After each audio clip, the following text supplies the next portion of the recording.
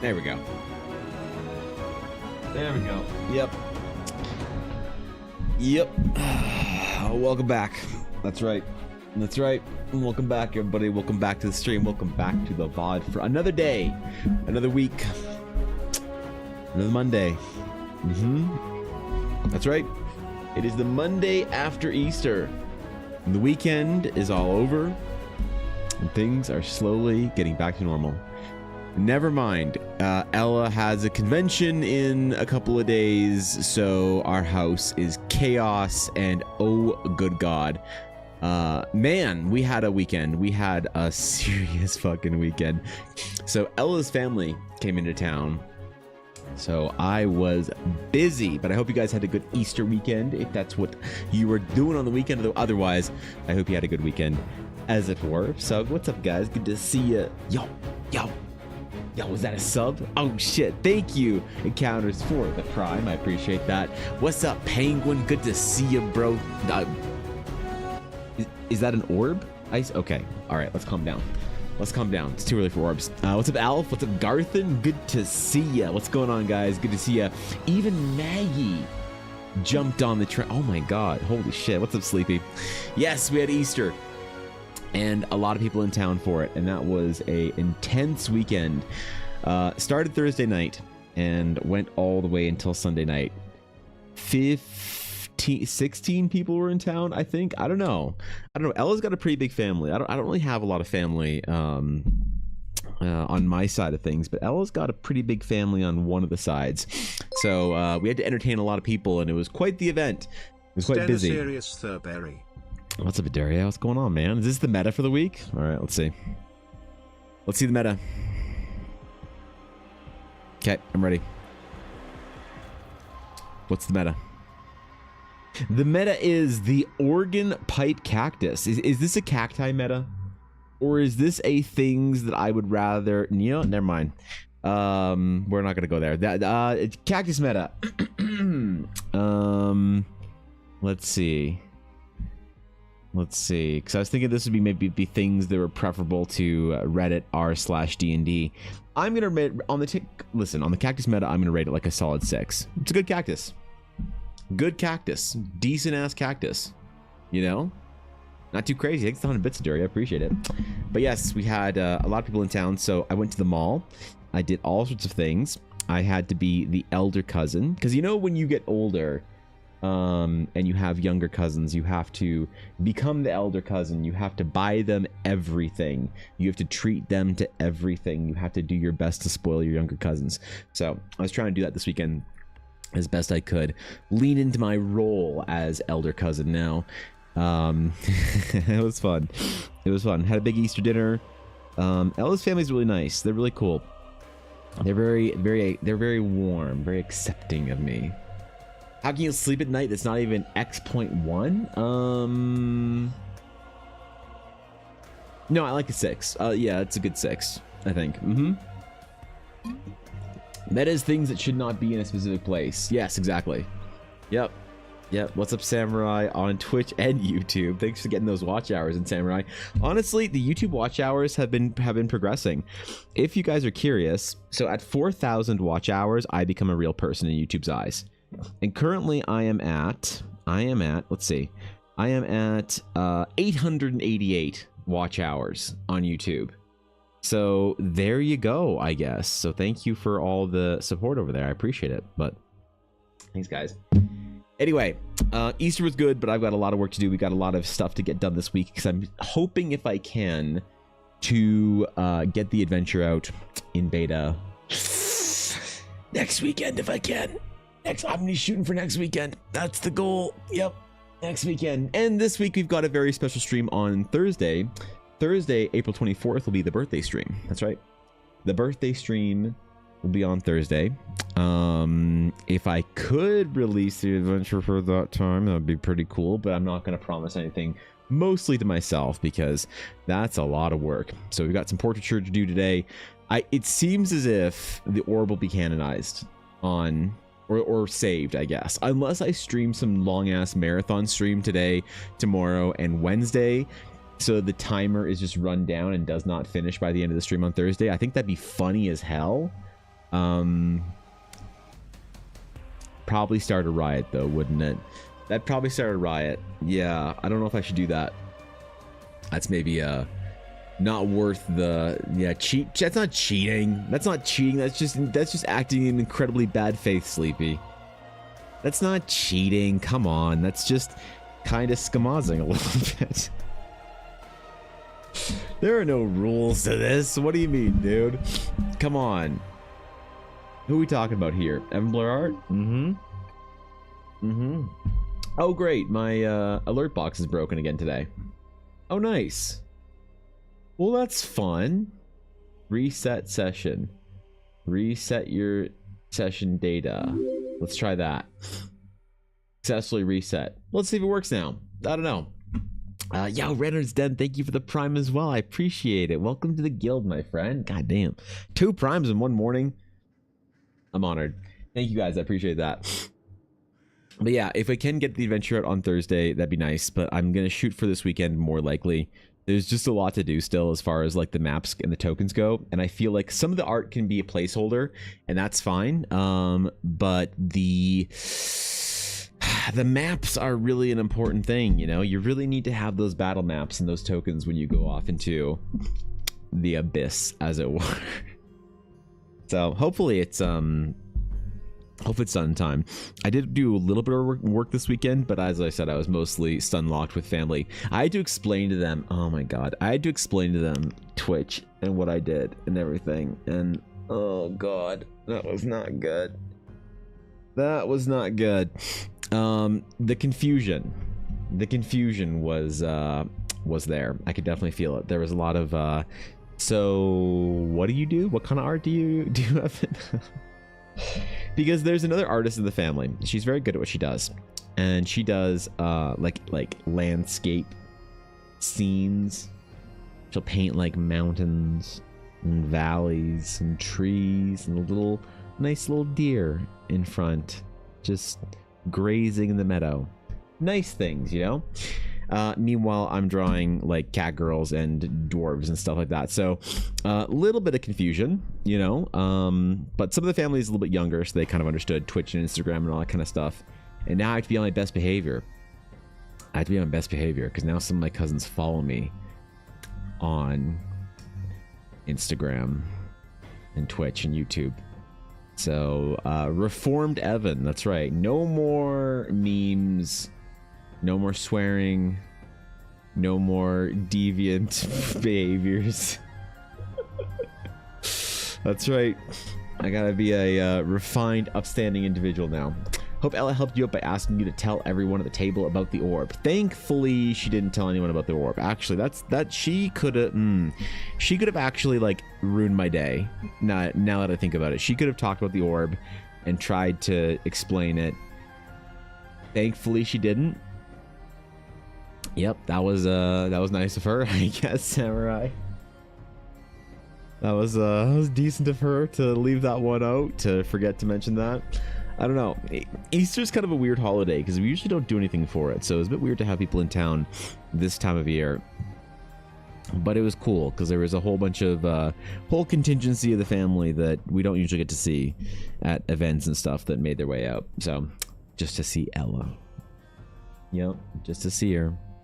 Because she missed her family and she can't travel all that much, so it's very nice. They all came out to see her, and she felt very, very loved by the whole endeavor. So it made me happy. I got a lot of pictures of her and her, you know, her aunt and her uncle, and who were kind of like grandparents to her, and it made me very happy this weekend. My heart is very full, and I feel very good about everything from this weekend because it was nice seeing Ella happy. So.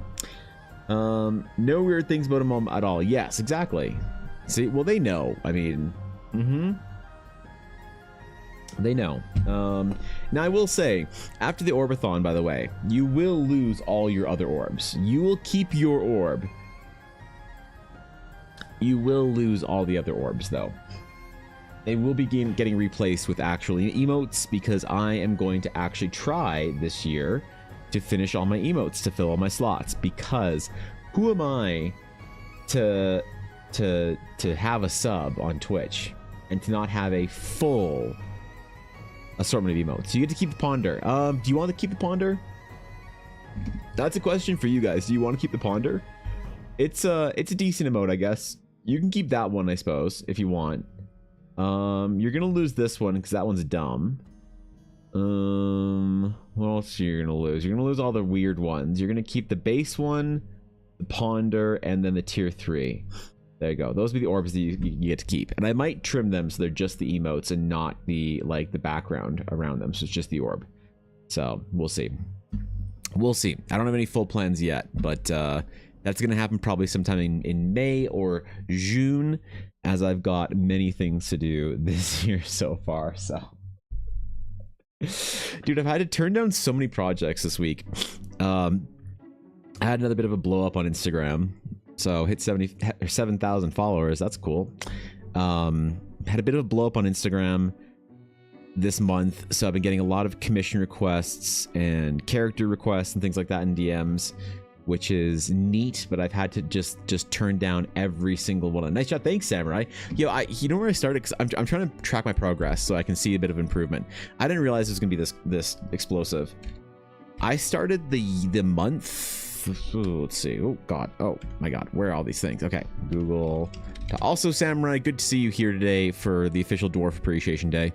I know you'd be very excited about Rock and Stone and all that. So I started April with 2,500 followers on Instagram. So I've gotten about 4,500 followers on Instagram, which is kind of unreal for me in like the month of April.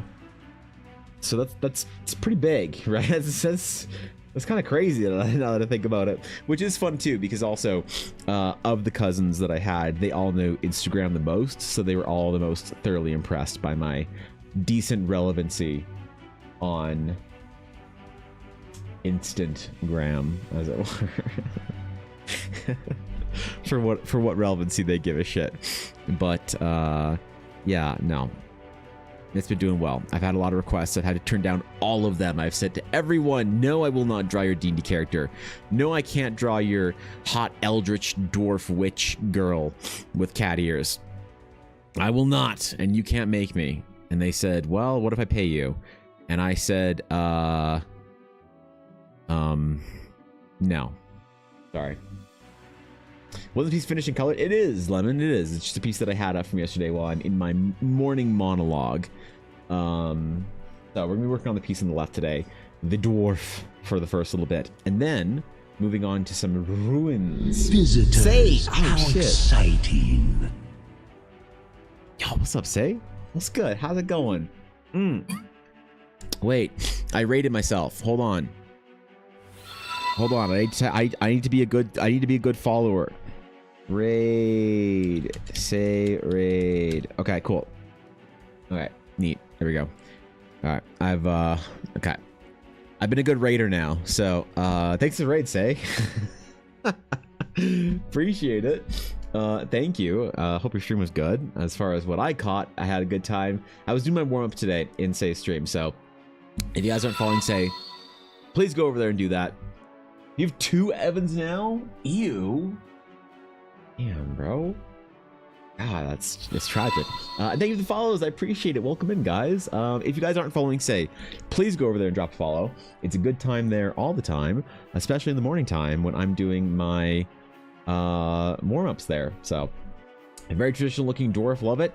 Yes, thank you. I'm gonna be drawing he is the villain for one of the games that I'm making right now for the adventure. So he is the good Lord Ashton, inscrutable and scrupulous at the same time. But thank you for the follows. Welcome, guys. If you guys don't know me. There we go. If you don't know me, I am Evan, and I do art for my D&D adventure. So that's my jam. And again, if you guys aren't following Say and you are from my chat, please go over there and drop a follow. It's a good time.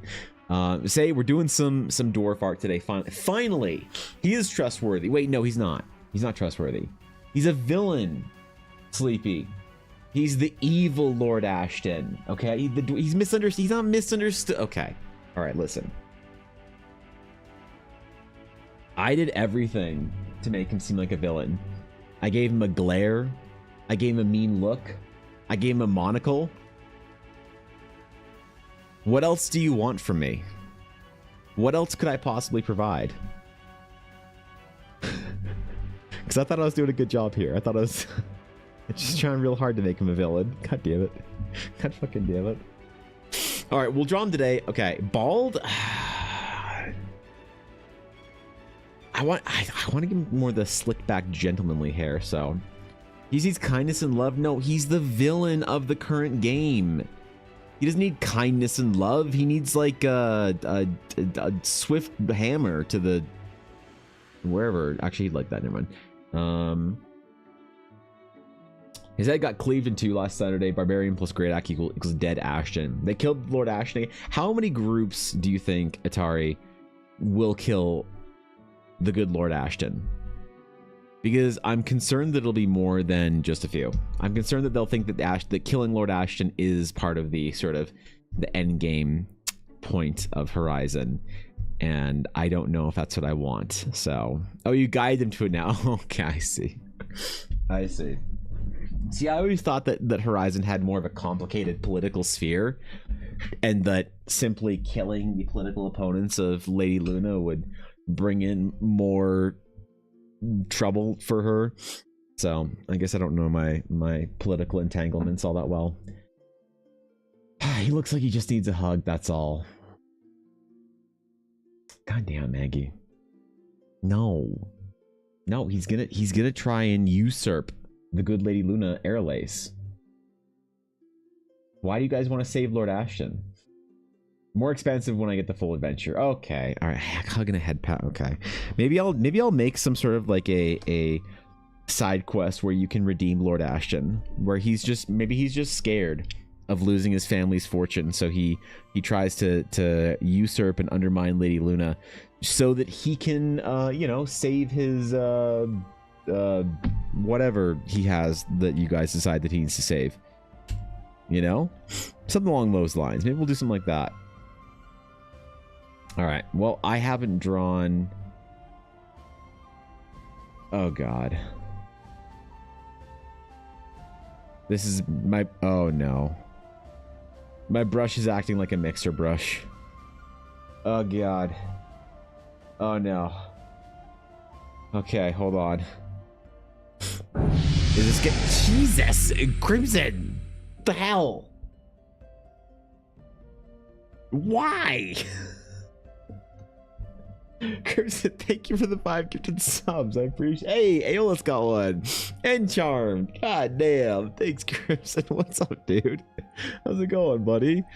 Good to see you, man. What's with the subs, though? God damn it. Ugh. Hey, Crimson. How's it going, bud? Thanks for the subs, bro. Appreciate it. How's it going, man? Good to see you. Good to see you. You got here on Dwarf Appreciation Day, Crimson, so I hope you got your beard ready. God damn it. Thanks, man. I appreciate it. Thanks for adding to the Orbathon timer. Not for me, by the way, but for everyone else is appreciative of the orb. Okay, hold on. Where do we start? So we've got Lord Ashton to draw today. We've got the good Lord Ashton, some villains, some other things. Let's start with the most important line we could start with, which is right here. All right, that's where we'll start. Wait, why does my brush look weird? Why is it trying to be a mixer brush again?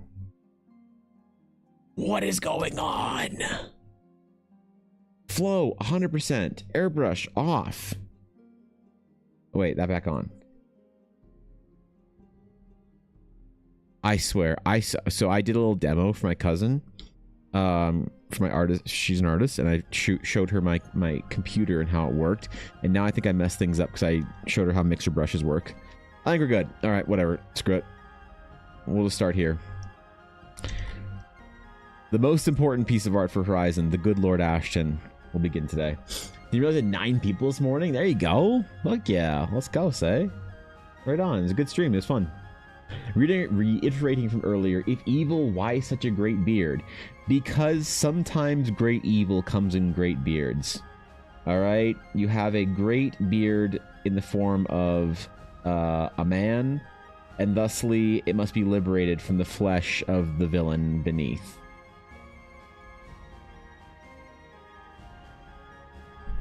Just don't listen to anything I say. Just ignore basically everything. You could just mute the stream, honestly. Actually, mute the tab so that it still counts as a view, please. Yeah. Yeah, maybe I can hit partner in the next couple months. Yeah. So mute the tab, not the stream. There we go. Lord Ashton sabotaged my tools. He did, right? God, what a bastard. What a bastard. This is his fault. I'm afraid that people are going to like Lord Ashton more than they like Luna Airlace. He's supposed to be very charming, but also give off creepy vibes. So I'm really concerned that my party and that adventure goers for Horizon will enjoy Lord Ashton more than they should. All right, I can't have people siding with the villain. He's supposed to be sympathetic, not hugs for Lord Ashton. No, we don't like Lord Ashton. He smells like rotten cigar smoke, and he makes old man mouth noises all the time.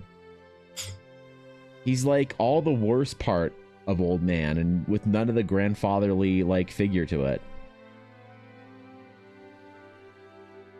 Yeah, come on. He smells like rotten bananas and cigar smoke. Making old man mouth noises. Ugh, God. Just like my dog. God damn it. Villains have more resources to treat their beards, like blood sacrifices or hair transplants. Blood sacrifice? No, he's just really rich. He's very wealthy. And the first line he says to the party member is that by no means is the dropping of eaves the activity of a gentleman, but my curiosity got the better of me. Oh, pray forgive. He's a villain. He's evil. Why make him so appealing? Stop. You know our generation is damaged. We go hard for villains. Sephiroth awakened too much in us. No, but it's not Sephiroth. No. Say, no. You can't compare Sephiroth with an old man mouth noise. No, that's different. Sephiroth would have been a different character. That whole situation would have been different if Sephiroth wasn't hot. So, come on. Let's not be unreasonable here, okay? He asks us to forgive him, but in a condescending way, Garthen. He asks you to forgive him in a condescending way. Important info needed for the potential side quest. Have the people of Teleria discovered convex glass and telescopes? Yes. Yes, they have. Yep. It's very expensive to make, but they have. It's just not easily and widely accessible. So I kind of actually like Atari how expensive spy glasses are in D&D. I think they're about, what, 500 gold? Quick, somebody with your PHB open to the page with items on it and tell me how much the spy glass is. The telescope or whatever it is. I think like compasses and spy glasses are like unreasonably expensive. You need to come up with a different Rith secret lore. Oh, okay. Well, was the secret lore that they had access to telescopes? In which case, yes. Yeah, you probably do need a different one. Yeah, that's reasonable. Costs about 1 golden orb. Oh, okay, 1,000 gold. Yeah, see, 1,000's not cheap, man. I'm fine with that. I think that's about reasonable. It's basically inaccessible for any common folk, right? Because, like, what's the average price of things in D&D? Is it like 30 gold is like your average monthly sort of survival budget for a modest family or person or whatever? So 1,000 gold would be a substantial amount, especially in a world without advanced banking and loans. And without credit cards. What a lovely sounding world. Oh my god. No mortgages? No advanced banking and loans? Oh my god. Could you imagine? Wow. I can imagine. I mean, just barely, but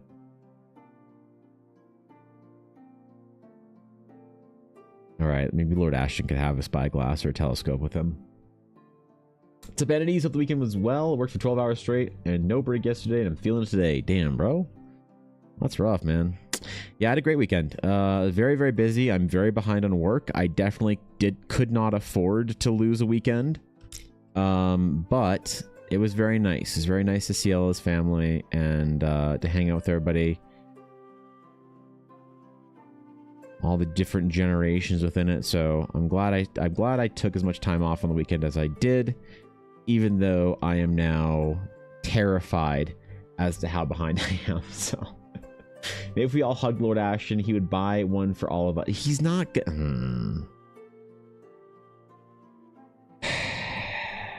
You don't even know what he's a lord of. He could be a lord of like something terrible. Right? For all you know, Maggie. He could be some villainous person with a... you know what? Maybe he makes mobile games. Did you ever think of that? What if Lord Ashton makes mobile games? That's right. Not so friendly now, is he?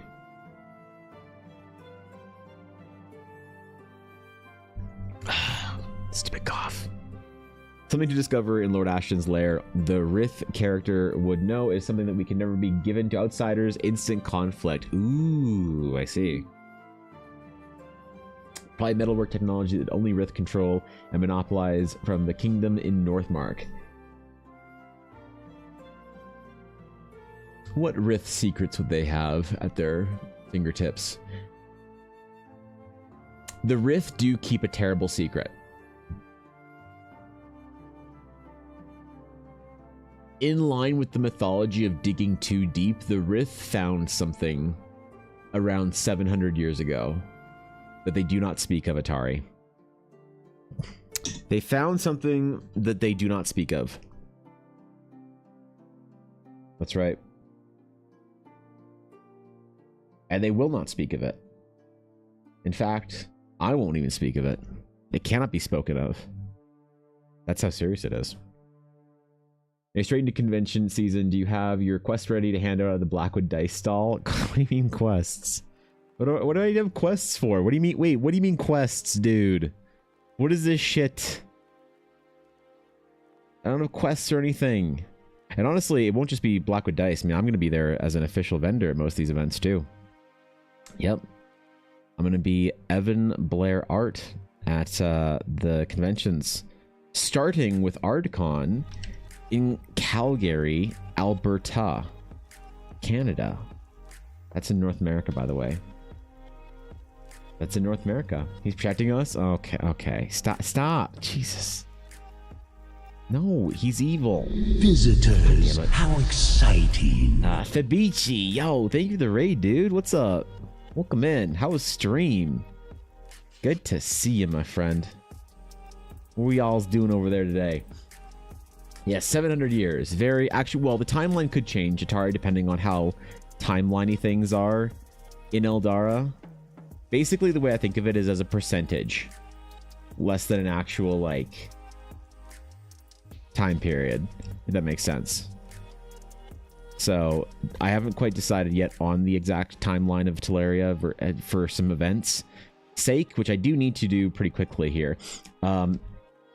Little bit of a spoiler. Not a spoiler at all, actually.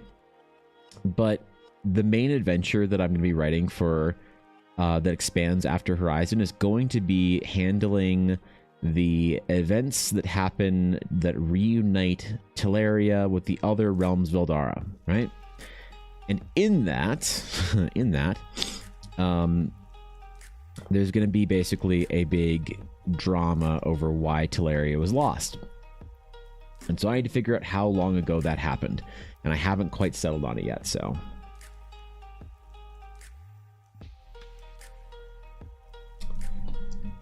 Yeah, good to see you, Fabici. What were you doing today?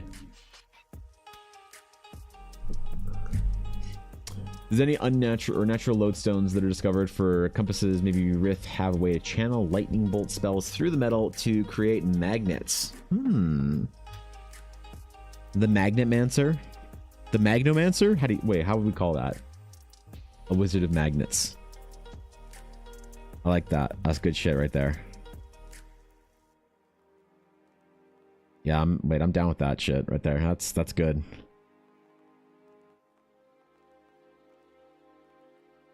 Well, they found something pretty terrible and pretty incredible.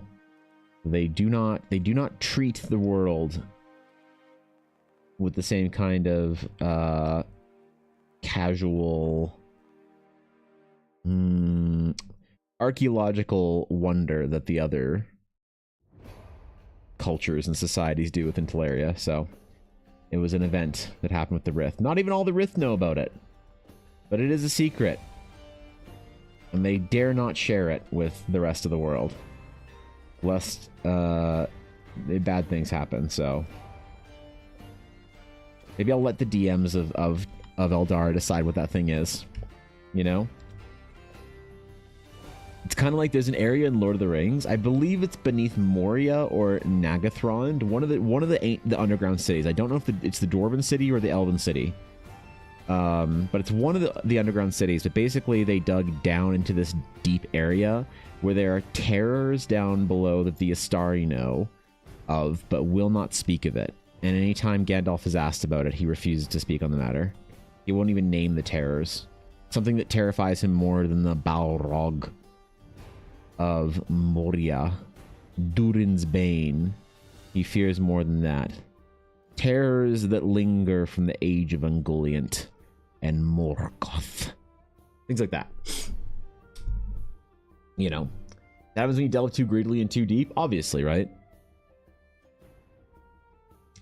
Do you tell us that Lord Ashton is a huge fan of metachlorians that would prove everyone how evil he is? He likes metachlorians, you think so? I don't know, man. You have to ask him, I guess.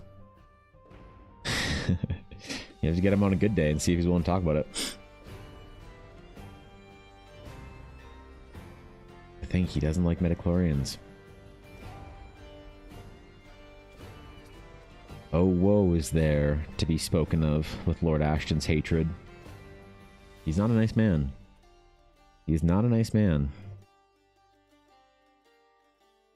I mean, you can RP Lord Ashton so that he's not a nice man, but I think it's better if you RP Lord Ashton as a somewhat overly courteous character, if you know what I mean.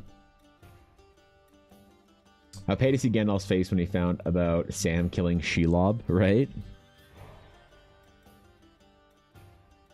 Or Pippin killing the Witch King of Angmar.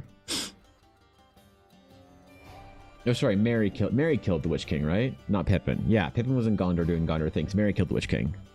I forgore. His eyebrows make him look scary now? Yeah, see, there you go. There you go. Mm-hmm. And you said he wasn't villainous. You said he was trustworthy. Ha. Got him. God, I'm so good at character design. That's right. Mm-hmm. You guys all thought you could trust him. And then he grew eyebrows. That's right.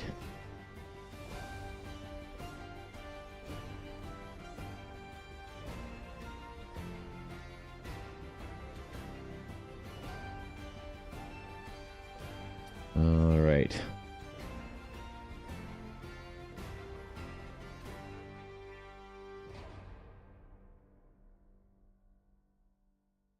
Okay, I gotta weave my undersketch out of this at a decent rate.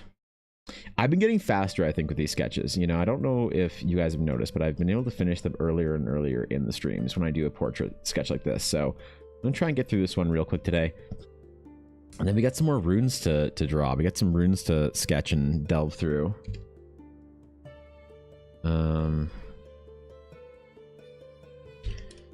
And I don't know. So how do you guys feel about watching the process of some battle map making and tokens? Because I kind of feel like I might want to give it a try again. I know that it's not the most fun thing to watch in the world, and maybe isn't the most interesting.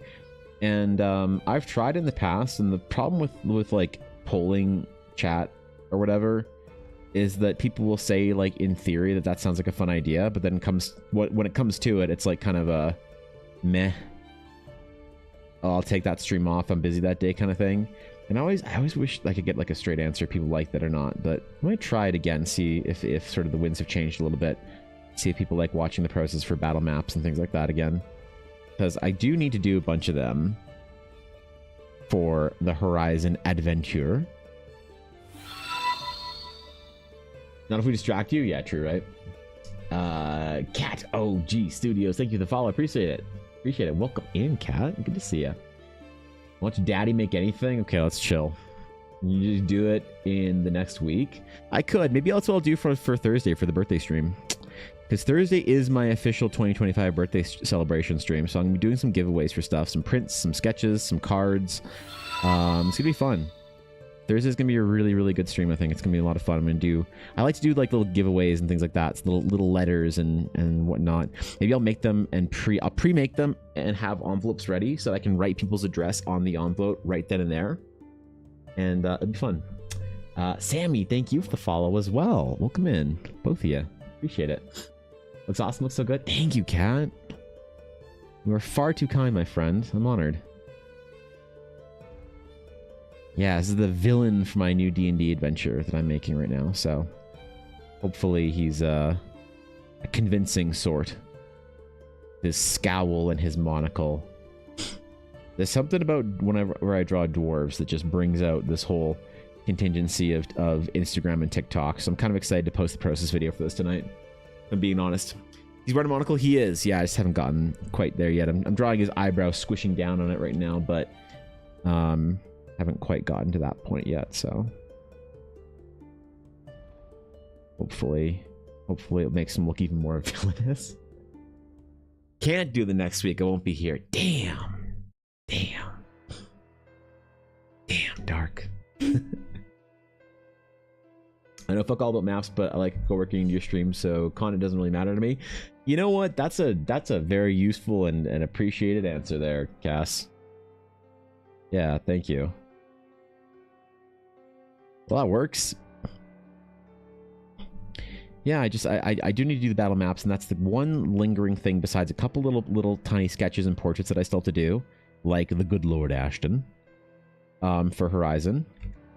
And after that, yeah, it's basically, Horizon's basically done. It's not properly edited, and that's gonna be a big problem with the beta, is there's gonna be a whole like caveat thing at the front of the adventure saying like, look, this adventure is not edited properly. Please give me some grace on the editing. I am an artist, I'm not a writer. The problem is I have a hard time finding or figuring out where to get advice on writing. Because I find that I've gotten a lot of really bad advice on writing. And I think it might be one of the issues is that it's so accessible to start writing. There's a lot of people that fancy themselves an expert on it. And I've gotten a lot of really bad direction, bad advice. So I kind of have a hard time trying to figure out what to do about it. But I think I'm just going to write the kind of the most honest, most adventure thing I can and see what happens. Hold on, I need a reference or something. I need my beard braid references. If I'm being honest. I need my beard's braids references.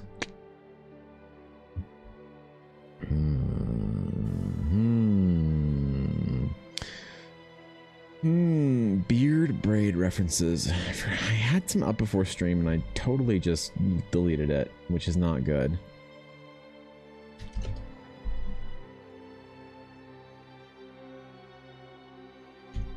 I kind of want to do something weird with his mustache if I could. I was contemplating it. Contemplation had been made, all right?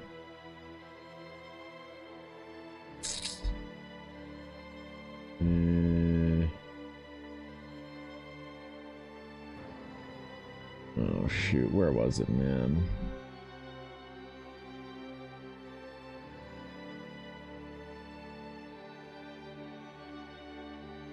Oh well, I'll figure something out. Doesn't matter. I'm not even there yet. I just reminded myself about it. Texture paper is really cool. Oh, thank you. I'm glad you like it. It's supposed to add to the immersion, the in-world aesthetic. What's up for using? I only use Photoshop, but switched to Procreate a few years ago. Yeah, I use Photoshop. It's the only program I really use. I have Procreate for my iPad, but I don't really use my iPad all that often. I'm not a big fan of it. It's kind of hard to use an iPad for me, going from a Cintiq. The texture is just too different. The tablet's just too different from the kind of what I'm used to with the Wacom stuff. So Procreate's cool. It's a nice little, like, it's one of the most ergonomically friendly like software interfaces, I think, which is really great, and workflow and whatnot. But yeah, no, I'm pretty happy with just using Photoshop for anything that kind of comes up. So that's where I stay. I get a lot of heat for it. It's becoming less and less I don't know, socially acceptable to use Photoshop these days, I guess. I don't know, there's a lot of opinionated people on the internet out there. We're mad at you if you don't use Clip or whatever. I'm still one of the holdouts. I'm still one of those guys that uses Photoshop, and I ain't switching anytime soon. I've tried a little bit of Clip, but honestly, I wasn't too impressed with the software. I know a lot of people do some amazing artwork on Clip, and I think it's awesome. I'm just myself not impressed with the software. So there is that, I guess. Red is the worst. Advice: do the thing and see what you got. That's kind of what I'm doing now, Atari. Is I'm just gonna kind of do it.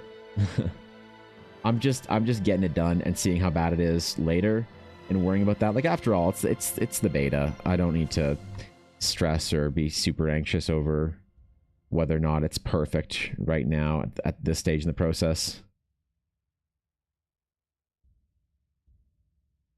But yeah, I mean, I did notice that there is just a unfortunate amount of kind of the, I don't know, what do you call it, Atari? This, like, general sense of, I don't want to say quite ego, but just like feigning of expertise from people. I've had like offers and stuff like, oh, I'll edit your work for you. And I'll try and like do a little bit of digging into somebody's, you know, training or expertise to find out that they're probably better off doing it myself, to be nice. And that's fine. I appreciate people offering and being really sweet about that. But it's just one of those things. It's the kind of thing that if I'm gonna like make a professional product, I have to like have it professionally edited at some point in time. So I'll just make the beta and worry about it later. Maybe I can find a way to get it properly edited and properly figured out as I go on and along through the process. Writer hate up in here? Yeah, I don't know. What advice have you gotten? Well, I get advice for like what sort of like software to use, where to go for editing, how to go through the process, and then I think it's kind of like art, I think, or singing. It's a skill that's accessible to everyone, so it's hard to tell who's an expert. And I think writing's less apparent or less obvious. Like, at a glance, you know if somebody's a good artist or a good, you know, good at singing or whatever. But you don't necessarily know at a glance when you see somebody's like giant brick of text whether or not they know how to write. It's kind of hard to discern where that advice is like useful and not. What's up, Avail? Good to see ya. How you been? The mangaka herself. Tell us my degree in English, rhetoric, and professional writing. I mean, that's pretty good. That's a good start. Yep. That's a great start, say. Mm-hmm. Mm-hmm.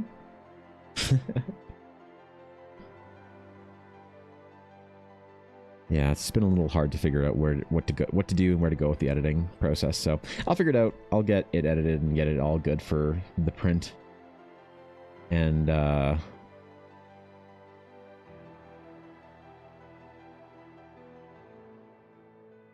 sure that people will have problems with it regardless of how hard I try to do it properly. So, you know, it's almost like don't try too hard to win the battle.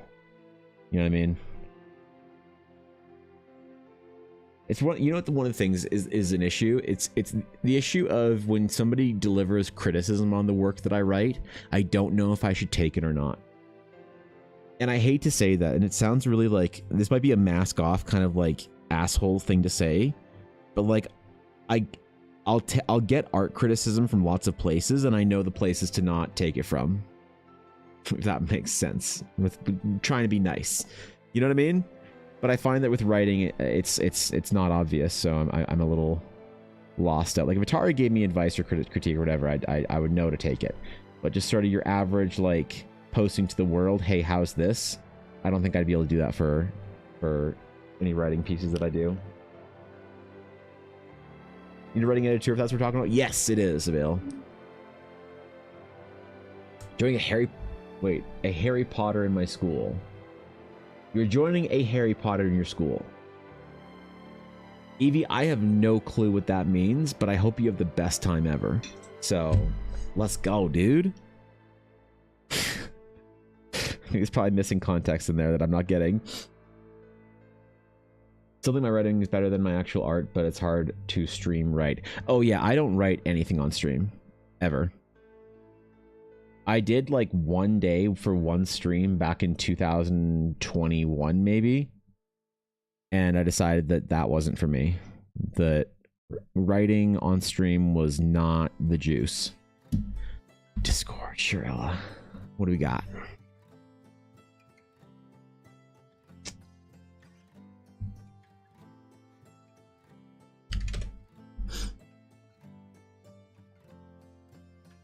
Okay.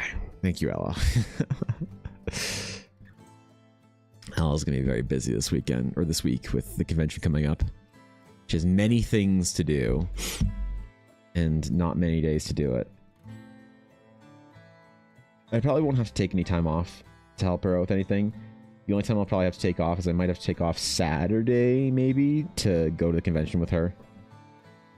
She knows how busy I am, so she's not asking me to help her with the convention stuff, but there might be a couple of days, or at least the Saturday should be busy enough to need it. So we'll see. We shall see.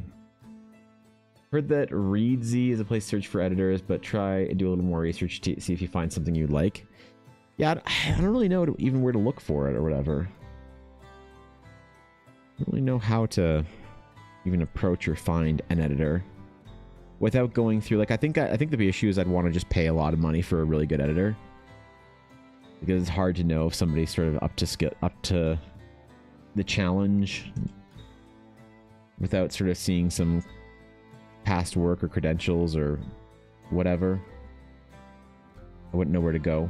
I have a couple friends that have written stuff, acquaintances that have done things like that, so maybe I'll be able to ask them. Could ask, maybe Quincy would know where to go, or Faye. I'm sure I'll figure it out, but doesn't matter. For the beta, it's going to be an unedited mess. Be an absolute unedited mess. If you look at projects you've enjoyed and check out who edited them, look into the team that built the project you like. Yeah, that's a good point, actually. I bet you editors are actually pretty accessible like that. Mm-hmm. It's a great plan.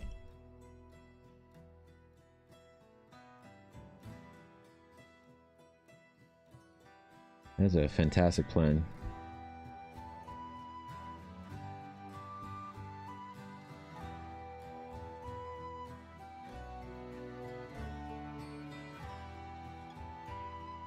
Maybe even, wow.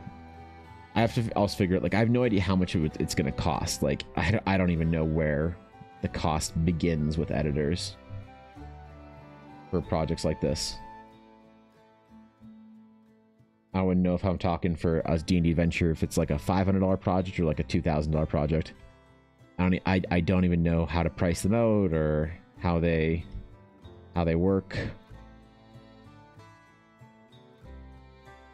It's not too much to do, so I tried to take like a little bit of a learning jaunt through YouTube tutorial hell, teach myself a little bit about it so that I could do like a very easy and quick pass on it, maybe on my own, to make it at least legible.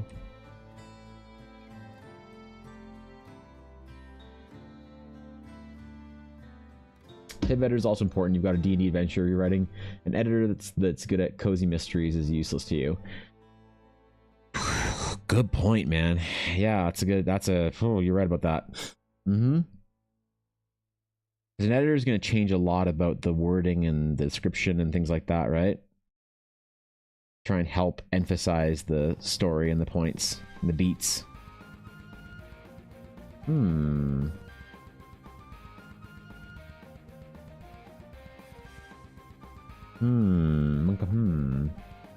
Food time? Alright, Cass. Good luck. Good luck. Dude, I'm so starving. I hardly ate at all this weekend. So we were going out a lot and stuff, right? I can't really eat a lot of food out, so I didn't eat much of anything all weekend, to be honest. Even through Easter dinner, didn't have much to eat, so I woke up today hungry for everything, actually. Yeah, that's right. I wanted to devour all things in the world. I wanted to just gorge upon all food ever constructed by mankind. I'll probably have a really substantial dinner. Happy Monday to you too, Ernesto. Happy Monday. Happy Easter Monday.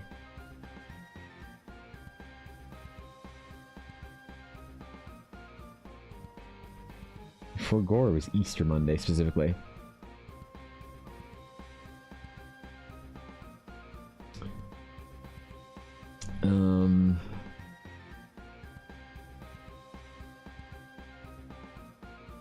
Yeah. Well, you know what I might also try is people that I know that have launched Kickstarters. I think they've probably done the digging on that kind of stuff. So maybe I'll ask Faye. Unless Faye just didn't, like, if somebody told me that Faye just didn't get her stuff edited professionally and she just did it herself, said fuck it, I'd also believe that. So I wonder how common that is amongst creatives. Why is my glasses hurting already? I have my new glasses, but I'm still not used to them. I think I'm still going to take them back. They're thinner though, so I'll try putting them on and seeing how they fit. It feels a little more comfortable. I can see well if I don't look around too much with them on.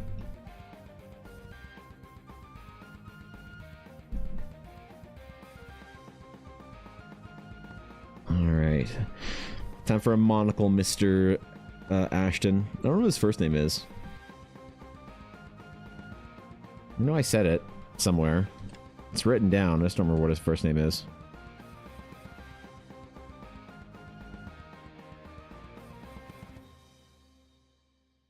There's something devious sounding, I remember.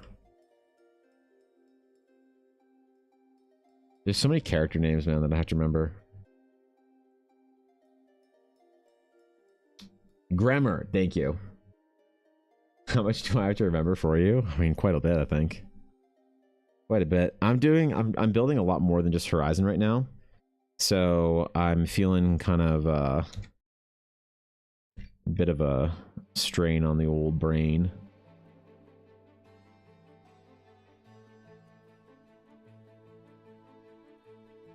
Grammar. That's right.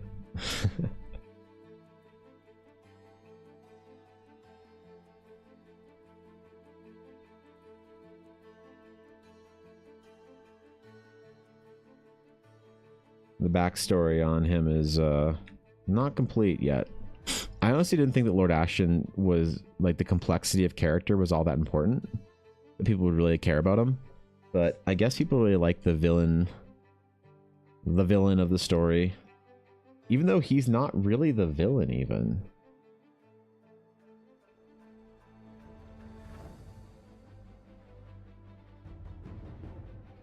He's, like, part of the villainous plot.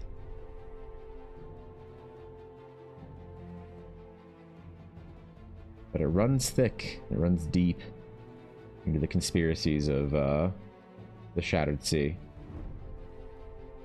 Lord Ashton is but a pawn in that conspiracy.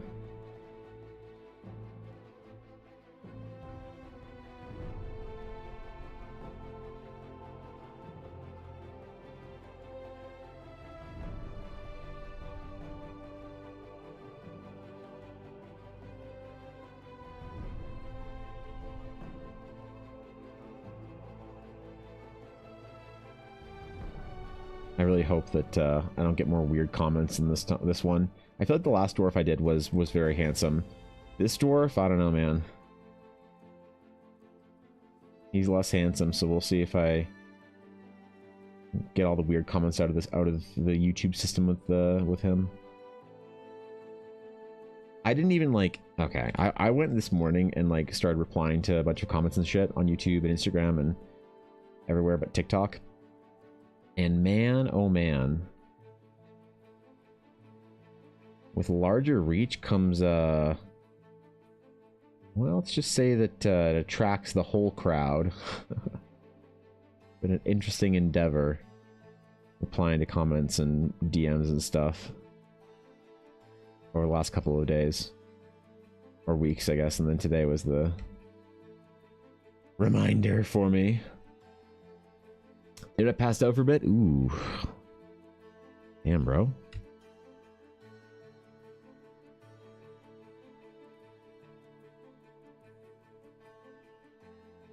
That I have a roach of a character that I want to get rid of, but suddenly he's a major plot point. Now I can't get rid of him. Oh, you can always get rid of a character. Never feel like you're stuck with a D&D character.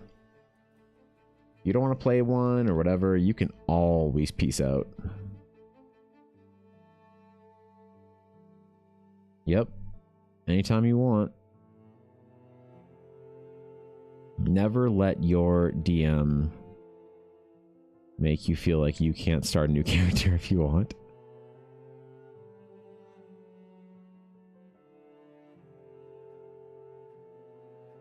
I'm actually pretty excited for getting back to my Thursday game.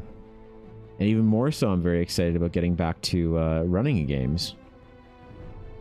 I might run some Horizon campaigns in Discord for people before I run our Thursday game or our Friday game, whenever I'm gonna run my game with Ella. Definitely gonna run some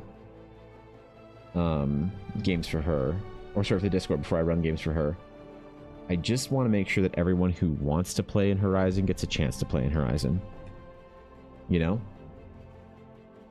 Everybody who would like the opportunity to play in the Realms of Eldara and has been here for a long time, I want them to get that opportunity.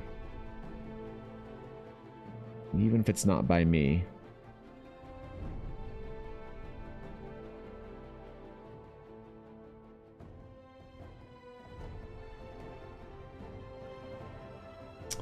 Does he get freckles? No. We're not going to give him freckles.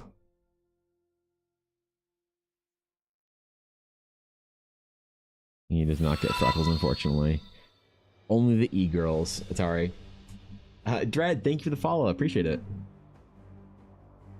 Thanks, dude. Welcome in.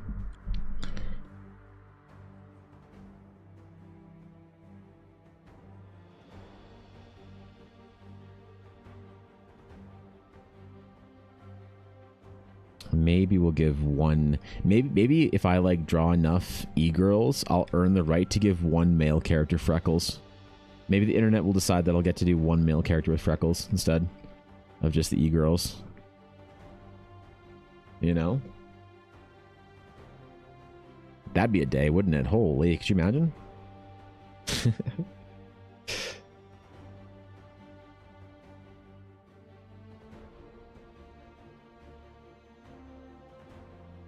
I initially envisioned something kind of different for Lord Ashton, but sometimes the vision of what I have for a character and when I actually go with when I start painting or drawing them is like kind of different, and I'm okay with that. It's like pretty fun to discover what a character looks like through the process. Sometimes it's like, well, no, I want to keep redoing this until I hit the character right, but sometimes I'm like, ooh, new design, you know? New ideas. Inspired. Lord Ashton, I'd imagine having more of like kind of a mane of hair initially. Very fine braids and stuff to kind of execute on that idea of high dwarven nobility, but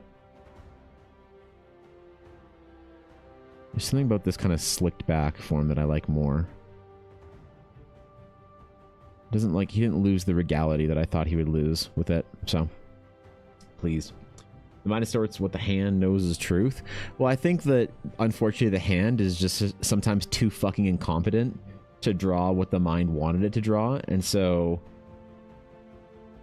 I certainly know in my art career, I've had to sit there coping with like, well, this isn't what I wanted to draw, but I'm just not good enough to draw what I wanted to draw. And only now in my career is there like times when I'm like really okay with it, with something being quite different. Because yeah, like for so long a character would just be very different and I wouldn't really know, you know, how to summon that or how to really execute on that. I did like do a lot of deep thinking this weekend about my art career because I had a lot of questions posed to me by the fam when they were in town. A lot of interesting musings and curiosities. Because it is a little weird that I like started doing this sort of like in the time that a lot of them hadn't seen. Like some of the people in the family I hadn't seen since Ella and I's wedding 10 years ago. And so although they might have a general idea as to what I've been up to, I don't really talk a lot to Ella's side of the family. Not because it's like, you know, I don't like them or they don't like me. It's just, you know, they have their group chats and whatnot, and I'm not like excluded. Okay, I'm not making this sound well, but I just don't have direct access or whatever. So a lot of them hear about what I'm doing via like Ella's mom or something. So they had a lot of questions for me when we met up in person again. It was cool.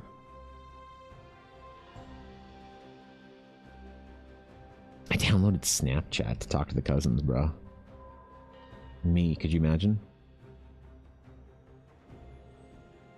A Snapchatter? Oof. That too? Yeah, so gets it. Is drawing a man specifically a dwarf? What's up, Blue? Good to see ya. That's right. Blue knows. She knows. Hopefully the internet approves this one, Blue.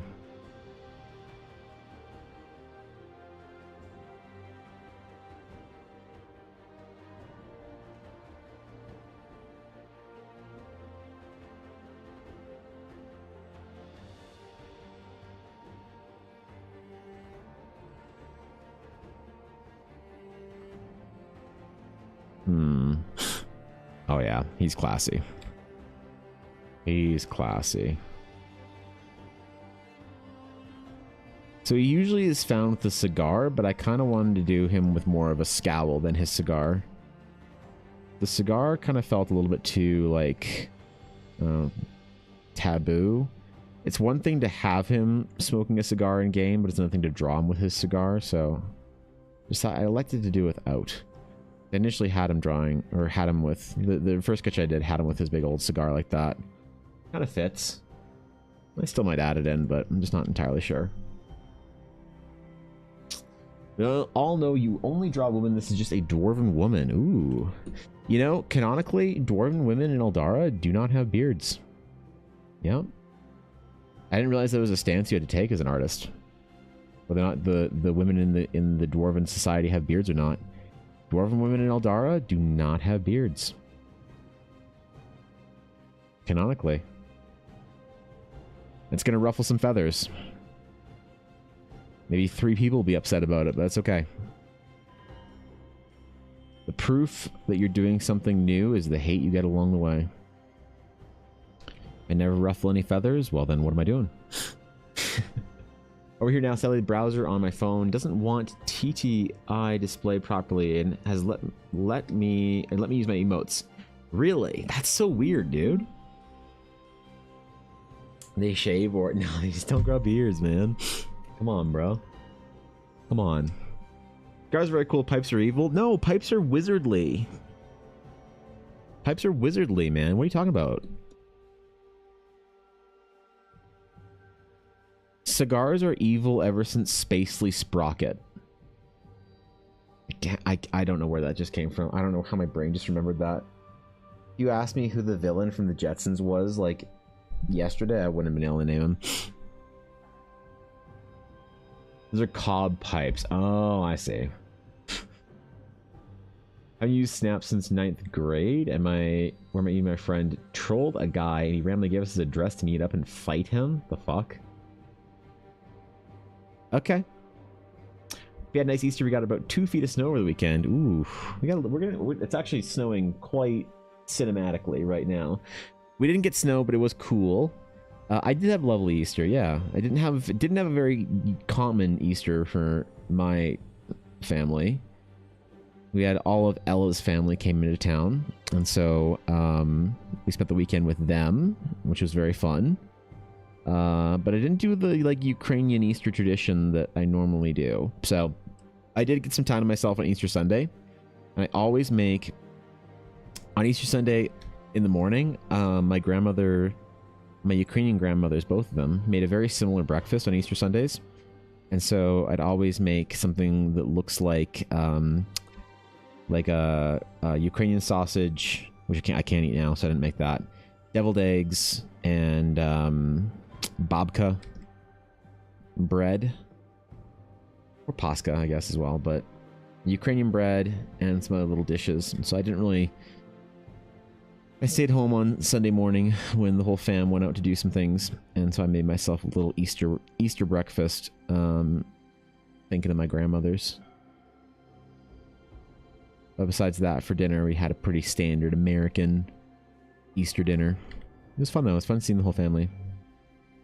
Hadn't seen Ella's side of the family since our wedding, so glad they stopped in, you know? A lot of them traveled pretty far for us. And, because Ella can't really travel as much right now. And I obviously can't travel either right now, so that's very nice of them. Spacey Sprocket, he's the good guy. Curved pipes of mahogany are purely evil. Oh, I see. Okay. Yeah, right. Yeah, I remember. What kind of pipe did MacArthur have? It was a cob pipe, right? Am I mistaken? Made goat chili and buttered biscuits. Ooh, that's pretty good. Goat chili, I've never had that before. Was it a mighty fine Easter weekend, though? Yeah, it was good. It was definitely nice.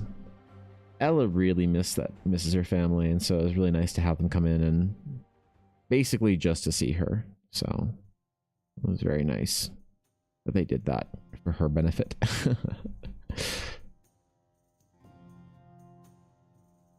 I'm trying so hard not to be the cousin that does the, wow, you've grown so much. But it was crazy seeing some of the teenagers. When the last I saw them, they were like the babies. You know, I'm getting the first experiences of having like held somebody when they were a baby, and now they're sitting there looking at me in eye height, having a great conversation with them. And I understand that sort of like paternal desire to spoil them, even as they grow. So it was kind of fun. And crack pipe, those are pretty evil too. Yeah, oh, that was too. We forgot about that one. Yep. Mm-hmm. Yeah, good point. Good point. Love goat too, especially in curry. I've never had goat curry. Yeah, I don't know. Never had the opportunity. Don't eat much goat around here. We eat many a cattle, much a beef. We eat many a chicken. The occasional swine. The rare lamb. Not a goat.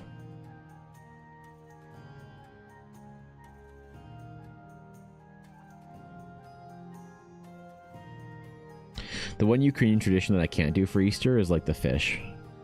There's just something about fermented fish I don't love.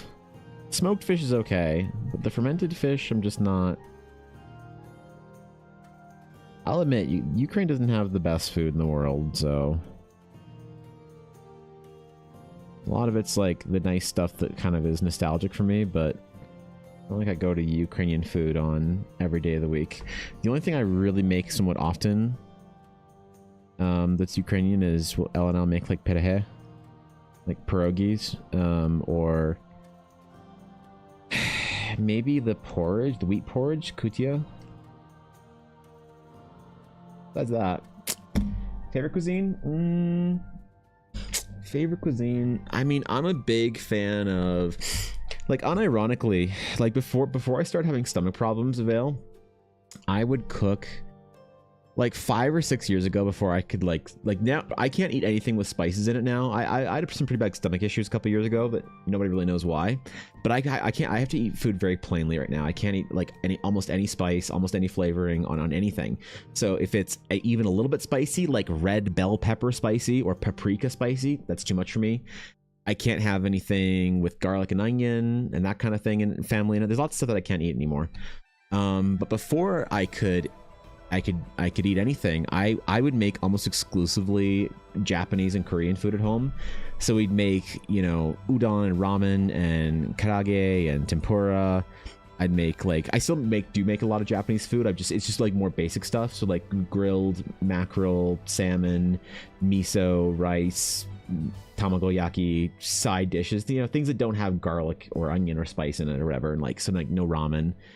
And then Korean food, like all Korean food basically has either spice or garlic in it, so we hardly make any Korean food anymore. But I'd make like japchae, sundubu jjigae, what else, kimchi jjigae, bulgogi, bibimbap. We make everything. And I really love Japanese and Korean food. My favorite all-time food though is pasta.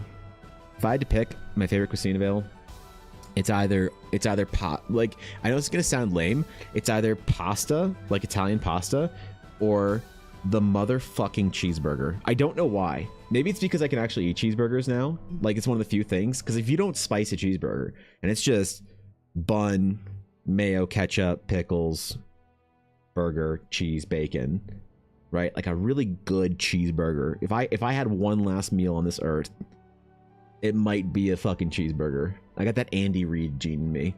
So, I don't know. Yeah, I mean, barbecue, steaks. God, good barbecue is so unreal. Or like, there's this place that's in Calgary that they make Palestinian food. And oh my god, you get a fucking doner and a fattoush salad. Oh my fucking god, I've missed that. I haven't had it in like 6 years. But I still dream of it. What's your favorite food, Avail? What's your go-to? So now I eat pretty plainly. I eat pretty bland, pretty boring. I try and have as much as I can, you know, that's still good, but I have to be very careful. I can't be. It has gotten better though. So, you know, here's a good example of progress. So I haven't been able to eat chocolate, actual chocolate, for probably 3-4 years, maybe. Chocolate, again, too acidic, messes my stomach up. But this year, if I have it with food, I can actually have chocolate, which is pretty cool. Not a lot. I gotta be careful. I can't reach for the sun here, you know. Tipsy Skeletor, thank you for the follow. Appreciate it. But improvement, you know, because yesterday after Easter dinner, I had some chocolate after dinner. It was really nice. It was really lovely because I haven't had chocolate in a long time in any real way. But I had like half a little chocolate bunny, and it was like a big moment for me because I haven't had it in a long time, you know. So that was cool. So I am improving. I'm getting better. I think it has to do with weight loss as well. I think as I'm losing weight, I think my stomach's fixing itself a little bit more and more.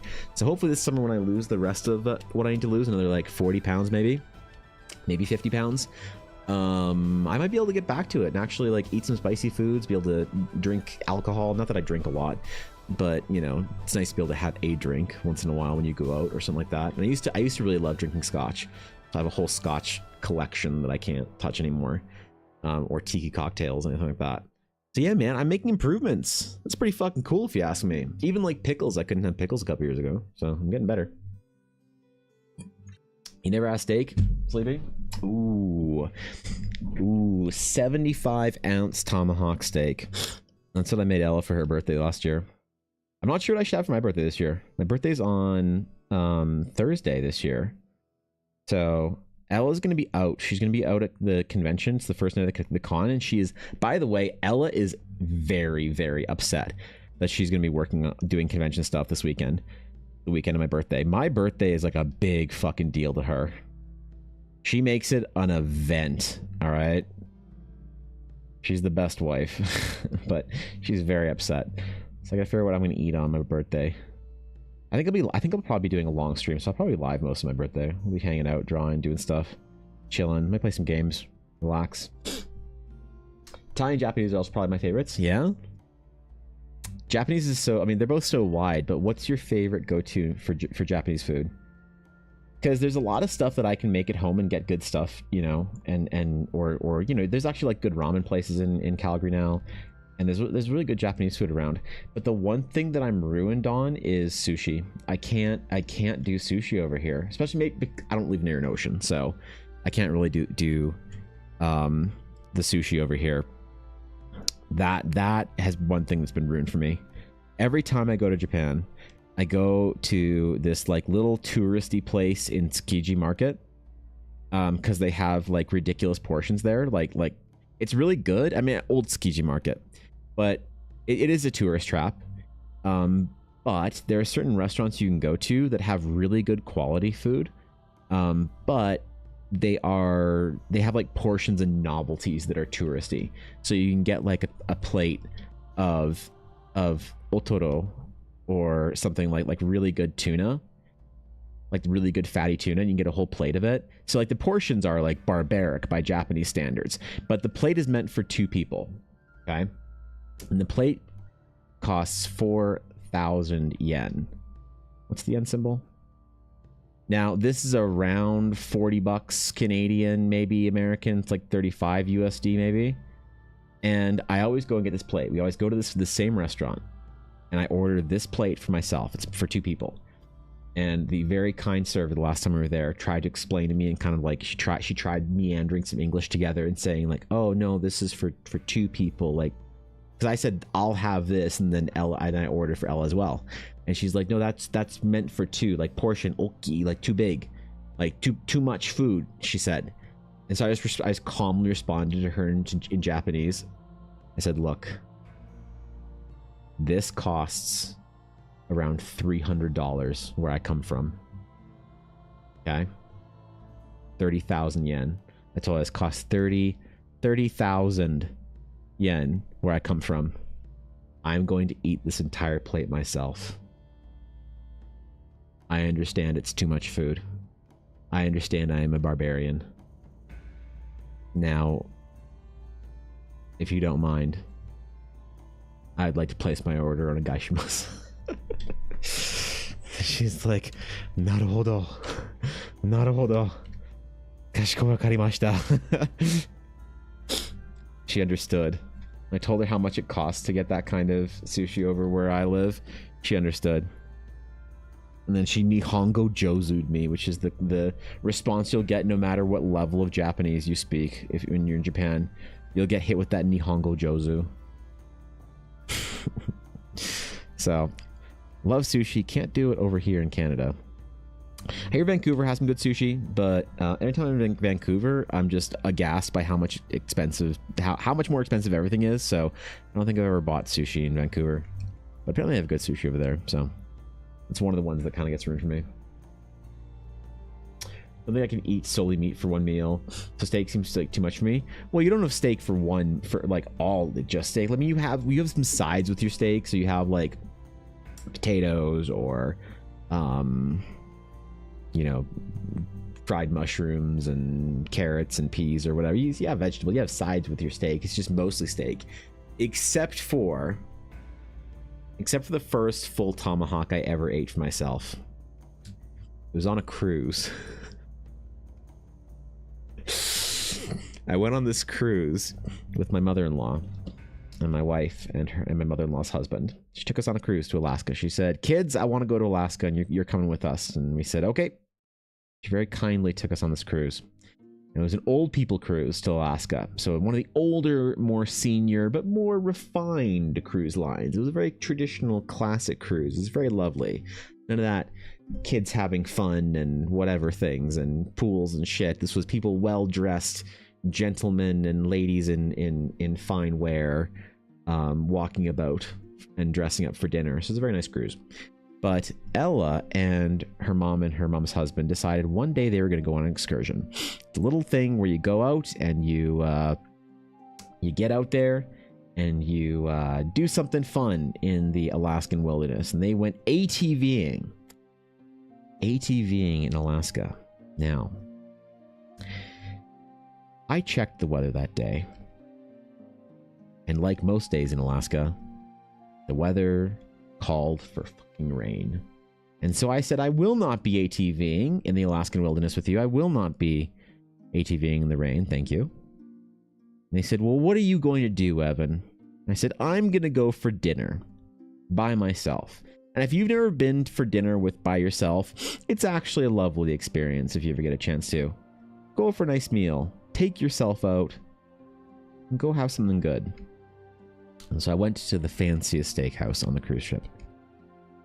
And they sat me down. And I got dressed up in my suit, my tie, and all that.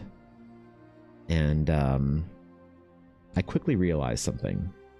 They thought, because it is unusual to be on especially a cruise, to be at dinner alone. And so they thought that the risk that I was some sort of a critic was too high not to treat me with the highest respect. So I said, sir, we've gotten a better seat for you. Here you are, by the window, so you can gaze upon the sunset during your meal. I said, thank you very much.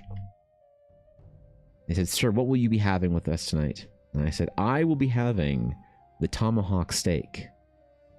And the nice server said, of course, sir, a lovely choice. Just so you know, there is an extra charge for it. It was $100. And sir, just so you are aware, it is quite a large piece of meat. The ounceage of the steak is quite high. It is designed as a sharing steak for between 2 extraordinarily hungry guests and 4 moderately hungry guests with the accompaniment of sides. And I said, I understand. I understand fully the situation of the steak. And I appreciate your warning. However, I have my hand already cast to the menu. Fate has deemed it necessary, and I'll be ordering the tomahawk steak. And they said, very well, sir. It'll be an hour and a half to cook your steak. And so I had a wine pairing, a Malbec, back when I could actually drink wine, and it wouldn't fuck my stomach up. And then a Chardonnay. Well, I had the Malbec with the steak, the Chardonnay before the steak. Anyway, the steak arrived, and it was gargantuan. This is where it was gargantuan. And man, every dude older than the age of like 50 in that place looked at me with envy. Every single one of them. They're looking over there because their wives would never let them order $100 steak. Oh God. And it's meant for 2 to 4. Oh God, no. They you know those conversations had happened, and they weren't allowed. And so I was not just eating the steak for myself. I was eating the steak for every old guy that wasn't allowed to eat the steak in that establishment, as they gazed upon my large steak. And I proceeded to eat the steak, and eat the steak, and eat the steak. And I finished the whole thing, showing my mettle as a fat dude. I was not to be denied. I picked that fucking bone clean, and I did what you do with a good tomahawk steak, and I picked that bone up with my hands in a fine dining establishment and cleaned it off, as is appropriate when you're in a fine steakhouse. Picking up a bone with your fingers is deemed necessary and good manners at the end. And I finished the steak, and when I finished the steak, I looked around and I got lots of like there were guys that were like firm handshakes all around for like the 8 guys, the tables all around me. If they could get up and all handshake, at least like we all accomplished something together, they would have.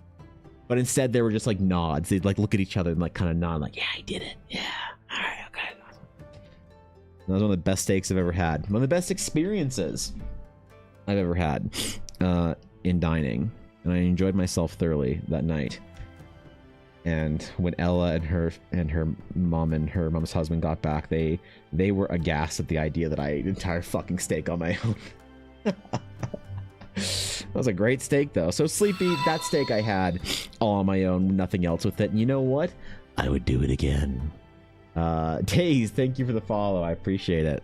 Thanks, Taze. I even took a picture of it. I have a dude. I have a picture of every tomahawk steak I've made. Mm-hmm. It's really lost me too much time. I'll take the cheeseburger. No. So you know what the secret for a good tomahawk is? If you buy a tomahawk steak and you're buying some sort of a thick boy, like if you get a tomahawk steak, the best way to get a steak is to get a steak that is around 2 inches thick. 2 inches to 2.5 inches. I order them 2.5 inches if they have it at the butcher shop. 2.5 inches thick. Partly because I'm from Alberta, and so beef is a lot more reasonable out here. But you want a 2.5 inch thick steak, right? And then you know what you do, Atari? You slap that shit on your grill, and the secret is you have to treat it like a roast before you treat it like a steak.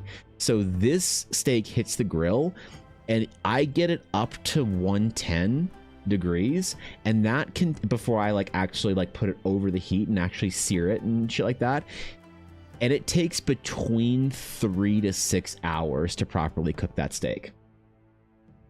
Okay, because of that. So when I make a tomahawk steak for Ella and I, for Ella's birthday or an event, or if Ella's mom comes over, sometimes she brings a steak, and excuse me, between 3 and 6 hours to make it. And it's different for every steak. And what that does is it allows all that fat to render and get really soft and tender, and then you fry it and get that nice crust on it. So no, if you're making a good tomahawk steak, that shit's an all day experience, bro. But it's worth it, man.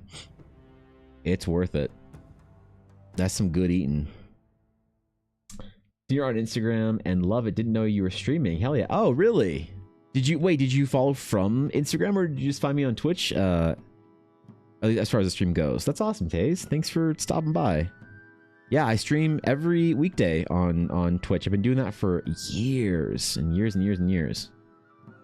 It's like my main thing is streaming on Twitch. And only recently did I start making videos for Insta and places like that. So that's awesome. Thanks for coming on over. $50 ribeye is the biggest steak I can eat by myself. It's still a big steak. It's still a big steak. Brisket's where it's at too. Yeah, I would love to. The problem, there's a lot of great barbecue, like American barbecue, that's fantastic. I just can't eat it because y'all put spices on it and shit and make it delicious, and I can't eat any of that.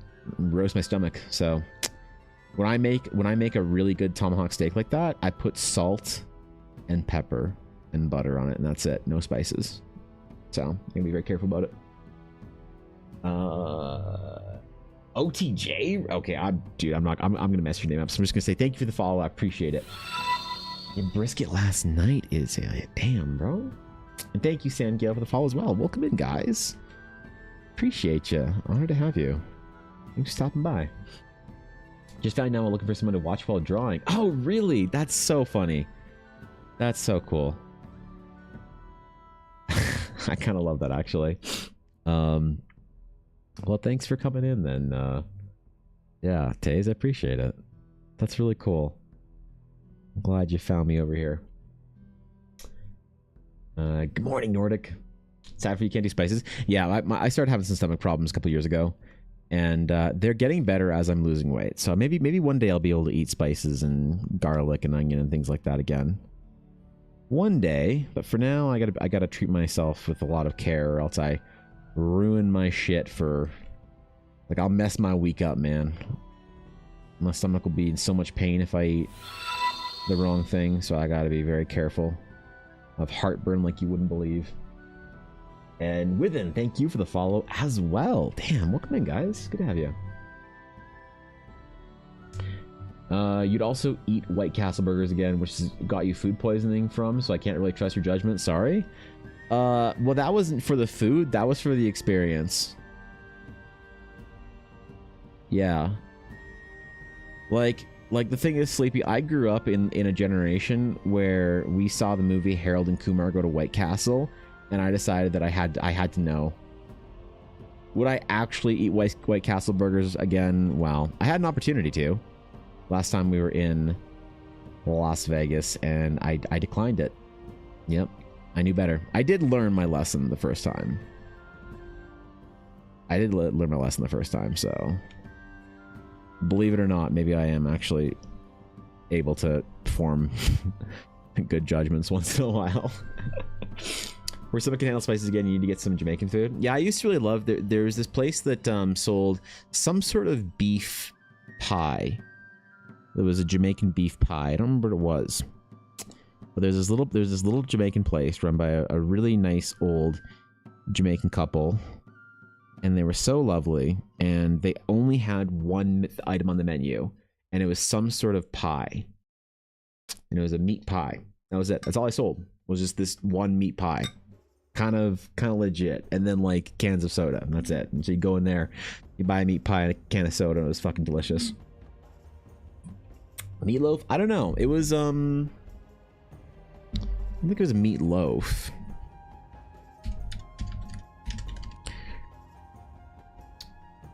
It wasn't. So I think it was a a North Americanized meat patty. It was basically, I think it was the recipe of a meat patty, but it was in like a white people pie crust for our little fucking palates over here that couldn't handle something wrapped up. So it was more like this in here. It was like a pot pie without the crust on top. So it was just an open-faced pie or whatever. I don't know. It was amazing. That's all they made. That was the only thing they made. And that was it. You guys amazing? Yeah, they are, right? So that's what I crave. New to me. Yeah, I mean I imagine they changed it a little bit up for accommodating to the crowd over here that maybe, and I don't know, maybe it is traditional over there, but I got the sense that they, because I don't know, they didn't sell like proper Jamaican beef patties. They also said they didn't make them as spicy as they should, because they said Canadians couldn't handle it. You know what? Fair enough. Fair enough. All right, Lord Ashton. Look at how handsome he is. Look at how handsome this dwarf is, man. I'm telling you. And TikTok thinks I can't draw men.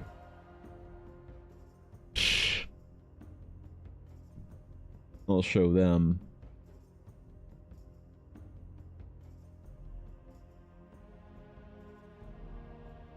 I'll show them.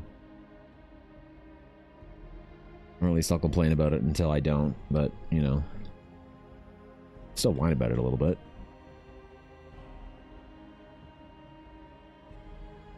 That's still a good way of spending the week.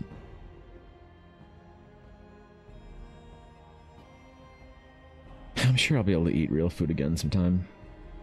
It's getting better. Slowly.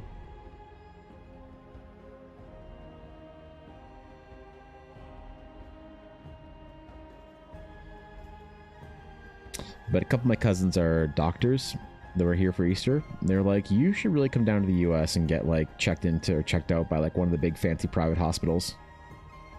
They said it would only be about $15,000 to do it. You know what? Maybe someday. Canadian healthcare is free, which is great, but if you have a really bad issue or something that really is a bit of a mystery, you still have to go to the US for it, unfortunately. So maybe I'll do that in the next couple of years if I get a chance. And I can eat real food again. Don't make this too intrusive, but how did you learn to draw like that? It's wonderful.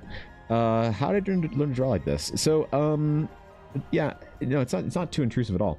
It's a legit question. I just don't really have much of a satisfactory answer. So the issue is, if you want to learn to draw sort of in the kind of style that I have, it comes from, I think, I've had to think most recently because people have been asking me questions about it. I think it comes from sort of two kind of places that I've arrived from. The first is, obviously, I have a serious kind of, you know, inspiration from anime and comic books and things like that. I think you can see that quite obviously in the work. You know, I definitely don't draw realistically or anything like that. There's like a stylization in there. There's definitely like that kind of anime comic book derivative stylization that goes in it. But a lot of the stylistic sort of like actual technical style that I draw with is very reminiscent of proper and traditional formal sketching for painting.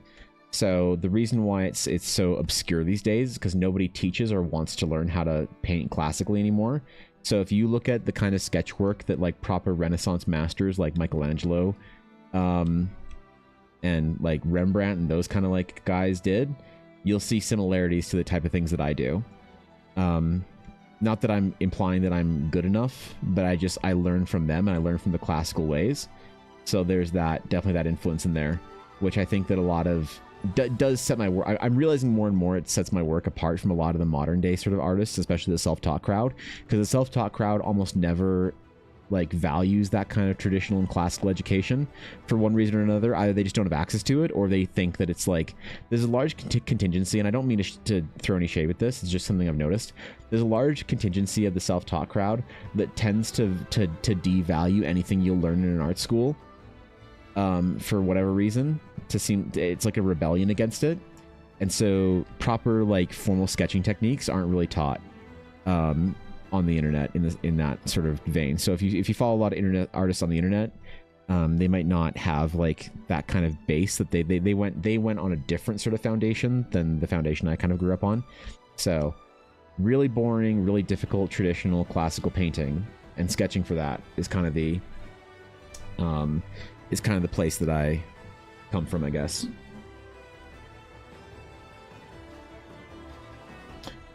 We've already established that this is a gorgeous dwarven woman. Oh, I see. Trup, thank you for the follow. I appreciate it. Welcome in. Good to have you. Ah, yes. Meatloaf talking about his cocoa bread stuffed with minced beef. Oh, interesting. Michelangelo stayed with anime booba cat girls. He would have. Yeah, you're right about that. You're right about that. Of course you're right about that. Welcome in, Bylon. Started with campaign 3 just in time. I'm looking forward to campaign 4 starting for me to actually be able to like follow along with the Critical Role again. So I'm looking forward to that, Bylon. It's cool you're just starting campaign 3 though. How many episodes campaign 3 ended on? Love your art. Oh, thank you so much. I appreciate that. Thank you. It's really inspiring to hear back to classics is important. Well, you know, there's like a rebellion against art, against like proper and formal art education and training now, and I don't know really where it comes from.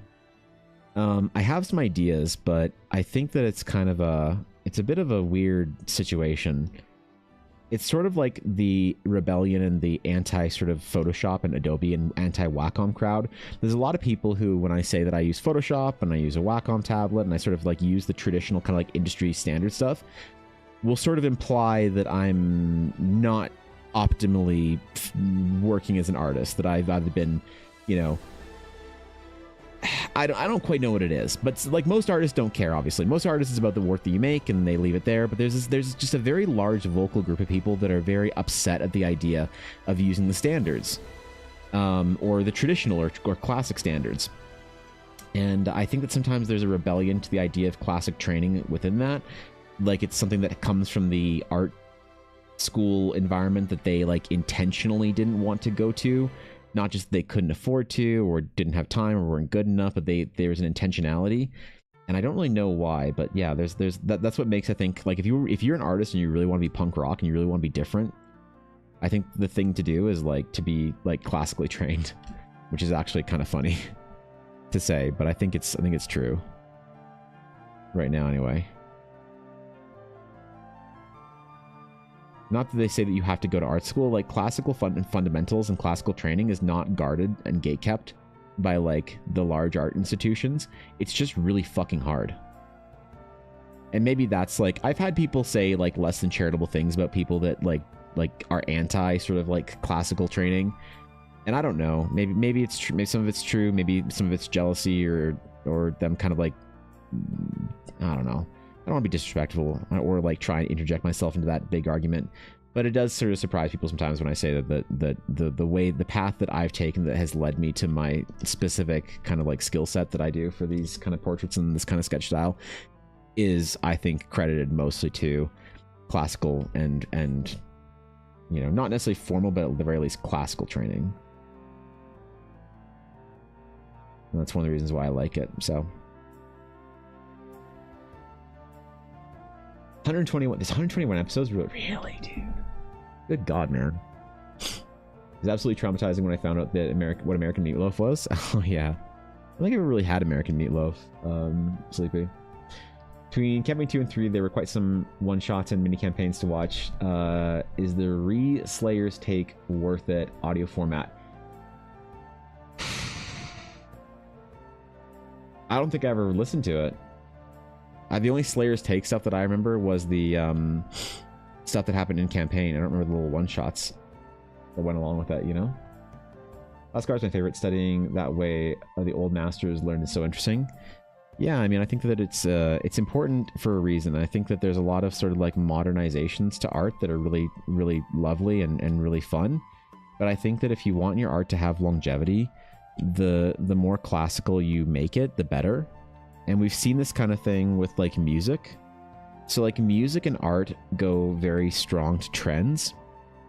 And so the more you lean into a trend, the more, yeah, trendy you'll be, and the more you'll be relevant to that current day, which is awesome and good and great.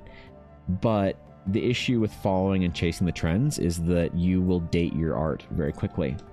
So, you know, one of the reasons why Star Wars soundtrack still sounds good is because George Lucas went with John Williams to compose a traditional, like, classical symphonic score. If he had done what the studios wanted him to do and did a disco score because it was the end of the 70s, man, it probably would have been, you know, more tacky, kitschy, like kind of Tron-y kind of thing. And that's fine if that's like a vibe you want to do, like an element of the time. But I think that if you want something that sort of survives and thrives through the test of time, there's definitely a reason why certain art styles, certain music styles have survived for hundreds and hundreds of years, and why they're still relevant today and beloved. And so things like I love and I adore anime and comic books, and I find that like though that anime, it changes so drastically from year to year that even anime from the early 2000s is very outdated and strange. And sometimes there's a nostalgia, like the 90s anime styles coming back, but you know what isn't? The 80s or the early 2000s. Those are, people have firmly left them in the dust. And maybe they'll become nostalgic one day, but that's all they are, is nostalgic, not necessarily like referenced or whatever. So it's a decision you have to make for your art. There's no wrong decision, but both have strengths and weaknesses. If you want to be more classical and traditional, or if you want to be more modern and contemporary and stylized. It's definitely good points for both. For me and my project, I'm valuing the trying to be somewhere, to thread the needle somewhere in between. As this is not obviously classical or realistic, but it's also not super stylized. It's a hard balance to make sometimes, I think. So,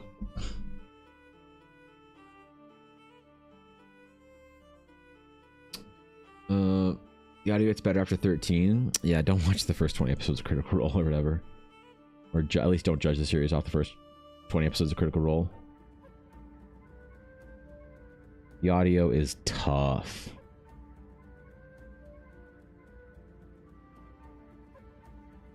The audio is real rough for that. Honestly, Battling, I'm very excited for Campaign 4. I am committing to doing fan art for Campaign 4. When Campaign 4 comes out, I'm going to try and do a piece of Critical Role fan art for as many weeks as I can handle it. It's going to be awesome. I'm going to have a lot of fun. Subtitles help a lot. Yeah, that's true. You listen to Just Roll With It, D&D shows, and wondering if I've never listened to Critical Role. I've never heard of Just Roll With It. No. There's a lot of D&D shows that I'm unfamiliar with. I'm in the D&D sphere, but I kind of keep to my own project a lot. I don't really expand out, see what's going on all that often. There's a few D&D shows that I listen to. War of the Realms is one. Critical Role's another. Been told to watch Dimension 20. I'm pretty sure it's paywalled, so I haven't gotten a chance to watch that already. Already love C3 more services in than 2, so I bounced off the characters in 2 a little. That's interesting. Well, yeah, I mean, Campaign 3 was more polarizing. I'm still a Campaign 1 fan. I think that Campaign 1 had the most archetypical, most traditional, and the most party-focused party. Like Vox Machina was the main character of campaign 1 in my opinion, whereas in campaign 2 and 3 it wasn't about necessarily the bells, hells, or the mighty nine. It was about the individual characters, and so it's more theatrical and more dramatic like that. But I very much love the archetypical storytelling that we get in fantasy. So I was very much a fan of campaign 1 the most. Still like the others, but it just wasn't as impactful for me. D20 has lots of good shows. Most of them are systems other than D&D. Yeah, I mean D20, it seems cool. I just haven't had a chance to get around to it. I don't know if I ever will, because it's like, if I only have time to watch a couple D&D shows here and there, I don't know if I ever will. Maybe I'll find inspiration to do some fan art for them, and then fall madly in love with the show. I don't know. Mad just fucked that 8 people in 3 campaigns did not manage to play a paladin main or a warlock for that matter, right?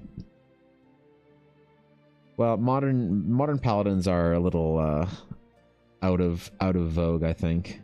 That's why I always sort of meme about how much I love paladins, because I think I like to be in defense of paladins.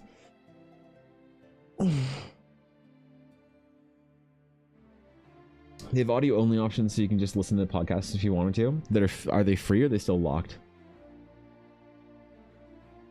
Because that's the problem, is I just don't think that I'm gonna probably pay a sub to watch anything at this point in time, no matter how good it is.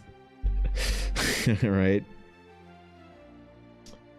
Kind of stupid, but the stories are pretty cool. Yeah. I don't know. Don't know if you care, but I just got confirmation there will be 3 Zelda movies. Ooh. Are we excited, Avail? What do you think? How serious do you think these movies are going to be? Because if these are like serious movies, I'm excited. If these are going to be like the Minecraft movie, I'll pass. This is a make or break moment for Zelda. Yeah, I'm scared too. That's cool as shit. I don't know how to feel though. I don't know how to feel about the idea of there being Zelda movies. Like, who are they casting? Is Link gonna speak? How is this gonna work? Are Link and Zelda gonna be siblings in this movie?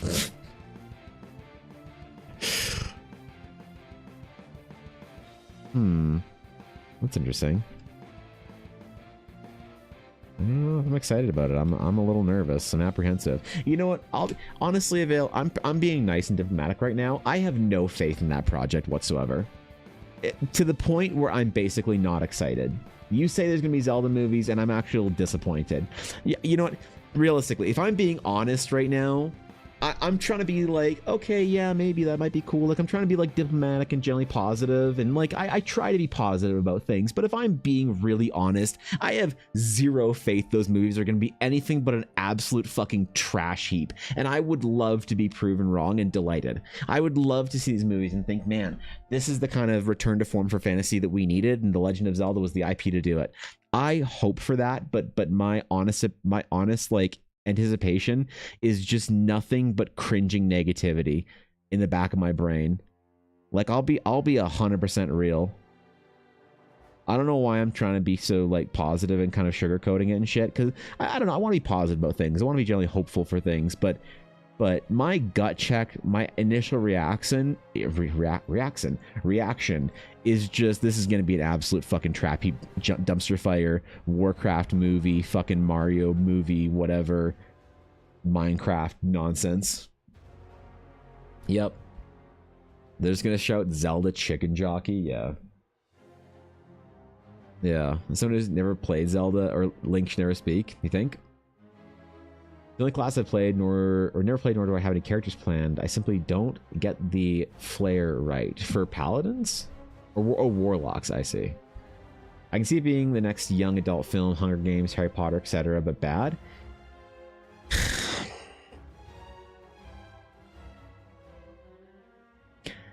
I'm sorry, I don't think they'll get the stylization right.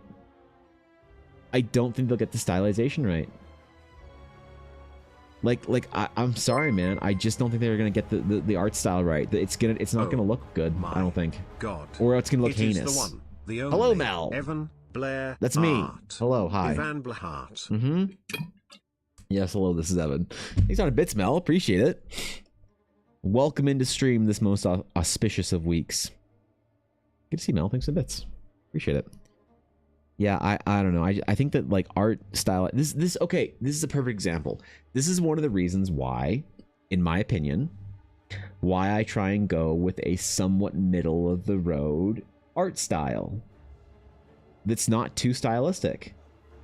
Because if you try and take a character from Lord of the Rings, like Alan Lee, John Howe art, or you try and take a character from Game of Thrones art, those made for the books, comic books, great example, comic books, you can translate that into live action pretty decently.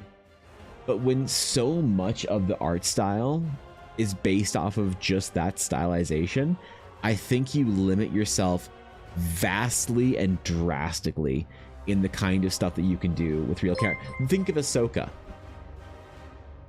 I'm right? working on a holiday. As a character. Oh boy. Yes. But good news, everyone. Mm-hmm. It is a holiday, so while I still have to work, I get to work from home, yay.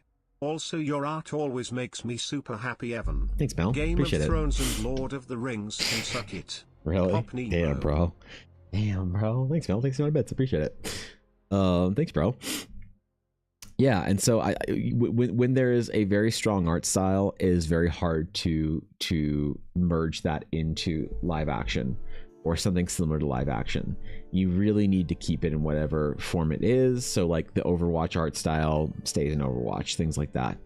Make an animated movie, and that's great. But if you're going live action, man, it is one of those things that if you signed up for a very direct and distinct art style, you're kind of fucked. Like you're just screwed. I think. As the entire movie trilogy, if Link does doing nothing but grunts and yows, yeah, maybe. I don't know.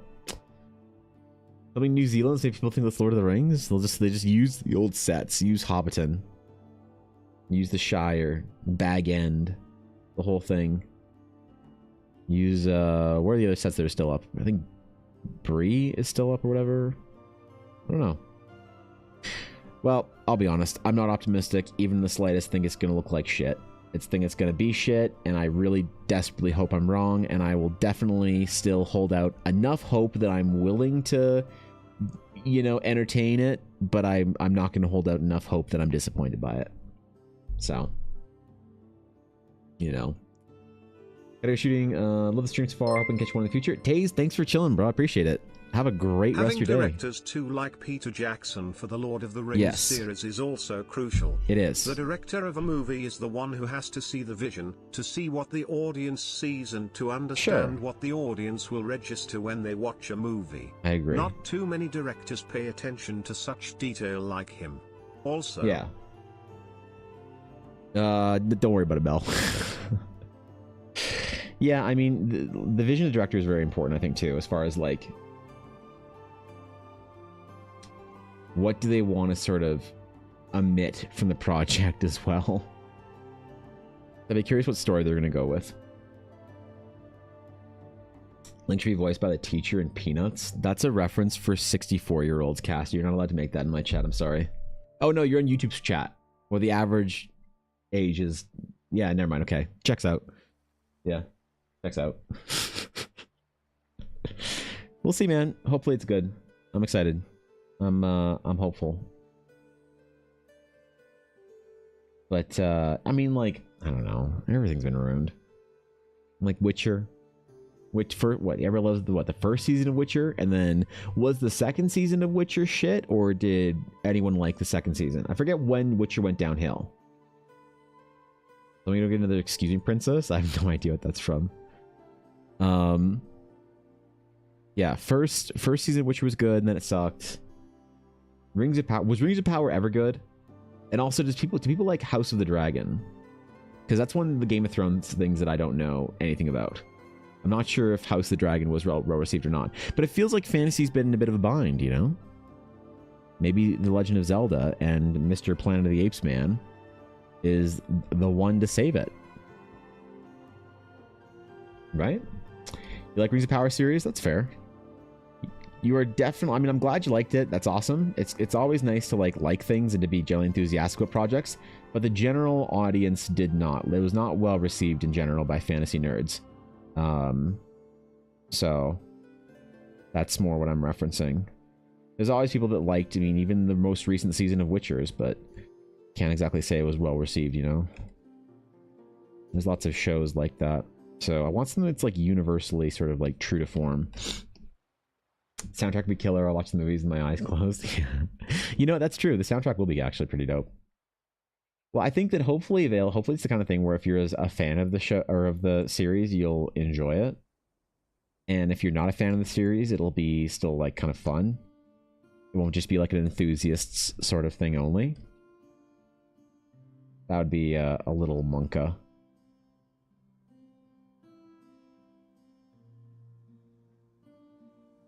I'll give it a chance, alright? But I won't be excited for it. I won't be that excited for it. I think the thing that sucks now is I have a hipster boyfriend who has soured my love for shitty films / TV shows. Ooh. I have standards now, Ivan Blaburn. Damn, bro. You can't like crappy TV and movies? Oh no. Oh no. You're just sitting at home watching Akira Kurosawa films and Francis Ford Coppola movies. What an absolute shame.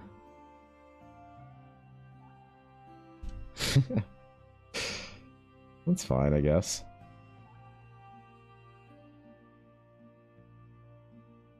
To be honest, I don't mind like shitty kind of like junk food movies and entertainment. I think it's fine. It's fun. It's like watching anime, you know? You just sort of along for the ride. The rare one. The funniest thing too, I accidentally ruined one of his favorite movies of all time by making a comment. Damn. He never forgave me when he noticed I was right, lol. That's hilarious. It's like the FedEx logo. Yeah, I gotta make the alert quieter and remove TTS from it. Give me a sec. You know what? I'm changing that alert. I'm making the alert rarer. Hold on. I'm gonna take a brief little stretch break for a second and change that alert for myself. Edit. Alert box. Settings. Here alert. Variation. I don't know why it plays over the alert. Lipscar. Edit. And make it quieter yet. And TTS settings off. Say variation. So it doesn't speak over anybody. Alright. Repaired. I gotta do, like, I'll forget to do that shit if I don't do it on stream in the middle of it. Yep. Evan, I did get that alert 3 times in a row. Right? It will never be there for me, Evan. If I set it to 1%, it will. If I set it to 1, right now it's 5%, but if I set it to 1, maybe it'll actually be a rare alert again. So what shows with half mind and believe everything for the things that are supposed to be fun, suddenly everything needs a reason for be rationalized. Wait, what? You read that wrong. Calling me old but I'm younger than you is a decision. Listen, Cass, you're the one that referenced Peanuts. Like, I didn't force you to do that, Cass. That was upon your own accord. 5%. Yep, it's 5% for that alert to fire. It's so rare, man. There's a couple of rare alerts, I think, but there's only a few alerts that have never been heard. But I want to put more secret ones in. Like single-digit percent alerts for certain nonsense. Why? Because it's fun. Leave me alone. I like doing dumb shit with my stream. Is it a good idea? No, but I'll still have fun with it.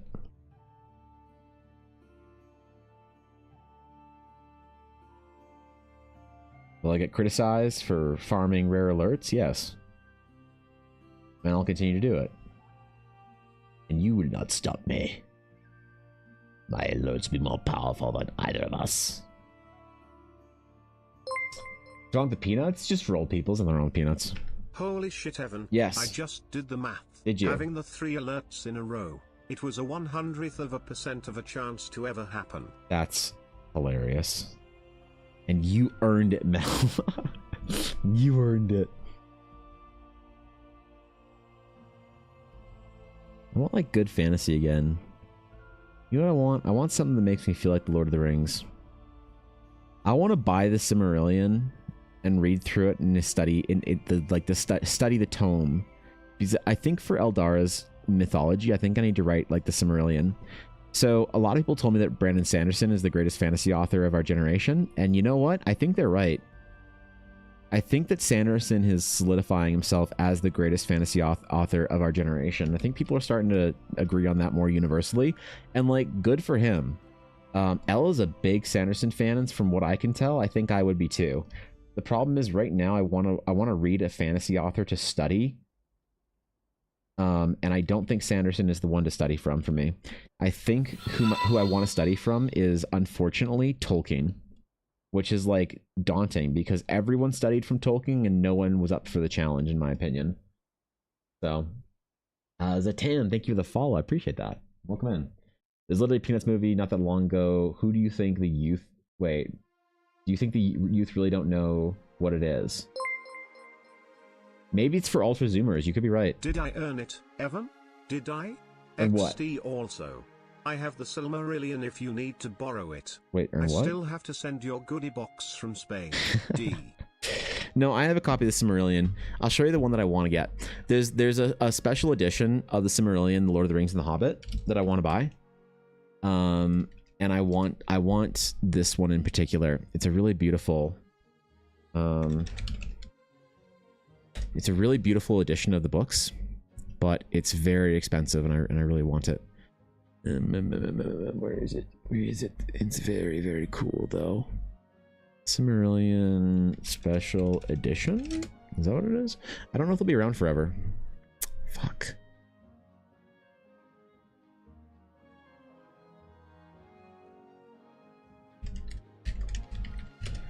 Shit, can I not find it?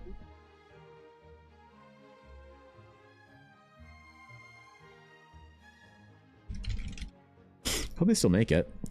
Oh, there it is. There it is. So this is the one I want right here. It's a hardcover, big old fancy version of the book, and there's a Lord of the Rings and a Hobbit to go along with it. And it's $178 Canadian. But this is the one that I want to get to study from, because it's a nice big chunky hardcover, and I really want a really prestigious, lovely like copy of the Silmarillion, Lord of the Rings, and the Hobbit to put on my shelf. I feel like that's kind of like a legacy thing for me, like a legacy of fantasy thing that I'd love to have. It comes with some maps and some illustrations from Tolkien and stuff like that. You know, the rare illustrated version by J.R.R. Tolkien himself with complete texts. So yeah, I really want this version of it. And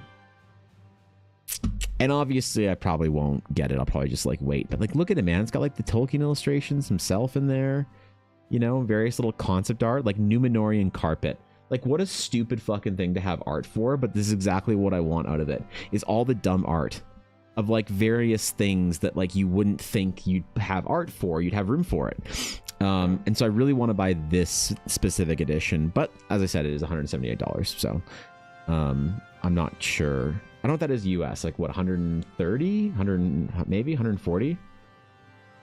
So, and then I want to study it. I want to actually intentionally put some deep study time into it. And I know there's a single book version of Lord of the Rings and The Hobbit that goes with it. I don't know. The Lord of the Rings one looks really beautiful too, but it's in the same sort of style, you know, leather, whatever, fancy hardcover bullshit. So maybe I'll see if I can buy this year. Maybe I'll treat myself with my big fancy project I'm doing when I get paid from that. You know, buy myself some really, because I realized for writing Eldara's mythology, I really do need to study Tolkien and mythology and like certain authors like Carl Jung and Joseph Campbell. I need to study like those guys instead of studying modern fantasy authors, which do amazing work. But after reading a bit of Sanderson and Ella sort of reading Sanderson, I realized that Sanderson is not the person I need to study for the kind of work that I need to do right now. Sanderson's a guy that I'll need to study eventually, absolutely. But right now, for where I'm at in the kind of writing that I need to do for Eldara, I need to study myth and Tolkien, unfortunately. About 130 USD. Ooh, that's a lot. Tolkien is unpublishable in today's market, basically for the reasons Peter Jackson came up with. Really? Max was a huge Sanderson fan, even sent lessons from YouTube to help me understand my writing a bit more. Yeah, Sanderson does a really comprehensive writing sort of like guide on YouTube, which is fantastic. I think he's like doing a new updated lecture series, I think Guapo told me about, which is amazing. And I definitely will study from Sanderson, or study Sanderson and learn from him. I think you'd be a fool not to if you're writing anything right now. One does not simply become a prolific author like Sanderson or Rowling or whoever without being incredibly adept at writing, right? So I think not studying Sanderson, especially if you're a fantasy author, would be an absolute fool's errand. But at the same time, I really want to try and study and figure out some more things about what Tolkien does and how to tell a mythological story that never happened, that feels archetypical. Ask Cole to find some crazy sign edition, he'll sniff it out, right? Cobalt would, you know?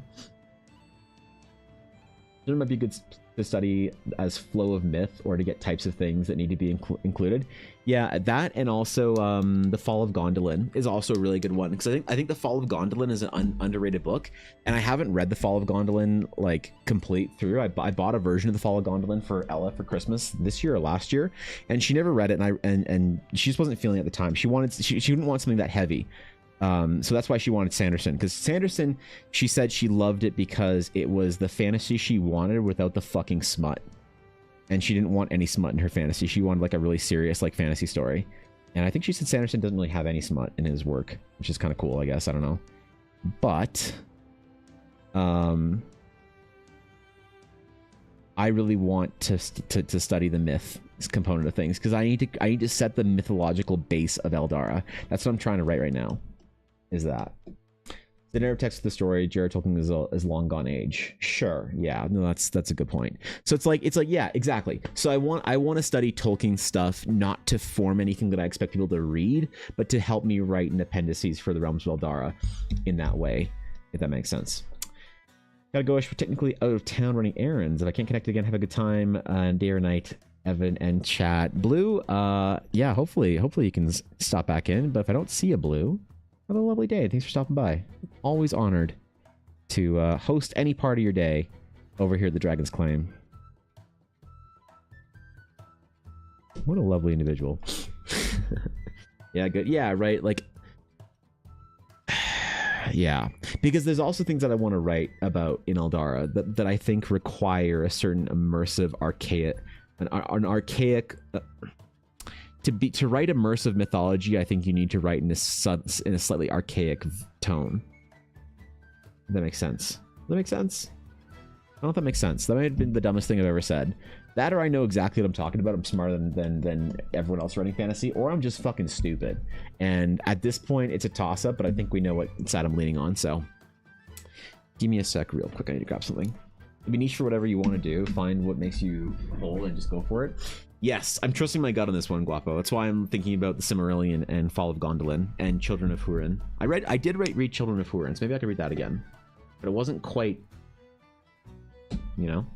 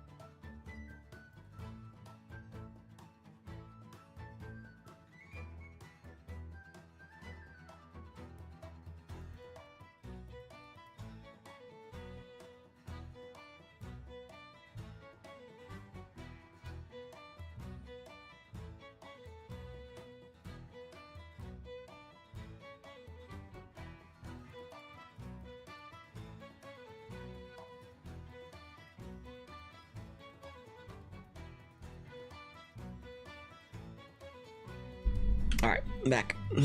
We back.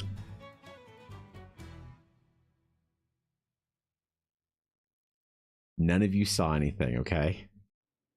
I don't want that shit to be a clip. None of you saw anything, okay?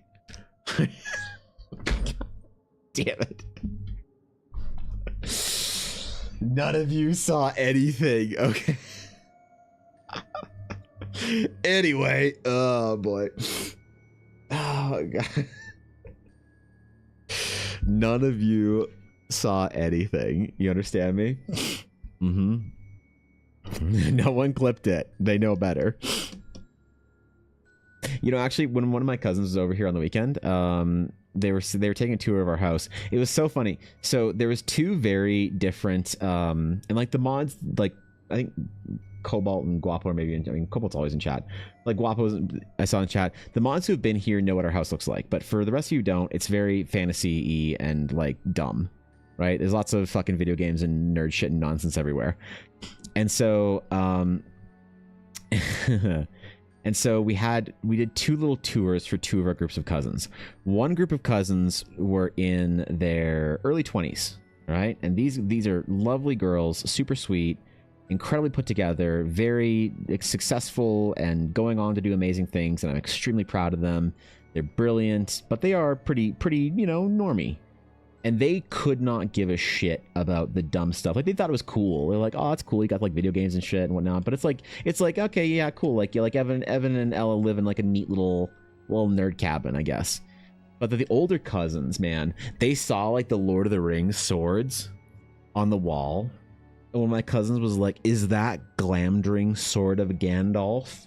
I was like, "Yes, that is. That is Glamdring the foe hammer. Glamdring Balrog's bane." She's like, "Can I hold it? Can I hold it?" That was kind of fun. It's always cool when you have somebody that has a love for the Lord of the Rings that doesn't have and never has had or held a Lord of the Rings sword replica, and they pick one of them up. They feel the power flowing through them because they're beautiful art pieces. I mean, I see Hudagrim right there through the door in my hallway every day. It's one of the things I actually focus on and look at when I'm trying to sort of stretch my eyes out a little bit. So that was kind of funny. Back has survived. You got slapped and you came back. Entities, honored to have you. I didn't post anything in stream clips because I know better. Fuck. They saw. Shit, they saw, guys. They saw. They are you, by the way. They have what you expect them to have, right? Yeah, exactly.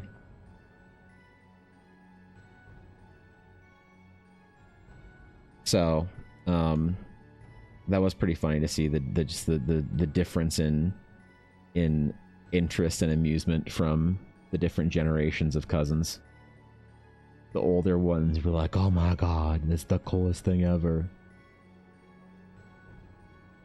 The younger ones are like, "That's nice. Okay, cool. Anyway, we going to the mall now?"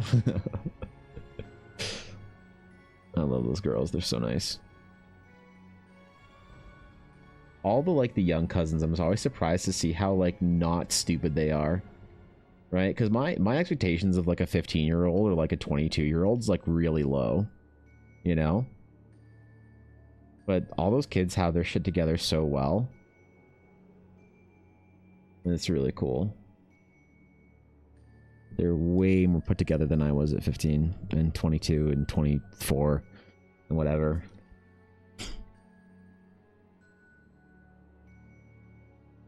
They're really cool. I miss them already. Lift it up. A friend's Frostmourne was like, "Oh, I get it now." I had a Frostmourne that got lost in a move, and I'm so upset about it. My mom had bought me the very first Frostmourne. The very first time they made a Frostmourne replica, I had it, and I don't know where it is. I think it might have been at my mom's still. I don't know, but I really miss that sword. I had it right beside me where my art desk was at my mom's house, where I was like, because I stayed with my mom until I was like in middle of university era, and then I moved out. Moved in with my dad. But I lived there for a long time, and I don't know if she still has. I don't think she does. I'm almost positive she doesn't. But I really love that sword, and I really wish that I had like been able to keep it. But I think I got lost in a move, or I took it with me and something I got lost in some tragic accident, or got thrown out or something like that. I don't know, because like my mom is like remarried, and so like I'm pretty sure that when her new husband like moved in, they just like cleared out all remnants of like previous fucking children, because like who wants to move into a house like that with some, you know what I mean? So I probably just got purged or lost or something or like that. Mom secretly has it. I mean, there's a non. I doubt she does. There's a non-zero chance that she does, because she is a Warcraft nerd. Like my mom still sort of plays Warcraft even to this day. I don't know if she hasn't, but she'll ask me sometimes. Like I talk to my mom very rarely, but occasionally she'll say something like, "Oh, what do you think of the new patch or whatever?" Or "Are you rating this expansion?" She knows. Like she's a very good druid healer and hunter player. Craig gave me to use Lord of the Rings weapon names as names for non-weapons. Behold my minivan and Duriel Deckle Flames the West, dude. Forged from the shards of Narsil. That's great. Yeah, I like that. Looking through the copy of Silmarillion, the first key thought is too much text. Modern readers will give it about a page before they'll start looking for the cutscene. Suggest more narratively broken up visually on the page by pulled by quote boxes or something, or some special sections that are about a paragraph long, describing something as an aside. Right. So that's really interesting, Atari, because I want to write something that feels like the Silmarillion for the mythological sections of World Anvil articles. I don't want to write a tome. I want to collect it into a tome eventually for the nerds. But in general, I totally agree. I don't think you can write a book like the Silmarillion, even if it's like the Eldarillion will not be that sort of format. But the Eldarillion will take from it, I guess, a little bit. What's the official term for sketching while painting? Like you just add the biggest shapes you see first. I mean, people sometimes call that blocking out shapes, but I don't think there's an official term unless I'm too ill-informed to know if there's like an official term for it. But I would just call that blocking. She's practicing Monster Hunter Greatsword moves in her backyard with my Frostmourne? Yeah, maybe. Mom, if you're watching stream, text me if you still have Frostmourne. I'll see like my phone bings in a minute. Never Against the Family Tree, people love that shit? Yeah. Yeah. Right? The Eldarillion making notes. I mean, I don't think there is a correct spelling for it. So, actually, I don't even know what Silmarillion means. If that's an existing word or if that's a term for something. Tolkien E. Could go either way, and I'd believe it. So, yeah, better basically. Love nerd families. Well, my mom, my grandfather's my grandfather on my mom's side was a big nerd. The man had a library the size of an entire bedroom in his study down in the basement of the home that my mother grew up in. And he would read The Lord of the Rings every year. My mom read The Hobbit and Lord of the Rings to me when I was young because I couldn't read well. And I still can't read all that well. I think it might be some dyslexia or whatever, because even when somebody puts a paragraph in chat, like Atari's message up there, which is 1, 2, 3, 4, 5 lines, is about the longest that I can read, and I'm stretching a little bit. If you keep your messages 3 lines or less on Twitch, on my chat, on my side, absolutely perfect. But if I get paragraphed or text blocked, my brain stops being able to comprehend it that well. It's also streamer brain a little bit. Definitely can't read as well or as easily because my brain tries to find too many shortcuts while I'm streaming. When you try and read, thousands of chat messages a day. But still, I do have trouble reading a lot. I read at a very slow pace, and I had a much bigger problem with it when I was younger. And so my mom read The Lord of the Rings and The Hobbit to me on my bed or she'd lay on my bed with me before bed every night for like weeks, reading to me a chapter or whatever of The Lord of the Rings and The Hobbit. And it was really awesome. And her dad, my grandpa, was a Lord of the Rings fan. My biggest regret of my grandfather wasn't even that he would be, my grandpa would be so proud of me. He would be so fucking unbelievably enthusiastic about me building a fantasy world. And my biggest regret isn't even that he wasn't alive to see me start this career. My biggest regret is that he never got to see Lord of the Rings in theater. Would have been, So yeah, I got a deep pedigree of nerddom in my family on my mom's side. Oh yeah, my grandpa played D&D. My mom played D&D. All of that, dog. The Cimmerals were some kind of gems. Oh, okay. Well, the Elderillion, I guess. What does the suffix Aurelian mean then? What does the Gemarillion or the Rubyrillion mean? What old English fucking archaic European phrase does that mean? Resident, thank you for, or I guess Resident Evil Leon. Leon, thank you for the follow. I appreciate it. Leon S. Kennedy, man. What a handsome guy. There are authors who do very deep, intense fantasy, but I think the ones that are successful and are incredibly narrative and character writers alongside their lore is so difficult, but possible. Yeah, right? Right? Had a question. My group has been streaming the same campaign on Twitch for nearly 750 hours. Do you think that's a Guinness Book of World Record for the longest Twitch stream in a single campaign? I don't know, man. That's pretty impressive, though. That very well fucking could be. You should definitely see if that's a record for Twitch at the very least. That's really impressive. Zephyr and some other characters should have disagreement about what the true form of the Elderillion. Fuck all if I know. That's right? What a shame. Sounds like he would have loved that. The films are a go-to too. Yeah, he would have really loved that. I'm thinking about getting, if there's ever a tattoo I'd get a quote from Theoden that I think my grandpa liked. I think my grandpa really liked Theoden and Tom Bombadil. There's a quote that I really like that's slightly different from the books than it was from the movies. But it's when Theoden shouts to his captain, "Forth now and fear no darkness." And I always really liked that. If I was to get quote text on me. In the movie it's only forth and fear no darkness. But in the book I believe it's forth now and fear no darkness. I like that quote. I tattoo that shit on my arm or whatever. Forth now and fear no darkness. Good God. Yeah, I would love that shit. Waiting for the day to crack it open. Want some projects finish up this week. For what?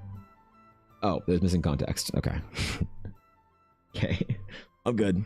Suffixillion represents the power of thousands according to Google. Really? Is that all it is? Like million, billion, Cimmerillion? Is that all it is? I feel like that word might be based off of something else. That seems too obvious to me, you know? Could literally just be that obvious. Yeah, maybe. Maybe Tolkien knew. System numbers for a title, like science class nomenclature all over again. Yeah. I don't know what that means. Marillion. I guess I should Google it. What does what? Damn it. There's no J in what. Does the word Cimmerillion mean? The word Cimmerillion means of the Cimmerals. In the context of J.R.R. Tolkien's work, the Cimmerals are 3 precious jewels created by Feanor and are the subject of the book The Cimmerillion. The name in Kianya, one of the God, how do you pronounce that? I think it's Kianya, one of the Elvish languages created by Tolkien. Construction used the plural generative form of Cimmeril, indicating something belonging to or associated with the Cimmerils. So it's Elgish. Elvish. I say Quenya. Ooh, I think you're right. Yeah. Quenya. Created by Feanor. Feanor created this. Really? Feanor created this. He's the second or first king of Noldor. Noldoran? Feanor is the second king, not the first king.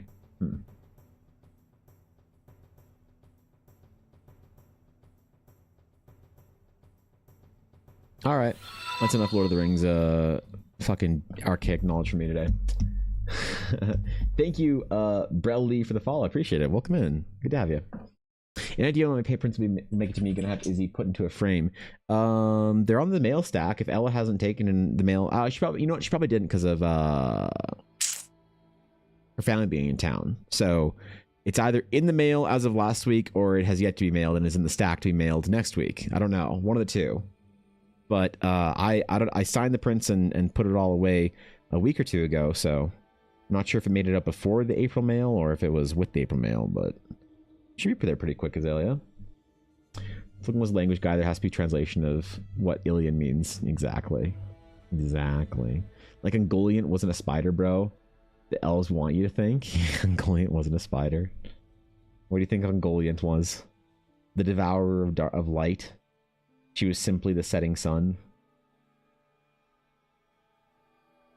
That just wanted to salad a tree. Maybe even have some scraps of the original copies.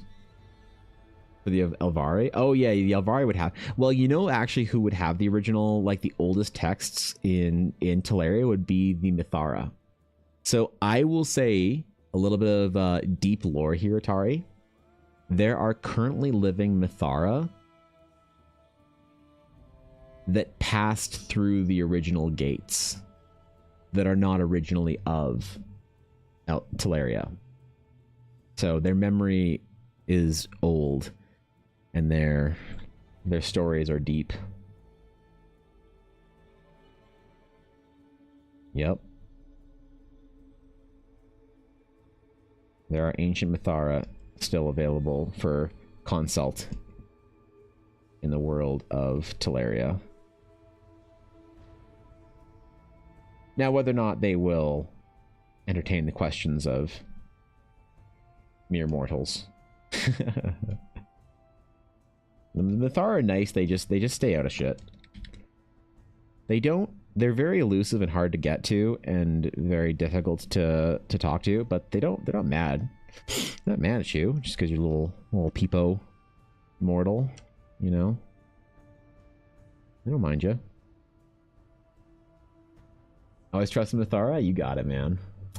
The Ungoliant comment was about the amusing thought of conspiracy theories in Middle Earth. You know what's funny? Actually, so I had a player, Charm, that she said she wanted to bring voice to a conspiracy theory somewhere in Teleria. She's like, what's a conspiracy theory that I can like constantly be talking about? And so basically I just gave her some very deep and true like mind-blowing piece of mysterious lore. And as the game progressed, she like at one point in time, she said something like, wow, Evan, you've really like wove this conspiracy theory to make it seem believable into the world. And I'm like, yeah, well, I wanted you to have fun with it. And then like weeks and weeks and weeks later, she's like, wait, this isn't true, is it? Wait, and she's like, wait, I'm actually questioning if it's true. Holy shit, you're a genius writer, Evan. And then all I did was I just gave her some true lore that she then had to like conspiracize over until she like her character she the player had the mind-blowing realization that her conspiracy was real. That was so funny because it's like the mind game of the player living out in real time her character uncovering this conspiracy and her sitting there questioning her own sanity and stuff at the same time. That was really fun. I love the idea of doing conspiracy theories. Probably gets asked a lot, but your art is amazing. Oh, thank you, Bella. I appreciate that. I was wondering how I'd go about starting to learn to draw like you, a similar style. And did you watch War of the Rohirrim? I haven't watched War of the Rohirrim yet. No, I haven't. And I would say that there's one thing that kind of mainly informs the type of art that I make, Bella, and that is classical sketching for painters. So, you know, definitely not more modern kind of things like animation, anime, that kind of stuff. If you want to look for sort of resources books, things like the Bridgman books, learning how to paint and draw the sort of the Italian Renaissance way. The sketching really comes from a style of sketching that was used to inform painting and is not really popular these days with sort of more modern artists. So it's why I like to use it, because it's very evocative of an old school RPG style, because it's very classical and traditional. It's just instead of you know, saints and Byzantine icons and whatever, I draw dumb fantasy stuff for my own world. So it's a longer path than if you want to do something a little bit easier to access, like anime, cartoons, Nickelodeon style, Avatar, that kind of stuff. And you have to be willing to sort of bend a little bit more closer towards the realistic side of things, which is harder to master. But the resources are easy to find and accessible. They're just, instead of a lot of the modern how to draw videos, you'll want to look for old drawing books, things like that off Amazon. There's almost no bad books to learn how to draw on Amazon in a traditional mindset. so long as the style that you see that you're learning is traditional. If you see like how to draw books and they're about cartoon characters and anime, things like that, it isn't really going to apply to this style of drawing and sketching. But yeah, no, that is a great question. It's not, you don't have to apologize for asking a question like that. Absolutely, that's definitely fair. But it's more on the classical side and less on the stylized side, even though it is still quite stylized. Probably go hard to get to, and the Royal Archaeological Society might not like it if you tried. Well, the Royal Archaeological Society is a Shattered Sea only entity. The Mithara live close to Novalia. So, by the way, the Royal Archaeological Society doesn't have any power outside of the Shattered Sea, and many people outside of the Shattered Sea regard them as a bit of a charlatans organization. So they're not taken very seriously in many parts of the world. Certainly the large 5 Astral Sage orders don't pay them any mind. They don't, like, they're just kids playing in a sandbox as far as they're concerned. Right, they're pretending they're pretending to know how this like story works of how the Eldarians and the Shattered Sea and nobility, and like they're historians in a very sort of like narrow context of the Shattered Sea, the Eldarian, and the Lorik Empire.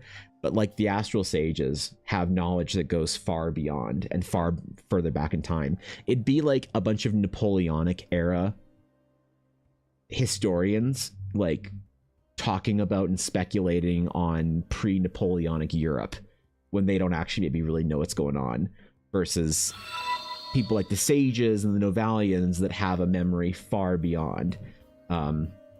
Vifirma, thank you for the follow. I appreciate that. Thank you very much. Absolutely, Bella. Absolutely. Good luck. So the society is a little bit of a... They definitely wield a dangerous amount of power in the Shattered Sea, but if you go beyond that and if they tried to wield any authority in like Novalia, they would just be laughed at. So talent, thank you. I appreciate that. It was very kind of you to say. Thank you, my friend. Yeah, so it really depends on who you ask as well, as to what the history of the Shattered Sea is, I guess. But the thing is that since the Shattered Sea, no one really went to the Shattered Sea after. So like the elves and the dwarves and the Rokari and the Mithra and those, they all have dealings with. So like honestly, some of the best records of what happened with the Eldarians are actually held in Ashasari, because they had quite close contact and they worked as peers with the Eldarian mages, and they shared secrets and learned from each other. So the Elvari have a really strong idea as to what happened and what the Novali or what the Eldarians were capable of. So it's kind of like the Royal Archaeological Society, they'll find a scrap of paper and be like, aha, now we know they all ate chili for breakfast, right? But it's like the Elvari are kind of like, oh, is that what you found? Eye roll kind of thing, you know what I mean? Rin, thank you for the follow. I appreciate that. Thank you, Rin. It's exactly what they did. Napoleon went to Egypt and established archaeology as we know it.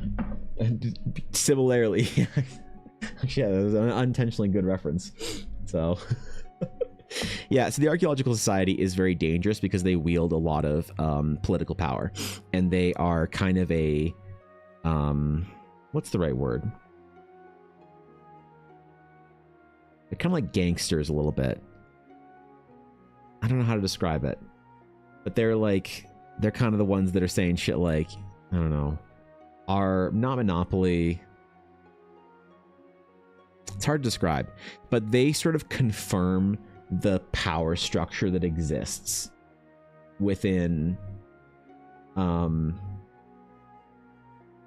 unscrupulous tactics. They confirm the power structure and the ownership of land and titles going back in time in the Shattered Sea, but they don't really have a full view of the picture, and but they're, you know, they just kind of have the most authority and the most ability to kind of make your life miserable because they wield a lot of political power. Conveniently, they're also the ones that sort of like confirm that the political power, they legitimize families. Yeah. So they legitimize the like the archaeological, the reason why, like, why does someone get power in the Shattered Sea?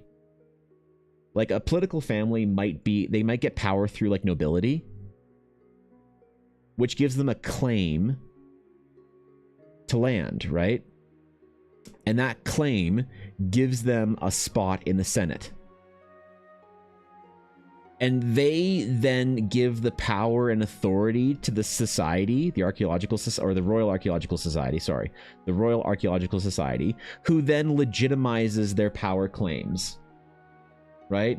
And so they give authority to the body that's giving them legitimacy.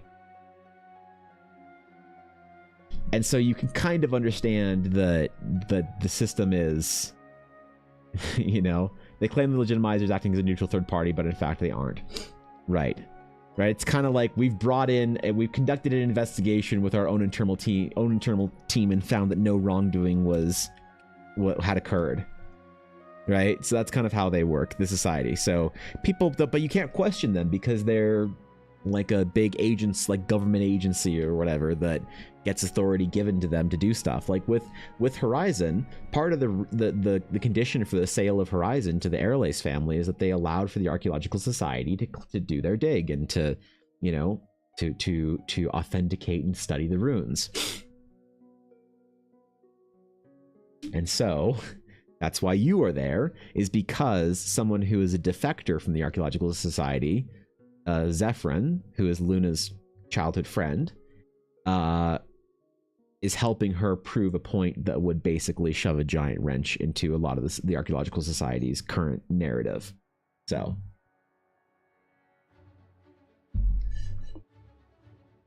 to record keeping in archaeological studies and keeping track of how long I can keep them distracted. I'm just chilling, man. I'm giving my eyes a break too. Distracted. I never get distracted. And do you ever learn drawing as just line drawing rather than coloring it in? Did you ever learn drawing as line drawing? Line drawing is line drawing.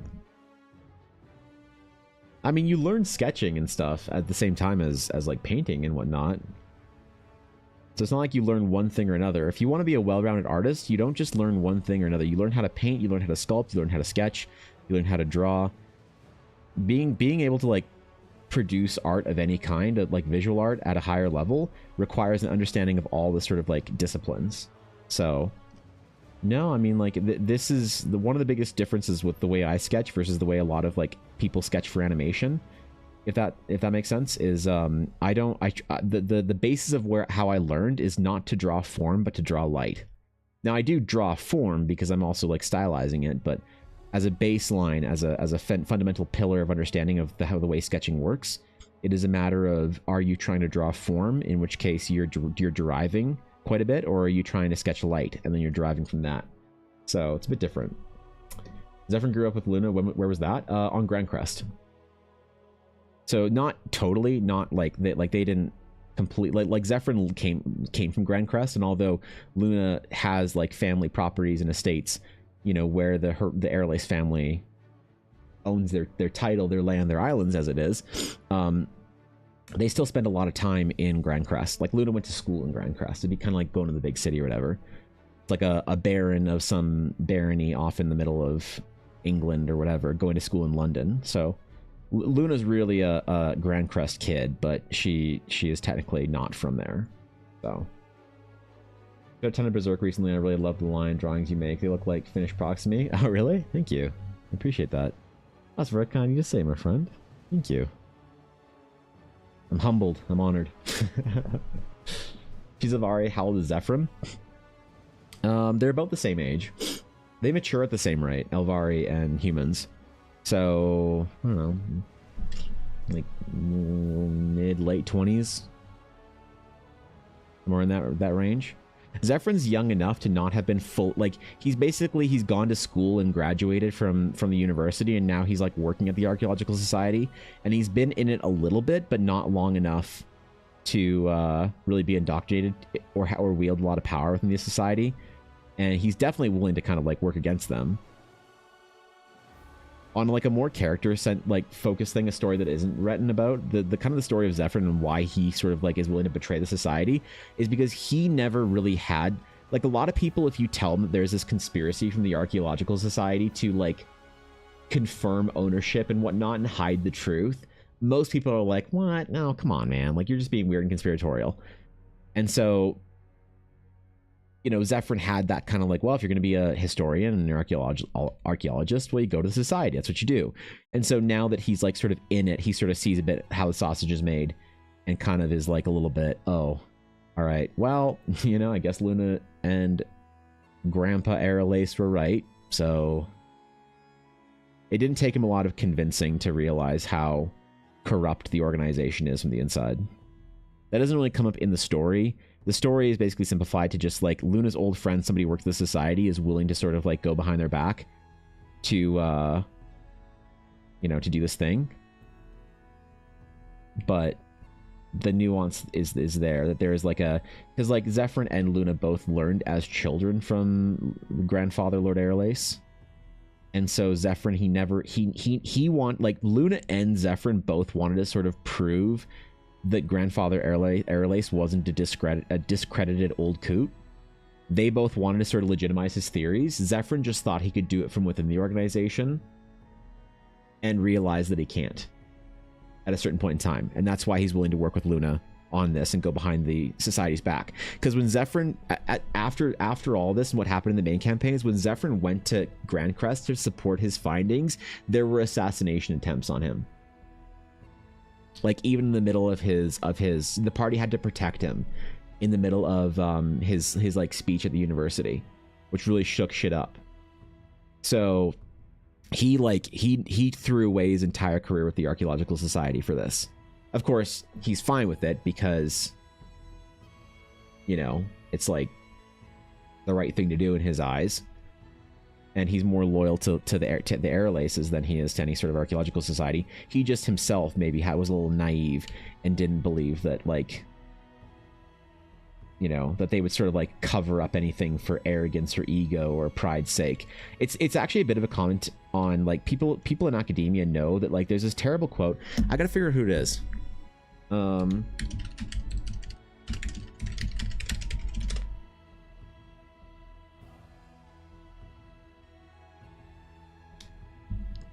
Planck's principle.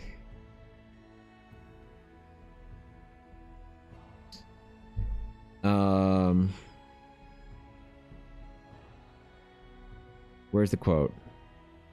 Basically, he said that science advances one funeral at a time, meaning that people, the kind of idea is that there's a certain sense of ego and a certain like status that's built from tenure of somebody that sort of like has the answer for something, and they're unwilling to kind of like listen to or hear contradictory evidence to expand the sort of understanding of a field, because they have already built their career on the idea that they are the proposed authority. And so if you were to bring something up that would kind of break that and advance the field, that they are going to sort of like try and stop you and what's the word, but like filibuster your advancement in the field. And so science really like advances one retirement or one funeral at a time. The same thing is kind of true in this, where you have a lot of like young physicists going into the field realizing that they're kind of like discounted and discredited for trying to sort of like propose new ideas within the field. That's like a big problem in academia right now. And the same thing sort of happens in the archaeological and historical side of things, but this is more of a like fantasization of that story. But it's based sort of on that like real world kind of like problem within academia. So there's like Zephyr basically very naively thought like there's no way that like if there's no way that the Archaeological Society would find evidence that contradicts the current history and then hide it just to keep some people in power. He completely didn't think that would be within the realm of possibility for these people. He definitely didn't understand the full, like, you know, look, Professor, I found this amazing relic. And the professor says, wow, it is amazing. Let me quietly take that to my own study. Don't worry about it. I'll legitimize it. And then it gets discarded or thrown out or whatever. You know, and Zephyr's like, but what happened to that thing that we discovered? And he's like, oh, never mind. It turned out to be a fake. right? Because they're protecting a certain narrative, they're protecting a certain history that protects a certain class of the society, then their claims to power. So Zephyrin, having been part of this society for a little while, now realizes that and is working with Luda behind the society's back with some of his archaeological society resources to help sort of explore history, I guess. And this is a perfect example to it, because it's a archaeological site that the society has not yet picked through. So it's PTSD with activity you mentioned. Right? What's up, Jarl? What's good, dude? Yeah, so there's a bit of a commentary on that. The resistance in academia to new ideas simply because of ego or tenure being tied up in it.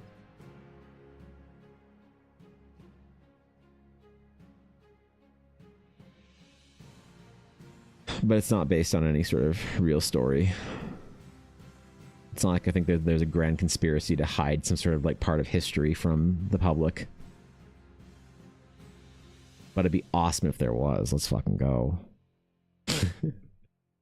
My first session of Shadow Dark last night was very fun. Dude. Glad it went well. That's awesome. Little Easter Shadow Dark session. That's pretty cool. Let's go, dude. Hey, just noticed this. Yeah. Automatic billing works in your favor once Let's again, go. my friend. Thanks, Atari. Hey, thanks for the sub. I appreciate it. Thanks for tier 2 also, especially. Excuse me. Jesus. I appreciate this month and last month. I'm very close to reaching the plus program. I don't know what I'm at right now. I don't know how many sub points I'm at, but if you look down, it'll show you a number that's hopefully like at least 70. Because I'm like, what, 66% of the way through the month or so? So. Yeah, let's fucking go. Hey, Starry. 87? Wait, I'm at 87 out of 100 already?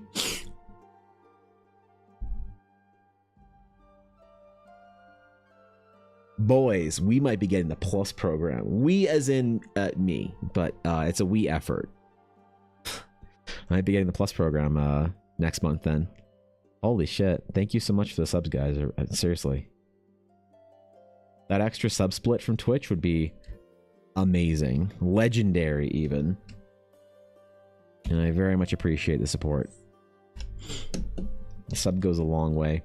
I was trying to explain to the family, like, how subs work. Because they're like, so why do you stream so much? Like, how do you, like, do you get ad revenue? I'm like, I make like $80 a month on ads. Like, so how do you stream so much? Like, well, people can sub or like cheer bits and stuff. It's kind of like a tip or whatever, like a donation. Like, why does someone sub to you? Well, they get like ad-free viewing and stuff and whatnot. And it's like they get emotes and it's kind of fun, but mostly it's like to support me because you can like get ad-free viewing other ways. And like, so why does anyone like subscribe to you? I'm like, I don't fucking know. You tell me, man. I've been trying to answer that question for a long time. Do bits count towards the plus points? No, they do not. Only natural subs. So gifted subs do not. So your tier 3 gift sub is not 6 points. It's 0 points, unfortunately. If you were gifted a tier 3 sub, your tier 2 sub is not 2 points. It's 0 points. And your tier 1 sub or your prime sub are not 1 point. They are 0 points. If you were gifted it or you primed, it has to be a natural sub that somebody like recurring whatever, which really sucks because if somebody gives a tier 3 or a tier 2 or somebody primes, that's fucking awesome. But Twitch doesn't think it's legitimate enough, so they don't let it contribute. Yeah, there's a problem. Bits don't contribute, but like bits have their own sort of thing, right? Like bits don't. Twitch doesn't. Once you pay Twitch for bits, they don't get a split of it. So when you pay Twitch a fee up front for bits, but once you cheer 100 bits, all 100 bits go straight to me. Twitch doesn't take any of that. They'll only skim some of it for taxes if you tell them to. If you don't want to have to do your taxes and whatnot, you can. I think pretty sure you can tell Twitch to like take some of or reserve some of your income, just like you would at any kind of employment, right? Where they can take some off your paycheck for taxation purposes and submit it for you. Twitch can do the same thing. Like I got a tax return the other year and I just didn't even know that feature turned on. So what the fuck? I was expecting to have to pay some taxes. And then Twitch is like, nope. Nope. Canadian government said, here you go, kid. Here's your tax return. I was like, what the fuck? I get a tax return? I don't work for a real company. I'm a streamer. What?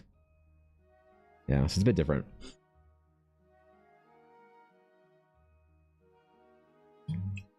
No, why would someone subscribe to you? You can't hear in the voice, right? Well, kind of, right? Like, actually.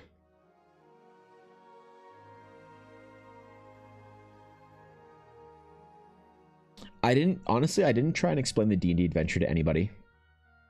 I just said that I do like client work and characters people. I did not try and explain the D&D adventure whatsoever, because the problem is sometimes when you have like a big group like that, having a really deep like when you got 15 people in one little Airbnb, having a longer, like deeper conversation about something is like not possible. So you get like like somebody asks you some shit and you get like 5 to 10 minutes to answer their questions very casually about what you do. And so I did not try and like describe the whole adventure or whatever. It's just streaming and commission work and clients and stuff like that. So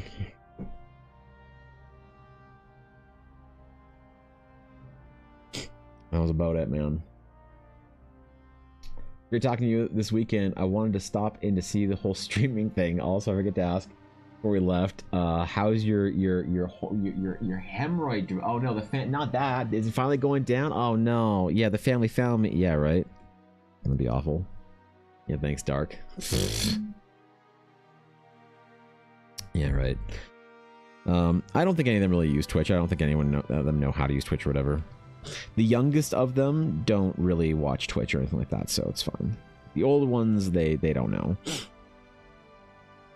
But you can find me on YouTube, I guess. I don't know.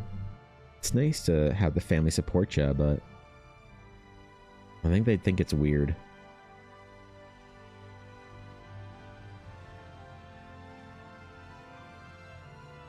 My one cousin started a TikTok account though recently, so I was trying to give her some help and some advice on that, which is kind of funny.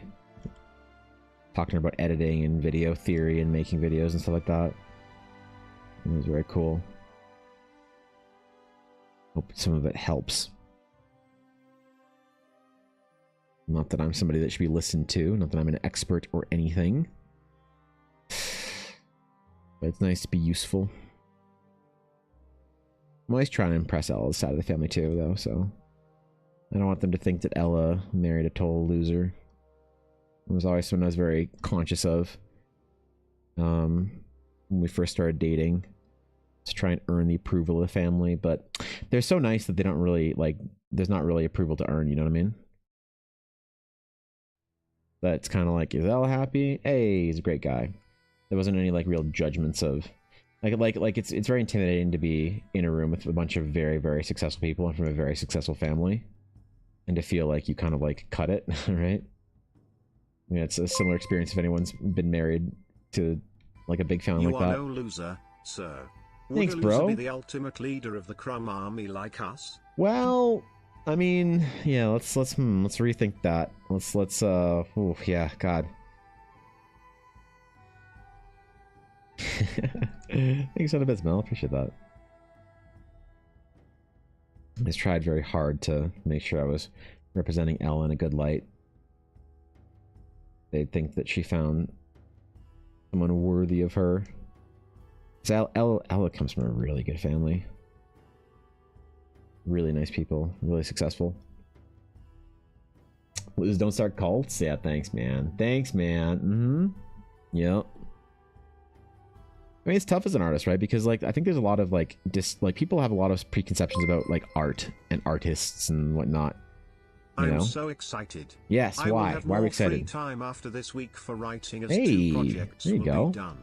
That TTRPG Let's writing go, project man. will officially start. Less than 3. Fuck yeah, Mel. I'm proud of you. Let's go, dude. Off to change the world, Mel. I'm excited for you. I'll be there when you change the world. TTRPGs forever. First in line. Thanks for the bets, dude.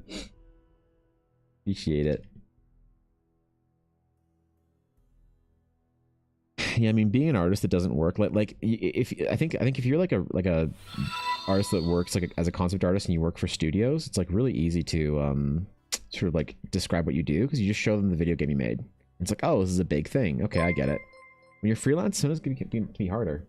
Not sure if I will change the world so much as I will make an impact. A good impact? Sure. We will find out when we get there, lol. That's right, Mel. Thanks for the bits. And Anari, thank you for the follow. I appreciate that. Welcome in, Anari. Appreciate it. Yeah, it's always weird to try and describe like what you do or exactly what kind of art you make. Because a lot of people don't really understand, you know, the artist's sort of like job or role or like why you do what you do or what you do unless you have some big projects under your belt or you're insanely good. Like if I was like Greg Rutowski good, it's like, oh, I get it, you know. Or if I was like, you know, John Park good, it's like, yep, okay, I see. But if you don't have like a studio or publication or whatever, so it'll be really nice if, you know, I can get in some big projects to be able to show a little bit easier what I do to some people that don't really understand D&D and world building, or if I can publish Eldar and make it this big project at some point in time that's easier to talk about. Not that it really bothers me. I don't really feel self-conscious about it, like for myself as a person, but it is just kind of awkward to try and figure out how to describe what you do to people. I think there's always this like kind of skeptical kind of like, oh, I'm an actor and a writer and whatever, and like, yeah, I'm like between jobs working at like a Starbucks, but like, you know, I'm like a movie producer. Like there's that kind of like sympathetic nodding, like, oh wow, good luck, champ, you know, when you try and describe what the fuck a freelance artist does or whatever. Dude, I gave my arm such a nice rest over the weekend. That was actually really powerful. Maybe I have to just like not work on the weekends once in a while. But my arm felt great today. Worked out a bunch. Went to the gym with one of the cousins and didn't yeah, I didn't like mess things up to my arm at all. So it feels pretty good. Hey, rests, right? I gotta be careful to not re-aggravate anything.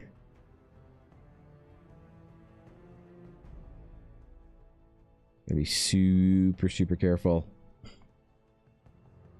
I feel good. I don't want anything to get upsetted.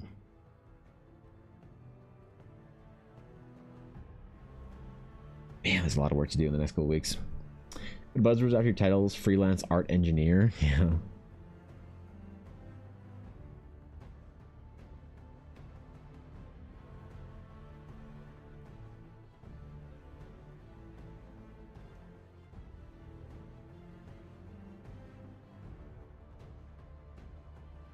Maybe if my YouTube gets big enough, I can start saying YouTuber.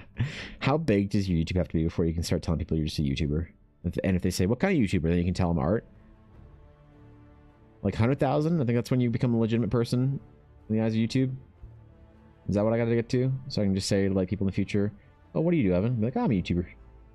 Oh, what kind of YouTube videos do you make? Well, mostly art and like fantasy and nerd stuff. Oh, cool. You know, you never want to say it beforehand, right? You never want to say it too early. It's like when somebody says they're a professional dungeon master. You're like, really? You know? Mm-hmm.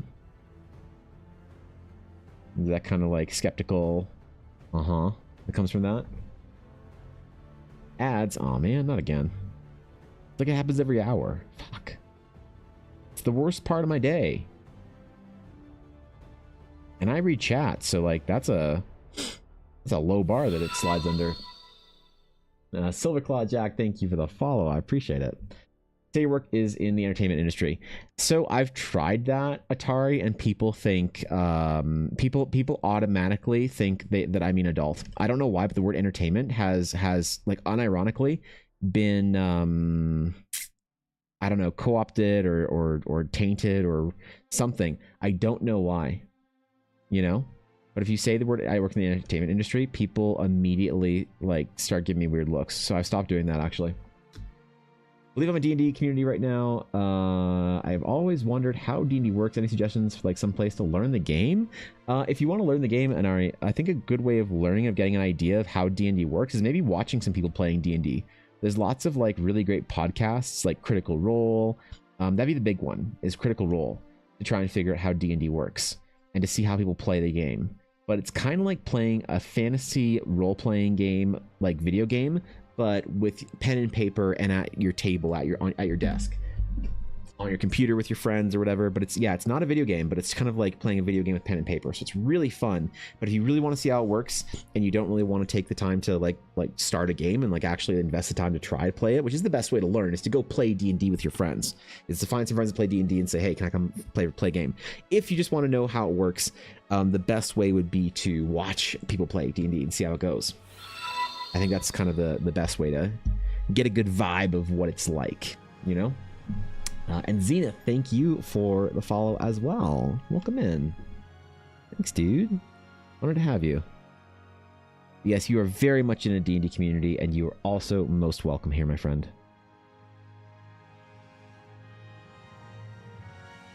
If you have any questions about the specifics of it, I can try and answer. But if you want to get a good idea of the overall, I'd say watching it is the best, kind of quickest way. You can kind of get a good sense in a half hour as to what kind of goes on in a D&D game and how to play it. It's really fun. It's really a lot of fun. It's one of my favorite games I've ever played. And I use the game to do all my world building for writing my setting. And I'll use that setting for things like books and comics and video games that I make. All kinds of fun stuff. I was about to make that joke. Well, yeah, like that's the problem, Sleepy, is it's not even a joke. That's what people actually think. You have to clarify. It's like some people, when you say a streamer, they have a weird idea of what you do. They have some weird assumptions of what streaming is in general. And it's weirdly, that comes from younger people. Like people in their like maybe 20s or so, if you say, oh, I'm a streamer, some of them are like, oh, cool, like on Twitch, and you're like, yeah, man. And some people are like, oh, you stream, ooh. Like, what the fuck do you think I just said? So, it's bizarre. It's still not a really easy thing to figure out how to word with a lot of people. So, I don't know. I don't know what to do about it, man. I just don't talk about my work all that often. I talk about what I do.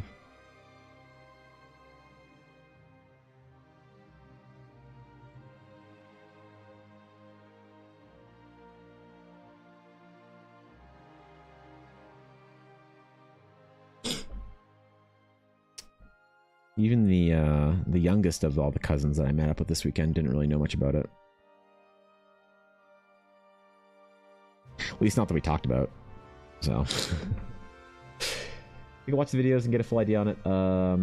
I see amazing D&D art, and I've been interested about it since. Oh yeah, well, so D&D is a great platform and a great tool to make sort of world building and setting, construction, and writing stories and things like that very accessible.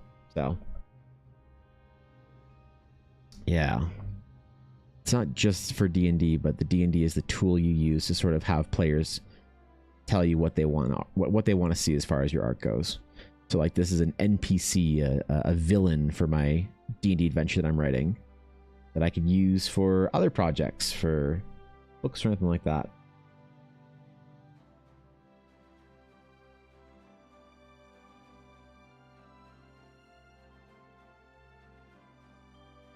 Okay.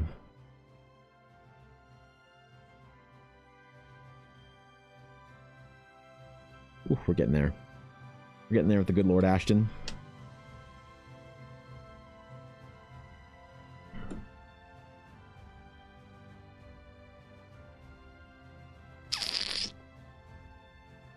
We may need to include some more darker shadows here because I'm not coloring anything in, obviously. These portraits. Not the entertainer one, the worst part of your day being ads. I was about to say I thought that was us. Oh, yeah, okay, I see. Yeah. Yeah, you wish.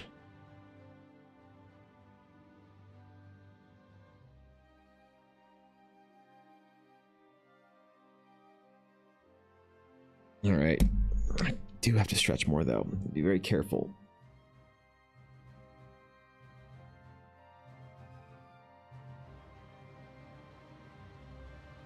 Man, it is crazy how much of a difference going to the gym makes for arm health and whatnot.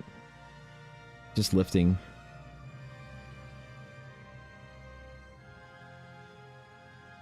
It's never for the reasons people think.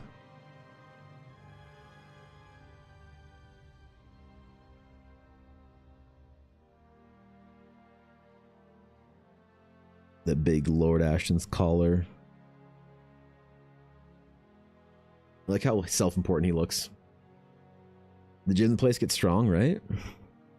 Well, it is important to, you know, one of the highest sort of predictors of long-term health is the amount of lean muscle mass you have and VO2 max and things like that. And so as an artist, when you're constantly having bad ergonomics and messing your body up and stuff like that, it's good to try and keep yourself in good shape.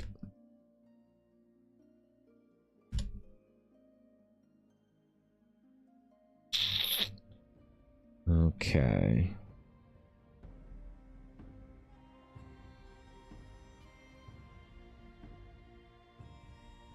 But I should really have a lighter touch with my brush. I know that. I know I'm doing something wrong right now.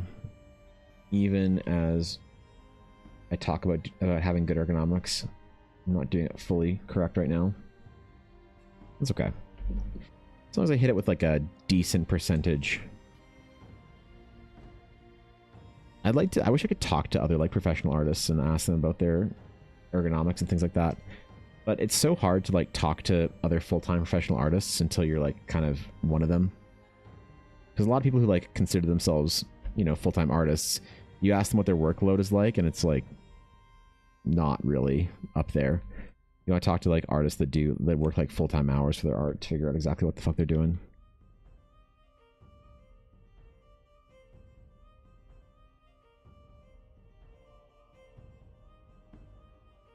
I haven't really made many friends in that side of things to be able to talk to and ask.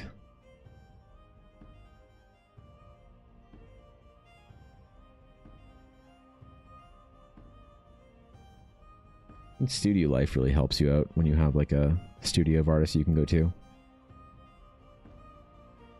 Any sort of peer group helps.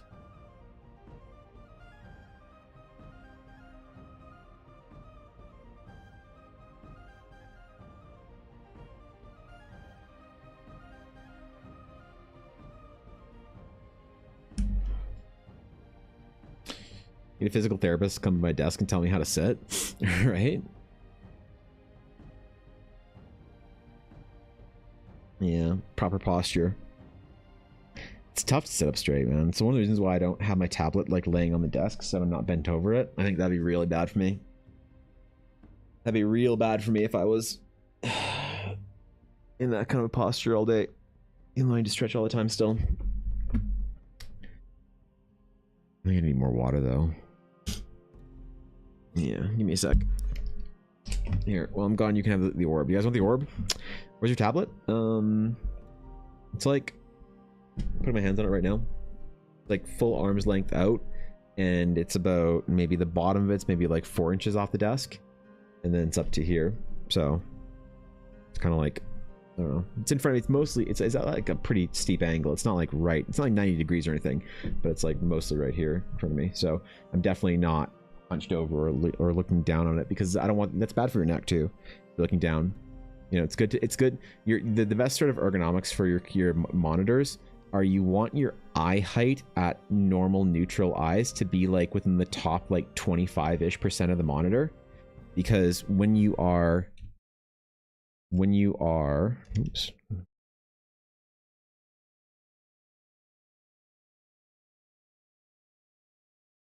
looking straight at a monitor, this angle is like the easiest angle for your eyes to look.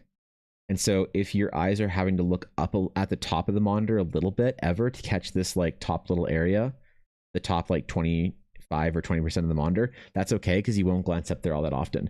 You're mostly going to be viewing things like right here in the monitor for the most part. And so your eyes are really good at looking straight forward or glancing down. So you want your monitor, so some optometrists I've heard have said that your monitor should be at the absolute top at eye height, but I think we have bigger monitors than these guys are.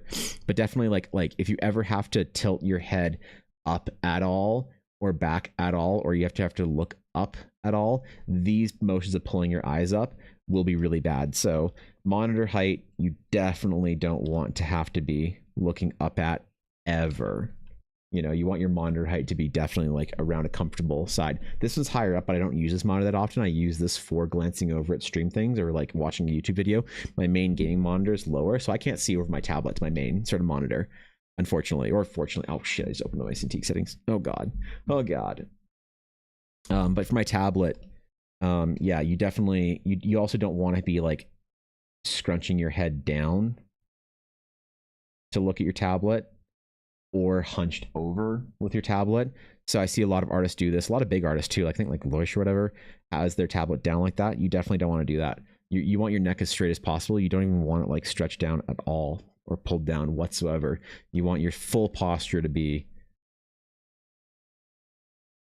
you know, as straight up as possible, and your monitor to be as kind of like eye height ish as possible. I think I learned this a couple years ago when I was trying very hard to figure out how to fuck my body up for the rest of my life. So my tablet, I keep at an angle like this, because proper painting ergonomics, like people don't learn this shit. Proper painting ergonomics, you're supposed to be painting like this, out to the side slightly.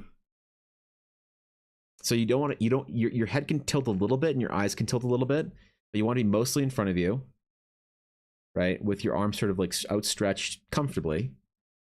You don't want your hand to be on the canvas at all. You want your grip to be as neutral as possible to hold your brush. You know, some artists even like paint like this or whatever, like weird kind of neutral grips. And then you want to kind of not have your hand crunched in front of you or out too far to the side. You just want like a comfortable angle. That's like proper posture for painting for the longest career. And you learn this shit in art school. You don't learn this shit on YouTube, and no one teaches anybody for any reason. And I don't know why. I think honestly, so you know what? Okay, I have a hot take on this. Hold on. I have a fucking hot take on this. I think that we sometimes get bad, before I go AFK, I sometimes think we get bad advice on art for like self-taught YouTube. Because I think sometimes the good advice isn't what people want to hear. And so if I tell you not to sit like a goblin, and I make a big YouTube video about it, you're not gonna click like on the video, you're not gonna watch the whole video, you're just gonna skip by, it's gonna obliviate into the ether. So if I wanna get views on a video, and I'm an art teacher on YouTube, air quotes art teacher, and I wanna tell you how to make good art, I'm gonna tell you about stuff like tips and tricks and whatever, but you're never going, YouTube and people won't reward the algorithm. The algorithm won't reward a lot of that kind of instruction that's very necessary to have a proper career and longevity in your career.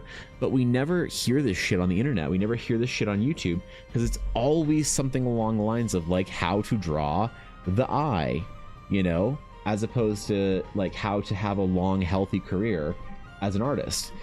And especially if I'm going to ask you to, if that video, the advice is to ask you to do something difficult, like sit up straight, adjust your monitors, you know, whatever, change your ergonomics.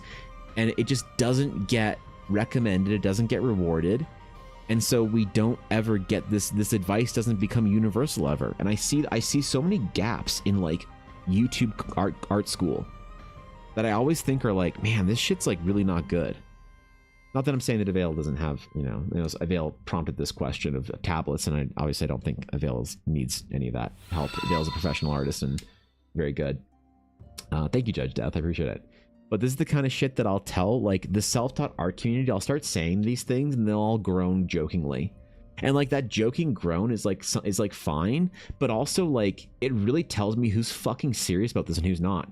So when I'm like talking about my mentorships that I'm gonna be doing this year, I'm gonna be telling Minnie and Alf to change a lot about their shit. And when I say things like, here's how you're supposed to learn something, and I'll see all the artists in her community or her chat or whatever, like doing the groan, like, oh, dude, I don't want to draw hands all day. I'll just not learn how to draw hands. You know, it's like, what the fuck do you want me to say? Do you want me to just let you, like, not teach you how to do this shit and let you just languish in mediocrity? Like, do you want me to save you 2 decades of studying or not? Because then I have to tell you things that you don't necessarily want to do. and be able to push you in a way that you aren't going to push yourself. Because why? It's uncomfortable. And so you're not going to naturally do it. That's why formal education, mentorship, these things are necessary. And yet, if you try and go to YouTube art school, that's the shit that you never miss out on. Or that you never get. That's the shit you miss out on. And that's like, it's like, how do you make videos and how do you communicate this kind of information to people in a way that they'll actually learn and listen to? Or that, or you have to have a bit of like a doomer take on it, where you're like, strong will survive, I guess. Yeah, we'll see who wants to listen, who wants to train hard, who wants to work hard, and the rest of you guys can't help you. Sorry, shrug. I can't be invested in you, otherwise I'm going to be, disappointed when you refuse to do the right thing, and like, you don't improve, or you get sick, or you hurt yourself, or whatever with art. But there has to be a great communicator and a great art teacher and a great instructor can figure out how to deliver those lessons in a way that people listen to them. I don't think there's very many people that do that on the internet right now. I don't know what the solution is. But I do know I'm going to refill my water. So, here, you can have the sphere while I'm gone. Have all your revolts and stuff. There you go. As Dark is now an Orber, apparently, so...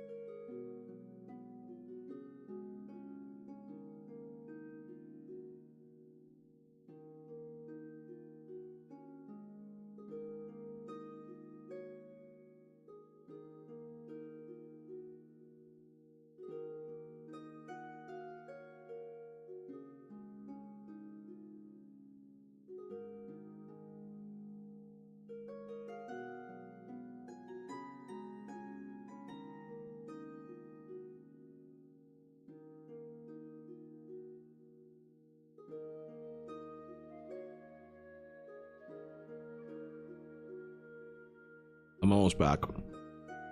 We almost good.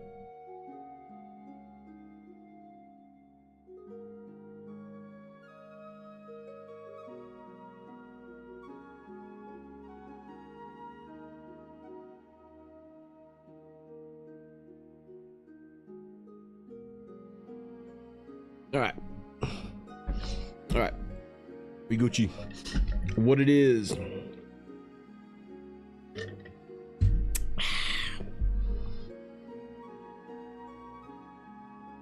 What's up, Jay? That's no water? Oh, there's water in there. What do you think? I'm filling my Yeti with straight liquor?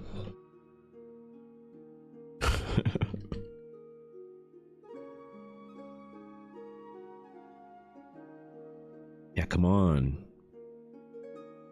Come on. But you know, the whole thing about the like self-taught like YouTube art school stuff, part of it is that the system does not incentivize the best education. And that's why I think the big problem is you can't blame somebody for like saying, oh, I make videos on how to do proper like painting technique and ergonomics and fundamentals and nobody clicks on them, and I don't eat that month. Oh, I do videos on how to draw like anime eyes and I get, you know, I get clicks and I make enough money to live that month. Okay, great. I know what I'm gonna be doing. And you can't really fault or blame somebody for choosing that path.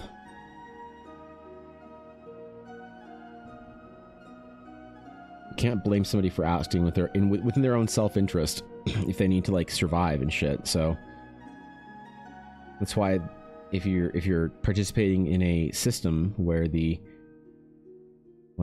education is like rewarded, you are incentivized and rewarded for not providing the best information possible. You have to be very careful of how much you listen to it without kind of scrutinizing the completeness of the advice or whatever. That was a waffle? Oh no, it was a rice cake with some peanut butter on it. The 90 calories of a Quaker rice cake with a bit of peanut butter measured. I don't know how much protein was in it, but I wish it was an off waffle. Sorry, it's real and thought I'd check in since I also saw that you're also on Twitch. Oh shit, hell yeah, thanks dude. Thanks for popping in. Appreciate it. I'm honored. Yeah, I stream most days of the week, Monday through Friday, 9 a.m. Pacific to whenever. All right, we can fully delete our sketch layer now.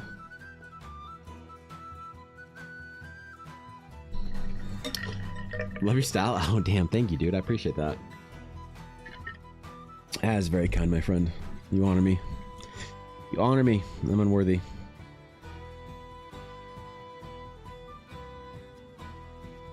Modify. Expand.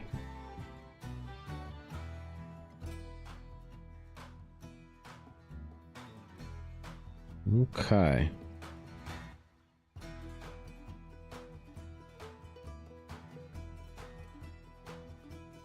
I'm gonna have to be very gentle here so I don't mess my hand up. Don't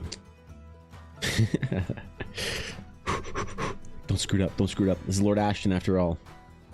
If I screw up Lord Ashton, Atari will never forgive me. What's great deserves the praise? Aw, man.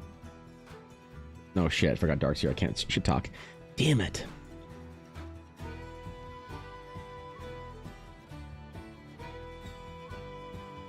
Damn it. That's right.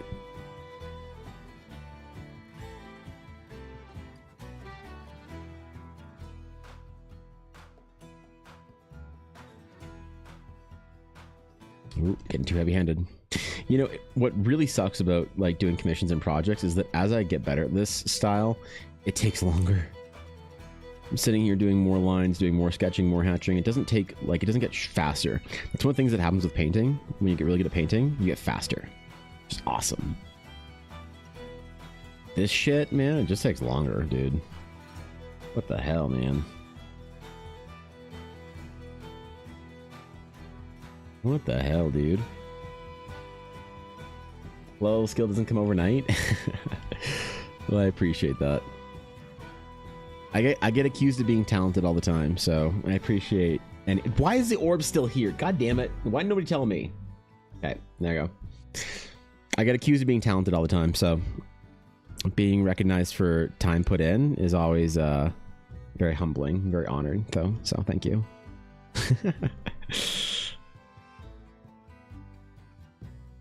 Anytime I make a video or a reel or a TikTok or whatever about like how to sort of develop the skill or making your own characters, whatever, there's inevitably always people who are like, man, if I was lucky like you, if I was lucky to be born with the talent for art like you, I would also do this, man.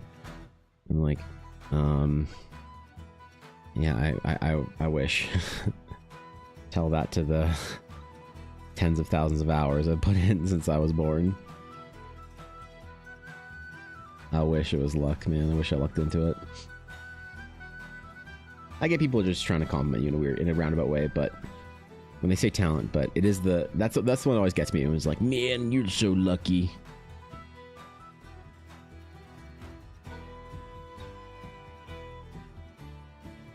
Sister makes infographics for a living, so I know how much dedication she gets put into getting that level. Ooh, that's a great dude. That's a great skill to have, actually. That's really hard to do. Like design hierarchy and like, yeah, that's really tough to do. People don't give it enough credit for how difficult any sort of efficient communication of information like that, understanding visual hierarchy and design stuff like that. That's very, very impressive. So I understand the level of detail and dedication that goes into it. And your sister must put a lot of effort into her craft. So you get a hat with a dragon with an orb. So I have a hat. I have a new era hat. But I was gonna get Ella's logo sewn into it, or embroidered into it by what do we know?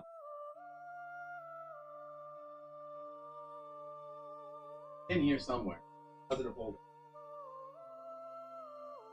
Where?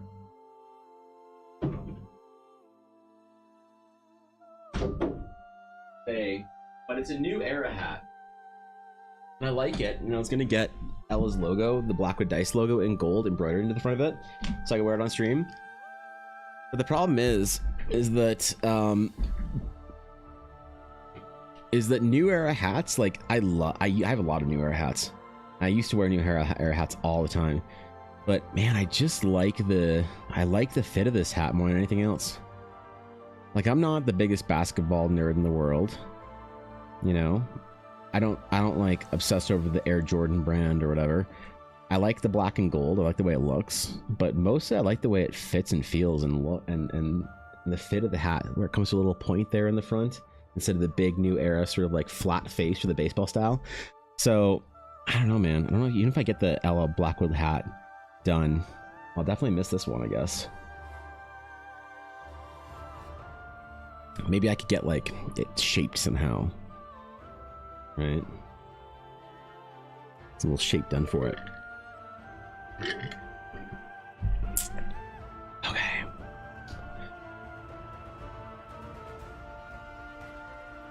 Alright, the good Lord Ashton. A little more beard detail, and then we're about done with our villain here. I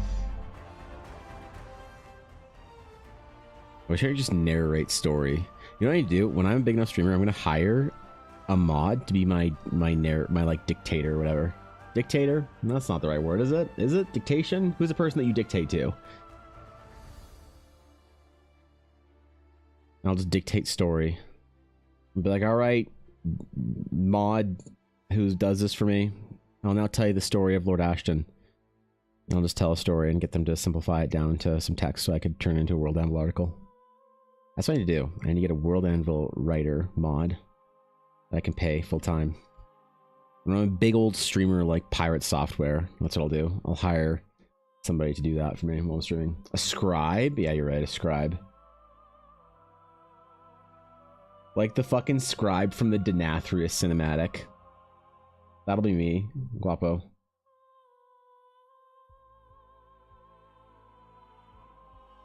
That'll be me. She and I have been drawing for quite a while, but I never found much inspiration as her, and also didn't have enough drive to keep on practicing, so my stuff is still quite basic compared to her. Well, if you want to build it into a career, you definitely can, if you feel the call, but if you want to keep it just a hobby, that's okay too. Sometimes people have this this idea or this pressure, like if they have the will to make art at all, that they need to take it this seriously as this like massive life career thing. Sometimes it's okay to just make art for fun because you enjoy it, the process and the creative element of it. Right? It's awesome. Cool that both of you have that creative flair. Like my brother and I could not be any more different when it comes to our career choices, so I always wonder what it'd be like to be from a family that has like creative people in it. There's not much of that going on in my family. There's not many artists or creative people hanging around. I do a little one of those. We should do a little one of those.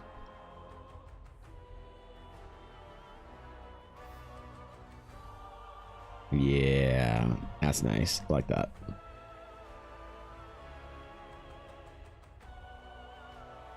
That's good shit.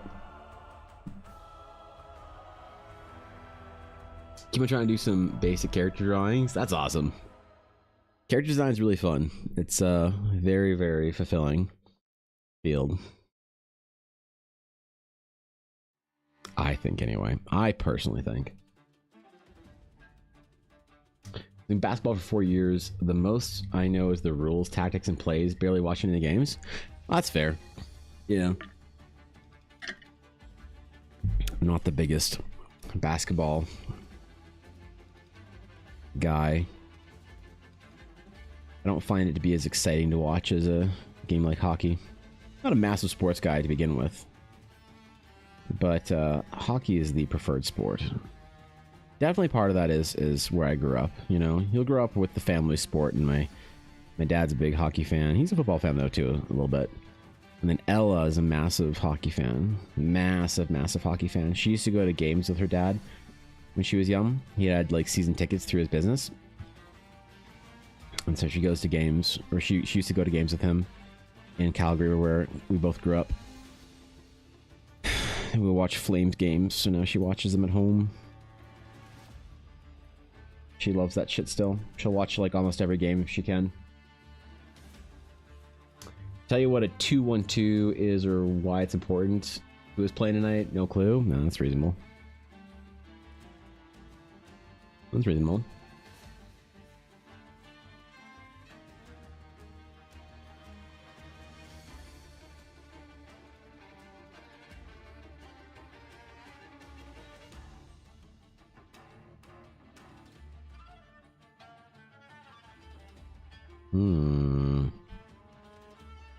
I don't want to be too heavy-handed with the good Lord Ashton here, so I don't want to push it too far.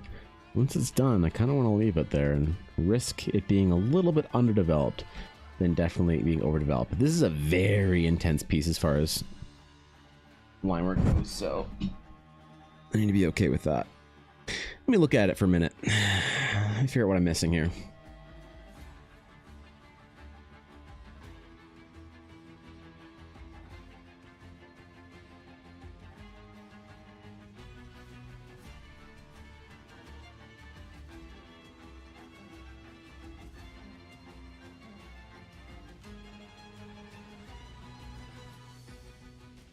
Let me see what's missing from the good Lord Ashton.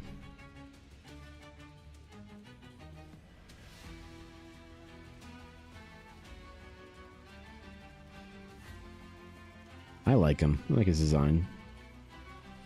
It's a good example of the villainous figure he is, I think.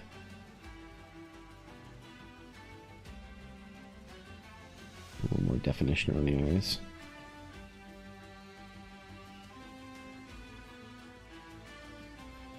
Man, this is hard to do. Like eyes like this are really hard to draw. Everybody wants to draw the big, bright, you know, eyes with big, bright features, looking all big and bright, right? But nobody Nobody teaches you how to do the other way, how to do the understated eyes. I think this is probably good though. As I said, let me look at it for a couple minutes here. Like, contemplate if this is a good enough portrait. Then again, I did the stats mostly and only played in like one game at the first basket. I love training. Yeah, I mean, training for things is good. It's fun to have a... Sports, I think, are really good for people growing up and having something that you can kind of like work towards and train Penguin is beer league or whatever.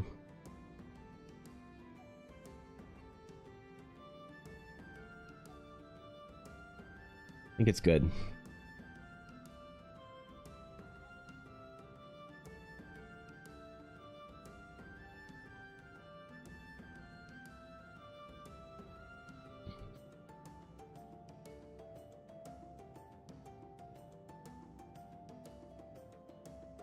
I hope the jacket seems high enough up.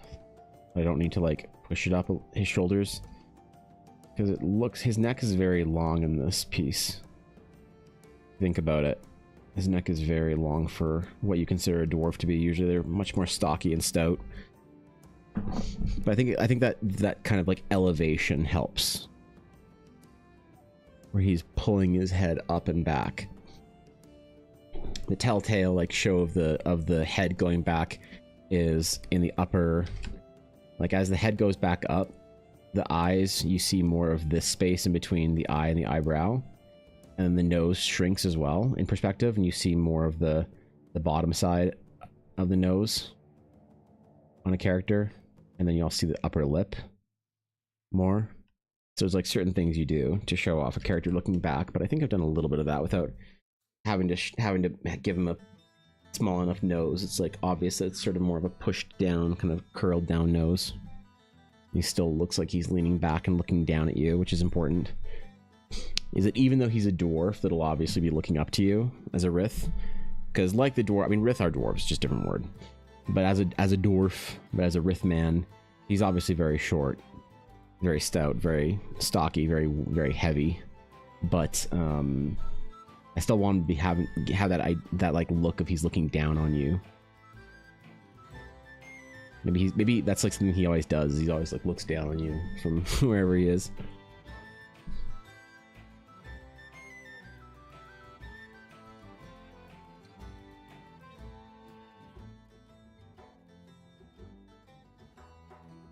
He's probably got like his office is like a pretty big,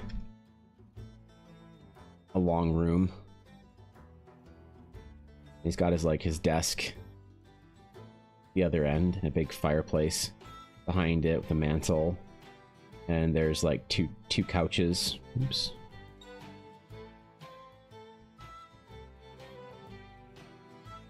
And a table in between. And like bookshelves and stuff on both sides. I imagine he's got little stairs behind his desk or whatever, so he can sit up a little bit higher at his desk.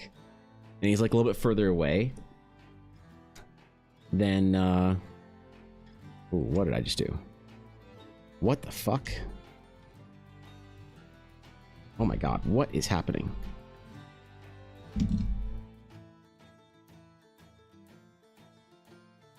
Fuck.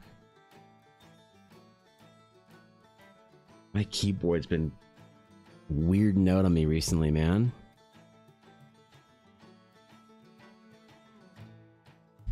Save, Jesus. What the fuck? Okay, let me do my filter here.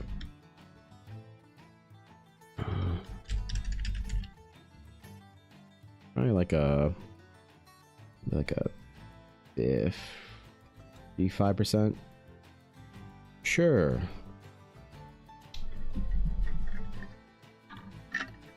Like he's the tallest short dwarf you've ever seen in terms of his presence and stature. Definitely. Definitely.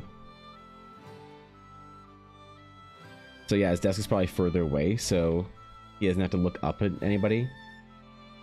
It's like further away from the what do you call it? The tables and the chairs. that he can be loud and project his voice and also kind of look across the room instead of up at anyone. He doesn't have any like seeing in front of his desk. You have to sit at like the chairs further down. Is that actually a reason to wonder why people have like those couches in front of the desk instead of a chair? Do you think of like a Japanese style office? Because like Japanese offices traditionally have that very old school like boss power structure. It's like very weird and archaic and not really a thing as much in Japan, but it still exists. Definitely still exists. I've seen it. I've heard of it. I wonder if that's why. So people are further away so that the figure is more isolated, more imposing on their own. You know? Short dwarf is an oxymoron, yeah. Yeah, a short dwarf.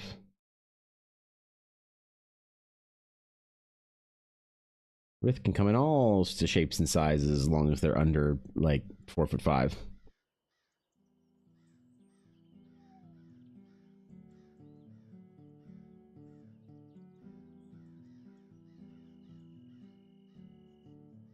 They are the mountain folk of the north.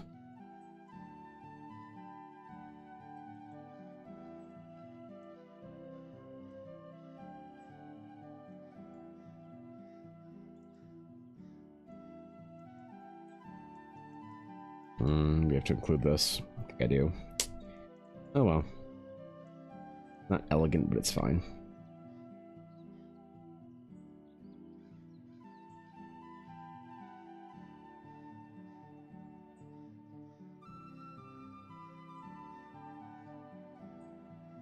Tablet? Yeah, it's a Cintiq. Thank you, Ella. Not the big boy Cintiq. Not a good enough artist to have a big tablet yet. You know, they say bigger tablet, better artist. One day I'll be good enough to have a 27-inch. But right now, only good enough to have a 24-inch. Which actually, when you think about it, it's kind of true, right? As you get better, you earn the more expensive tablet. So I'm memeing, but it's actually true. Holy shit, I just realized that. Holy. The memes came true.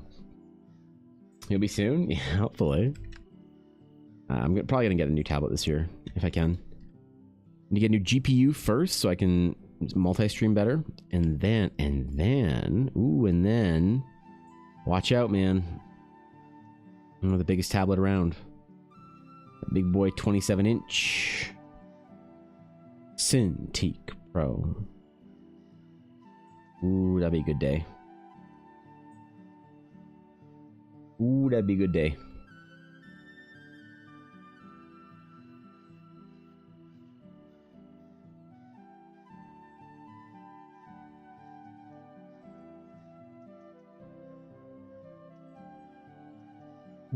Okay. More power? Exactly. Well, it is actually more important to have a bigger tablet for painting. If you're doing like drawing and line work and doodling and shit like that, you don't need a big tablet. You can use a 16-inch, it's fine. You can use an iPad, it's fine. But if you are painting, you do need a bigger canvas for ergonomics and for properly like controlling your brush and stuff like that. So, you know, if you're just like doing a manga or whatever, just doing like anime shit or whatever, or like really stylized work or a lot of line work, you don't need the biggest tablet on the market. But if you are doing painting, yeah, you do need a big tablet. Fortunately or unfortunately, depending on how you look at it. Are there any other errant lines here that I gotta be careful of?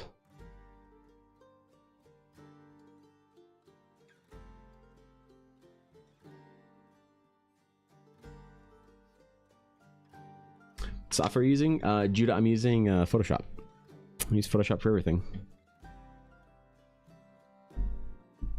Photoshop and only Photoshop. Let me do a little bit of reverse hatching here on our jacket. Just to build a little bit of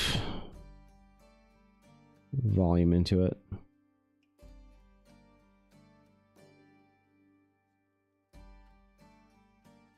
You get GPU and a tablet in the mail and you get enough XP. Yep.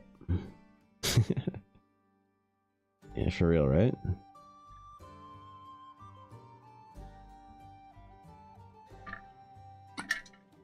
My guest looks awesome. Yeah, thank you. Appreciate that.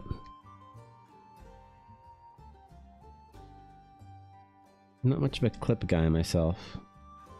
Because I need Photoshop for painting, I don't really see a necessity in using clip for like sketching and line work and stuff like that. Although there's definitely a case to be made for clip being better for those things. And quality of life on clip is pretty high. It's pretty good. But if you have to use Photoshop for anything, I don't know. Bouncing between software is like kind of annoying. Like the only thing I ever do with Procreate is, or my iPad, is just like sketching when I don't have my like real software and real tools.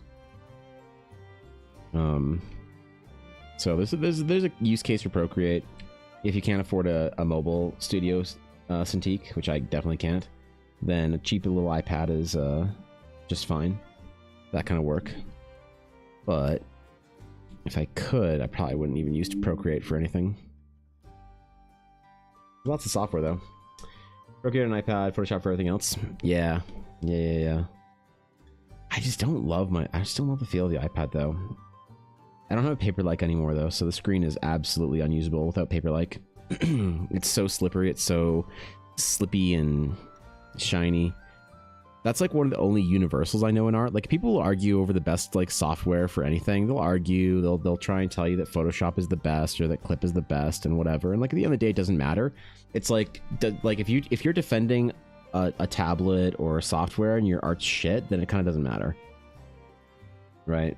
And so use whatever you want, get good at whatever you want, you'll make amazing art. The problem is though that there's like no universals in art that I find, except for the universal of Procreate artists all who use Paper-like screen protectors. I don't know a single artist that uses Procreate that does not have a Paper-like. So I'd be very curious if people did out there, and I just haven't met them yet out in the ether. You know, if they existed. I'm sure they do. I just haven't had the pleasure of consulting them on their work. That or like they're the ones that don't are like very casual newer artists that just like don't even know about it. You like tell them, you blow their mind, you blow their world by telling them that they.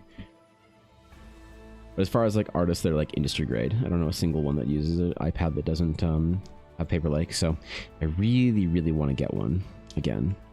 I had one for a little while. It wasn't a very good one because it like shredded too fast. It wasn't the official or like branded one. Oh my god, what was that lag? I thought my Cintiq wasn't registering brush strokes, and then all of a sudden it just spawned them all in. Okay, I gotta be really making sure I'm saving right now because I don't know what's going on with my tablet. There's some weird shit. I really have to sketch traditionally and put into a photo no matter what Illustrator software I use. But that's fine. Process is like, I mean, yeah, like that's a bit slow. Like that is a bit slower of a process, but it's not bad. You probably couldn't do that if you worked like in like, maybe I'm wrong. You probably, I imagine that like you couldn't do that if you worked at like a game studio and you had like, you know, 12 concepts due by the lunchtime meeting or whatever. There's nothing wrong with that, especially as an illustrative process, starting traditionally and putting it into digital. It's totally fine. Some of the best digital artists do that. Some of the best out there, man.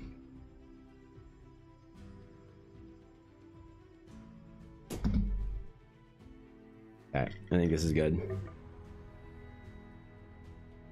I think we're good on the good Lord Ashton here. I think he's all done. Let me save. Copy. Oh, wait. Nope, let me crop first. I hope this doesn't delete everything. Crop it and save it, and then undo the cropping and save it again. We don't kill all of our other material elsewhere. Good. Oh, Cooper, thank you for the follow over here on Twitch as well. Appreciate that. Welcome in. Okay.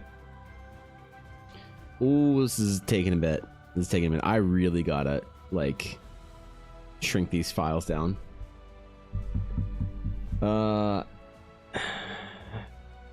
Carolyn, please English only in chat if you please, my friend, because I don't know what you said. I would probably have to delete your message because it could be something terrible.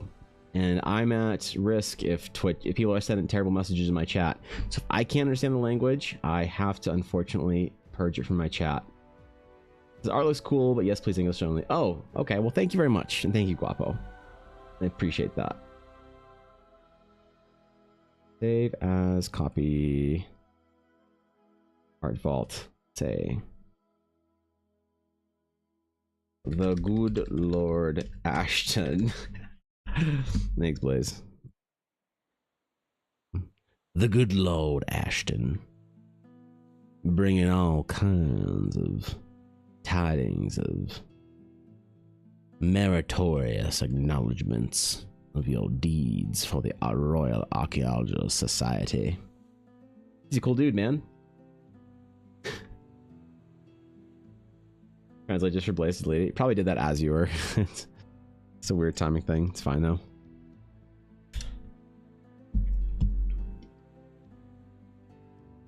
All right. Let me see the process really quick. I want to watch the process before we move on to the next sketch. I would like to see the process video. This is my happy place. When I get to watch my process videos back. Oh, please have worked. Please have worked.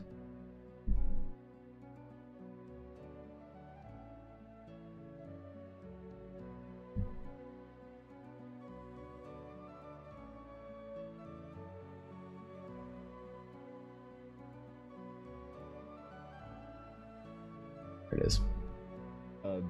Whatever. All right. Ready? 3 hours in 30 seconds. And go. That was a fun one, man. That was a good one. Look at that. I love, dude. This is gonna be a good one. This is gonna be a really good one. Oh shit, that was great. All the way his face kind of expands from the nose out. Because like I don't get to see the process that I like, the thinking process for a lot of these things. It's cool to look back at that and see how I like constructed it. That's cool. That's gonna be a good one. I think I'm gonna talk about villains in this reel. Video, short, VOD, TikTok. What do I call them? It's everywhere. Looks amazing. Glad to see that even that dwarven males smolder out of Taiwan. Oh man, Alf, he kind of does, right? Oh god, wait, you're right. Damn it. Thanks for the bits, Alf. Shit.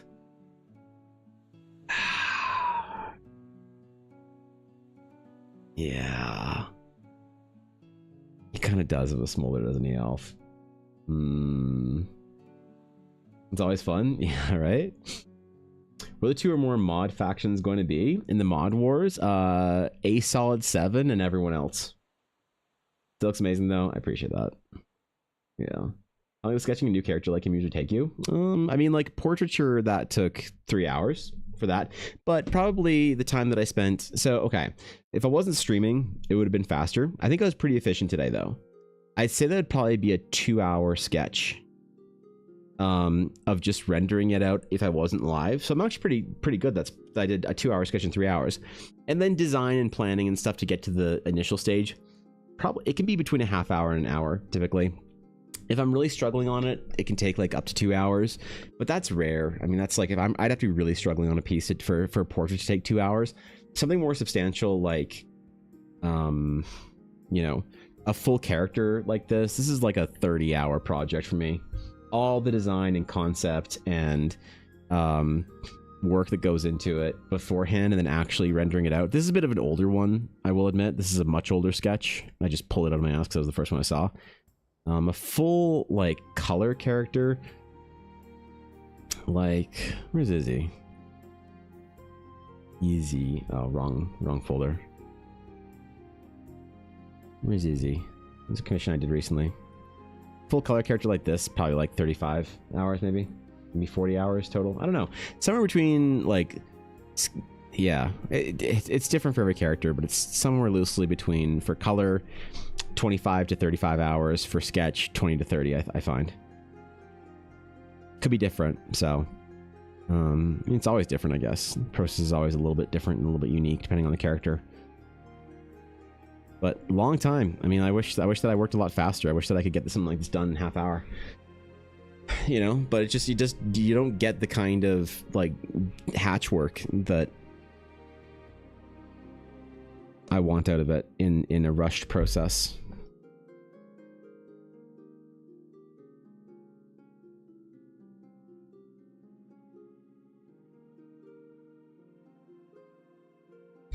You know what I mean? A rare male character. What do you mean rare male character? I mean fair, but I'm gonna say it out loud. Listen, nobody asked me to draw dudes. If you could make it happen in half an hour, I would say that you are a cyborg, good sir. I mean, I've done characters pretty quick.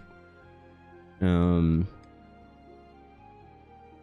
also has more hatching on him because there's more detail. Yeah, old men have more gnarly skin and like different details with more hatching to describe.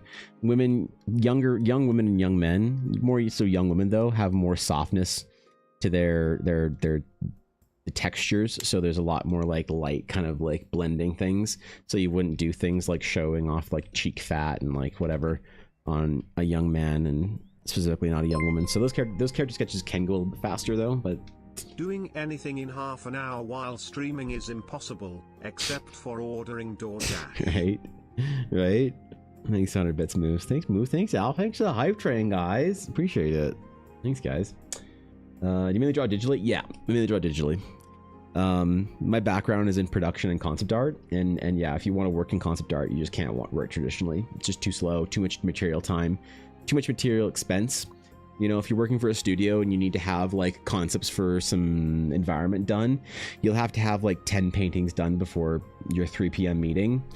And doing 10 half-hour to 45-minute paintings traditionally is just not doable. So sometimes people think that digital is like a shortcut as far as like the tools that you use. And I think the best digital painters and digital artists never take those shortcuts, or at least they take them knowing why they're taking them, as opposed to because they can't do it properly, which is a big difference between how you learn digital art, I think, as a young artist. So that's one of the reasons why I encourage artists to work on as few layers as possible and to use as few like digital skips and tools and cheat codes and things like that as possible, because, you know, realistically, if you engage too early in the process with digital tools that will like hopscotch you past learning skills, you'll destroy your career. If you take an out too early and you take the easy route too quickly, you will destroy your career, and those tools will take everything you ever wanted from you, and you will waste your career away and never become the artist that you want to, because you took the easy way out because you were too tempted. And so it's very, very difficult. So you have to like kind of remove that temptation altogether from a lot of your process things. And it usually works out for a lot of artists, I think. Depends on how serious you are. Here are the ruins that I was doing. This is it? Oh yeah, okay. All right, we got a little monolith to finish off today. It's the other thing I wanted to finish. We're gonna finish 2 arts today, bro. Is this the same? Please be the same color. Please be the same color. It's the same color. Damn, my universal color picking block over here worked.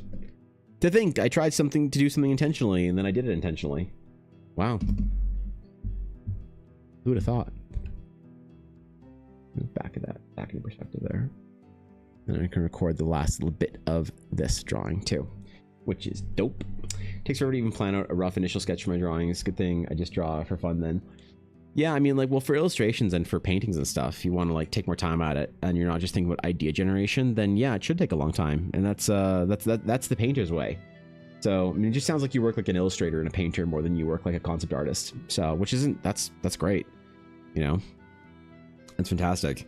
There's like some artists work also at different speeds, right? I mean, very famously, Da Vinci said, I think, what did he say? I can get the specific quote.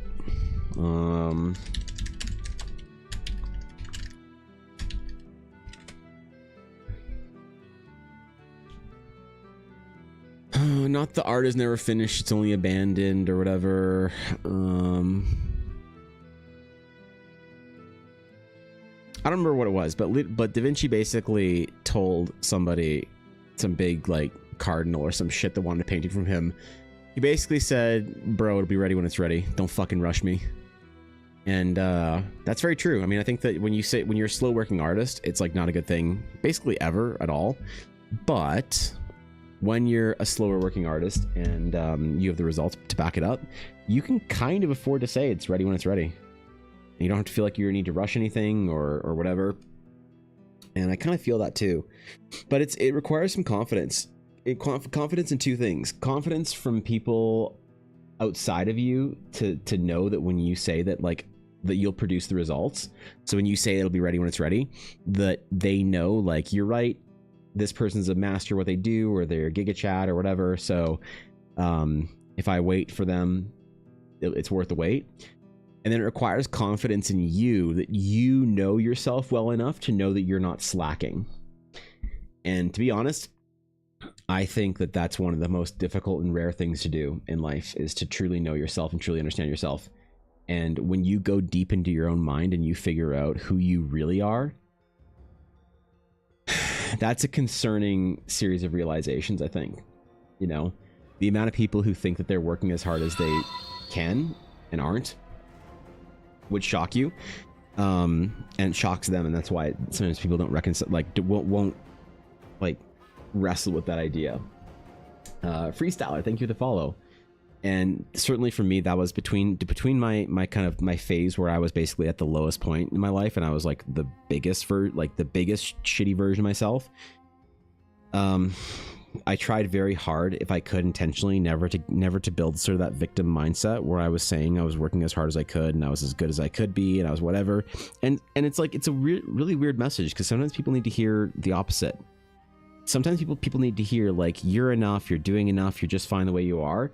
But I think that sometimes for some people that's a message that's really, like, maybe damaging. Like if when I was sort of at a very low point in my own confidence in myself, and I wasn't making art, and I was like really trying to restart my art career and stuff like that, and really get like my shit together.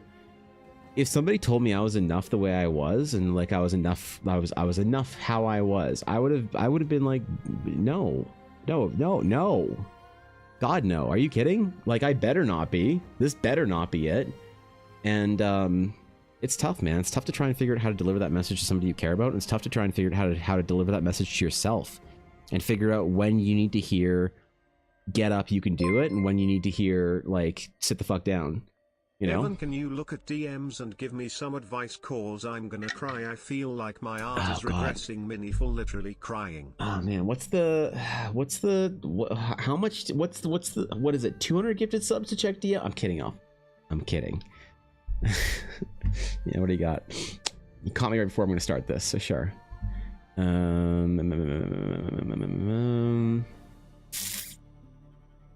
I feel like I missed a lot. I gotta unread these messages.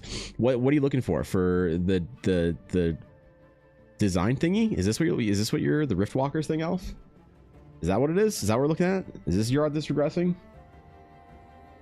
Is this it? Because I think you might be judging this on an unfair scale. If you're saying that, if you're looking at this and saying your art's regressing, the cogs, well, this isn't art, this is design. It's a completely different skill set. This is not art, this is graphic design.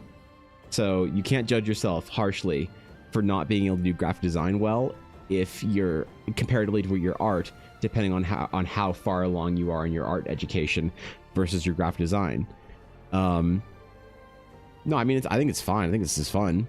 If you really want Alf to do cogs and stuff. So first of all, I think that your typeface is good. The only thing I have a problem with is some of the kerning. And like your letting and kerning is a little bit off. So like you could add some more spaces in between the weight for riff, so this isn't so compressed up here. You've got a lot of similar sized letters up here, and also the way W's and A's interact is also very clean, so you don't need to worry about that too much. That, like, these tiny little like areas, these like places of friction aren't that big of a deal, but up here, a place of friction like this this close to a very tiny letter. So there's some little like dumb letting and kerning type things that you need to do. But your gears, if you want to know how to draw a gear really easily, use your mandala. You're trying to create a gear really quickly, and you're trying to build some cogs onto it.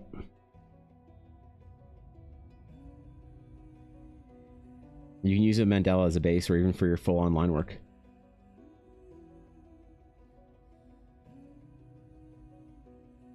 Boom, gear.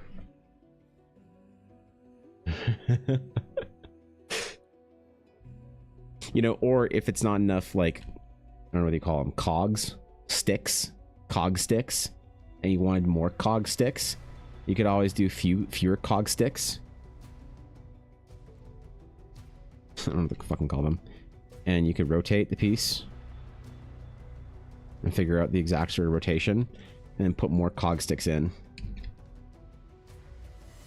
Obviously, you do a good job instead of what I just did, but you understand how the mechanics of it work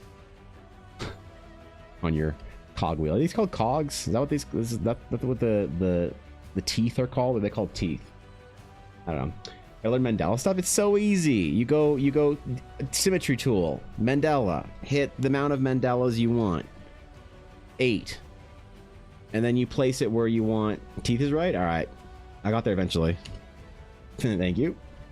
And then you do your little mandala design.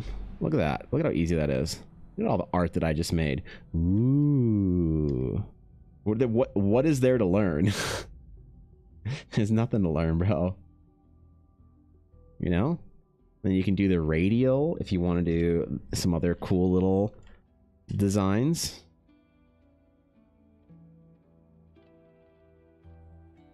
And do little wings or something, or petals, or whoa, look at that shit. Look at how easy that is. If you're having trouble making those shapes, like if you were doing it in Illustrator using vectors, Alf, there's ways to do that to make that kind of shape. But if you're doing this in Photoshop, and by the way, I think the Riftwalkers logo, like the design of it, I think it looks fine, Alf. I think it looks pretty good, man. You have all sorts of little design thingies there. Symmetry, what else we got? I got spiral. This is an underused one. I never use this one. But you can do a little spiral where it will. You can make a little bowel if you want. How about that? I don't know why it's going back to the middle there. I never used this spiral one ever, because what would I ever need a spiral for?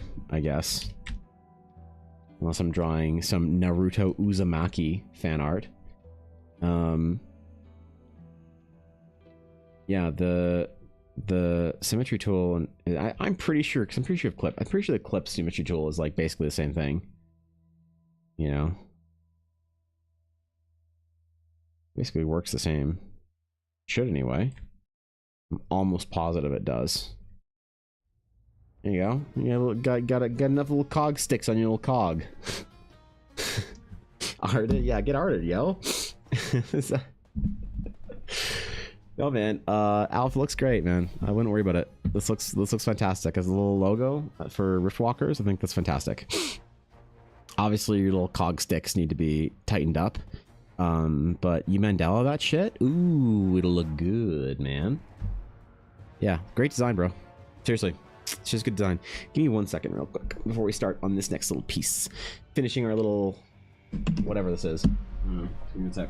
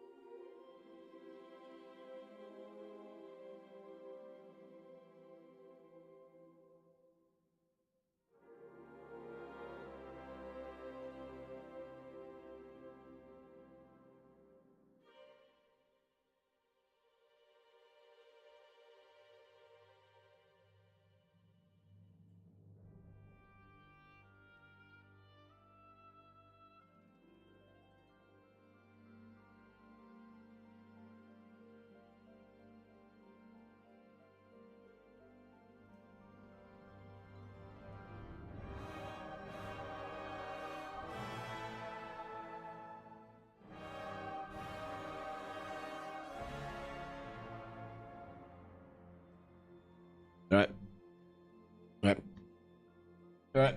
Yep. Yep. I need to brush up my technical vocabulary. I used to know the correct English words for the different parts of the gear and cogs and stuff. Well, I suppose if you do something technical, record, then it would be good to know. Then again, there's also functional vocabulary. Like, I get actually and glasses adjusted all the time on YouTube. Right? Where someone will be like, I don't think you know what the term eldritch means. They'll try and like correct me. But it's one of those things, functionally, every single person knows exactly what the fuck I meant when I said eldritch.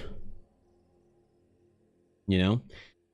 And so, it's one of those weird things. I'm sure if you said the cog sticks, each and every person you said that to would know precisely what you meant. Bring up the board? Hey, where's the board? Hold on. I got a recent one. Where is it? The hall... What's it called? Comment Hall of Fame? Yeah, this one. Yeah, there we go. Alright, there you go, Sleepy. If you guys ever see a particularly hilarious critical comment or whatever on one of my YouTube videos, please let me know so I can go find that comment and put it on the comment board Hall of Fame. Yeah. Don't know what you meant. I didn't know you. Wait, what you meant by eldritch? Oh, I see. Yeah, thank you, Dark. Okay, my bad. Yeah, meaningful flashbang. Oh, I got one this morning. I thought I saw that I skipped past. Something about somebody saying that I only draw the same like nose on all the females I draw or whatever. Shit, I should have kept that one. God damn it. God damn it. I'm so bad at this YouTube thing. Isn't eldritch plural of elder eye? Yeah, they didn't know that, did they, Atari? Oh well. Can't help them all, I guess.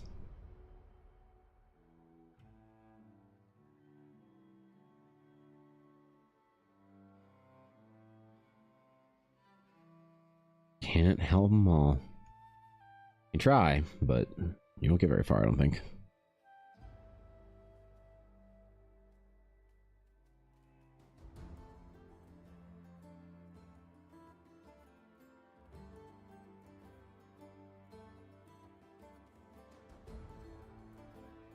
These little broken runes. Fucking love runes, man. Runes, rune stones. Ancient decrepit anythings. Oh yeah, dude. Oh yeah, man.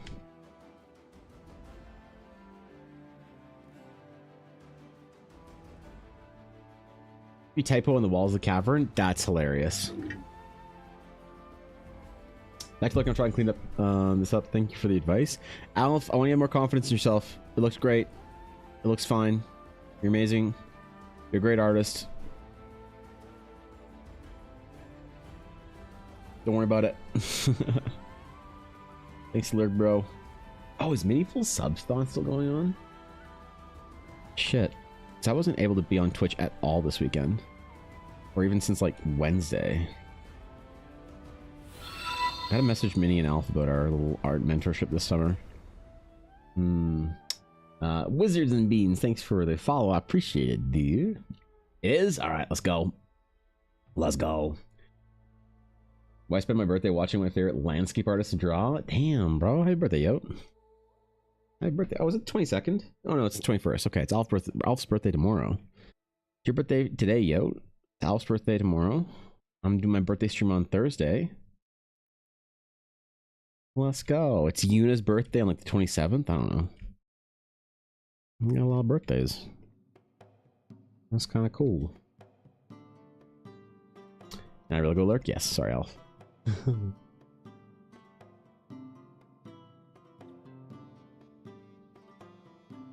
Hope we could do something fun for your birthday.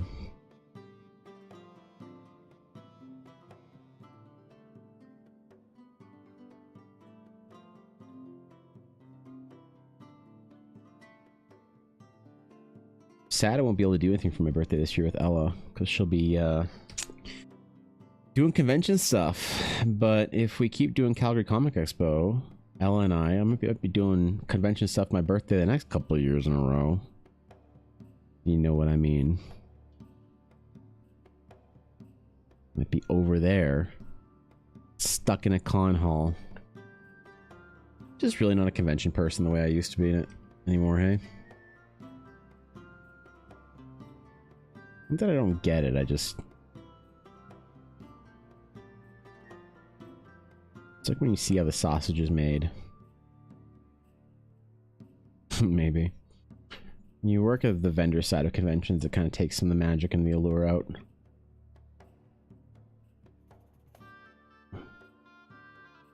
Become a lot more stressful. There's high points to it when you get to meet people, talk to them about your project and meet other artists and stuff, but a lot of it's just a whole lot of sitting around and waiting.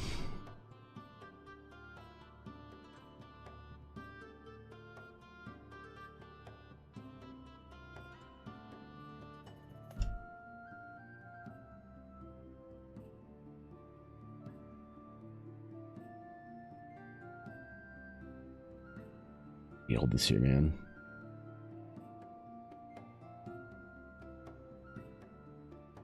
You here in my room because my parents want to bring me to Japanese style restaurants during the week. They want me to try udon. Ooh. Well, if you like noodles, you might like udon. Also kind of depends on what kind of udon. Udon's just a noodle type. So there's like traditional udon broth, or there's like curry udon. Curry udon's great. There's a ton of different types of udon. Beef udon.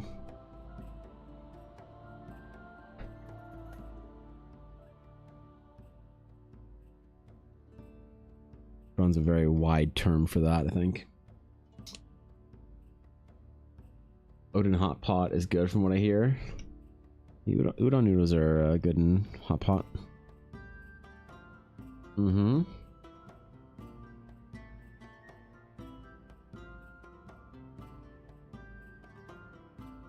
Should be fun. It should be fun, yo.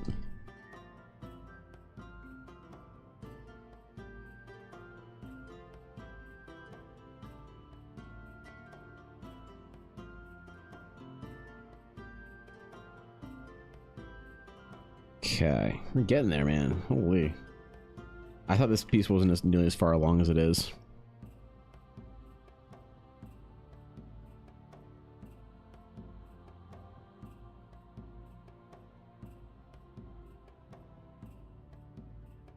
Just gonna use line work for this. You know what? Bug it. Close enough, right?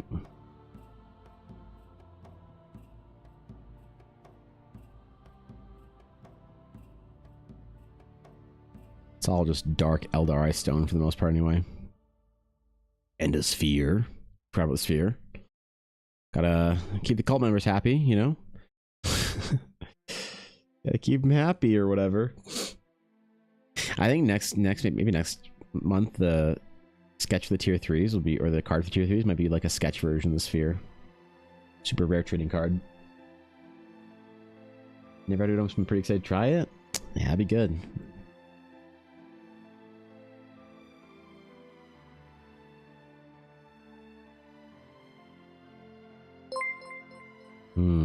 Should work. Let's see. Oh my god, he acknowledged it. Yes, what I acknowledge? Acknowledged the count. All hail the orb. Oh yeah, The well, I Vampire mean, yeah, it's kind of hard not to at this point, I guess. Listen, you guys microtransacted hard enough. You guys microtransacted hard enough, so I have to... When you're willing to throw that much at it, like, sure man, whatever. Alright. Yeah, you can have it at that point.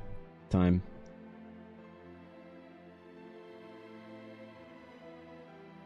Yep, I don't mind. I'll allow it. It's in a bit smell. But remember, the sphere is only... It like, the sphere, the orb, whatever, is only pay to win now. You guys forever paid to win at the orb, so now you have to sort of bask in the shame of knowing that the orb is pay to win. The only reason it's here is because you guys spent, at this point, hundreds and hundreds of subs and thousands of bits on solidifying its existence. At least until I decide to remove it, which could be sooner than you think because of hilarious reasons. So, Keck Farm, let's go. Get dunked on, nerd. Capitalism worked? Sure did. Sure did. Yep.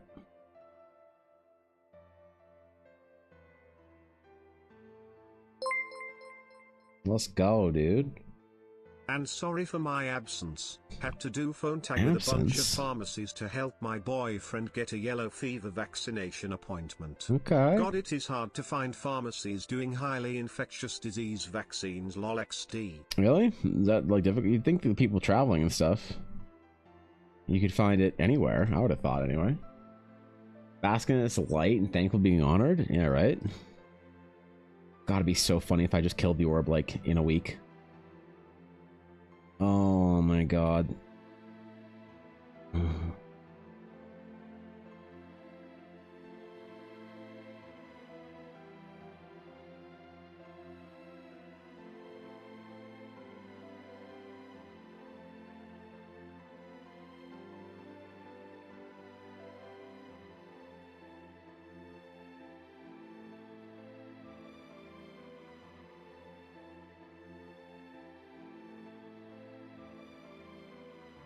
Little constellations on it. A night because sky the orb. USA doesn't have the issue, it is expensive and the supply is limited within the country to get such vaccines. Oh. Luckily, Walgreens came in clutch, but the boyfriend has to drive to the next state over to get it, lol. Oh yeah, but you live in America. The next state over is like 20 minutes that way.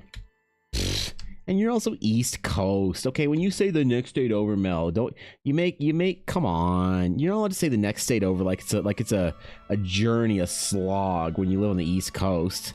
Like I'm gonna hear Blaze say drive to the next state over, and that's an adventure. That's so weird that there's not like more opportunity for that. Well, hope your boyfriend doesn't mind the drive. That's still rough. Still rough. Lol, I was about to say it myself. You bet me to the punch. Damn, putting me on blast, lol. That's funny. Thanks on the bits, Mel. I appreciate it. And Rozzy the Bard. Ooh, a bard. Thanks for the follow. Appreciate it. Thanks for popping in. When I cannot kill the orb, any previous victory is but a lie and a ruse to throw you off. The orb is only playing you the fool. Oh, really? Damn.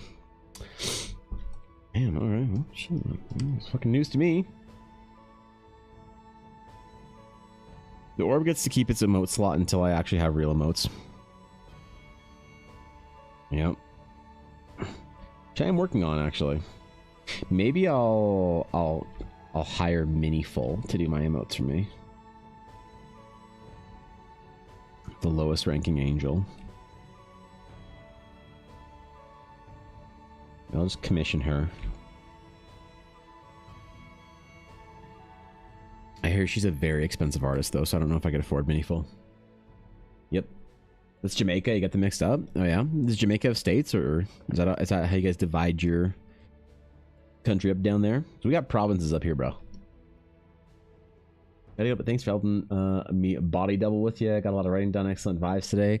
It is always an honor to simply bask in your presence. Thanks for hanging out with me, bro. Appreciate ya.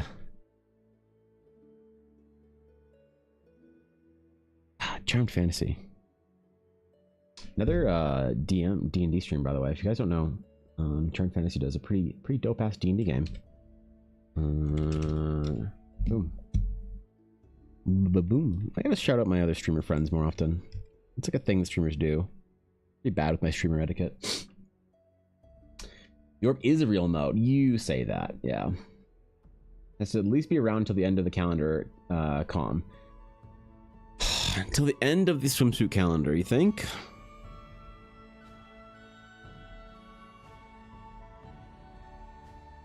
I mean, you guys did get to the bit goal to make it one of the calendar things, so yeah, it's true.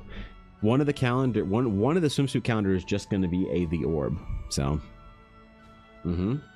parishes, 14 of them. Oh, cool. Longest route to leave the country would be around 8 hours, and at least time would be around 1.5 hours. Yeah, oh man, where I live in Canada, I think I could get out of Canada in like 5 hours, 6 hours. I don't know how far it'd be to drive down to the Montana border, but 5 or 6 hours for me. The longest, well, I'd be driving to Russia, I guess. So, I'd be driving to the most eastern point in the America-Canada crossing, which is probably somewhere ridiculous. Takes me roughly 6.5 hours to get to the border from Calgary. Oh, really? Okay, yeah. So yeah, 6.5 to 7 hours, around there for me. Maybe closer to 7.5. I honestly have never driven across the border to the States from Calgary, like from where I grew up, or like in Alberta. I've never crossed the border on via car. I don't think. Have I? I don't think so. Pretty sure not.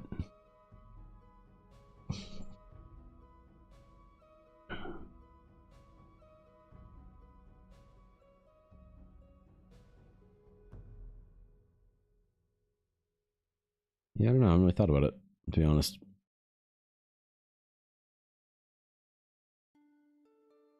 Anytime I've gone to the States, I've flown.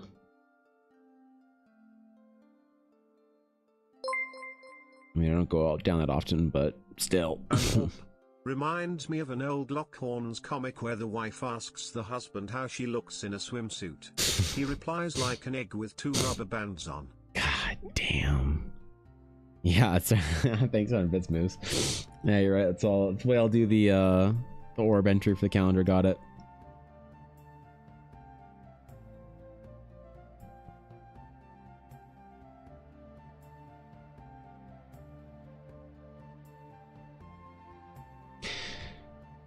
Now, do I want to do some clouds in the background of this? I think I do, right? I just want to do a little expansion on the territory around it, just a smidge to pull it down, and pull it down and pull it up just a little bit. So we'll do a small little extra bit on the top and bottom. Closer to Canada than one of my neighbors' states. Oh, really?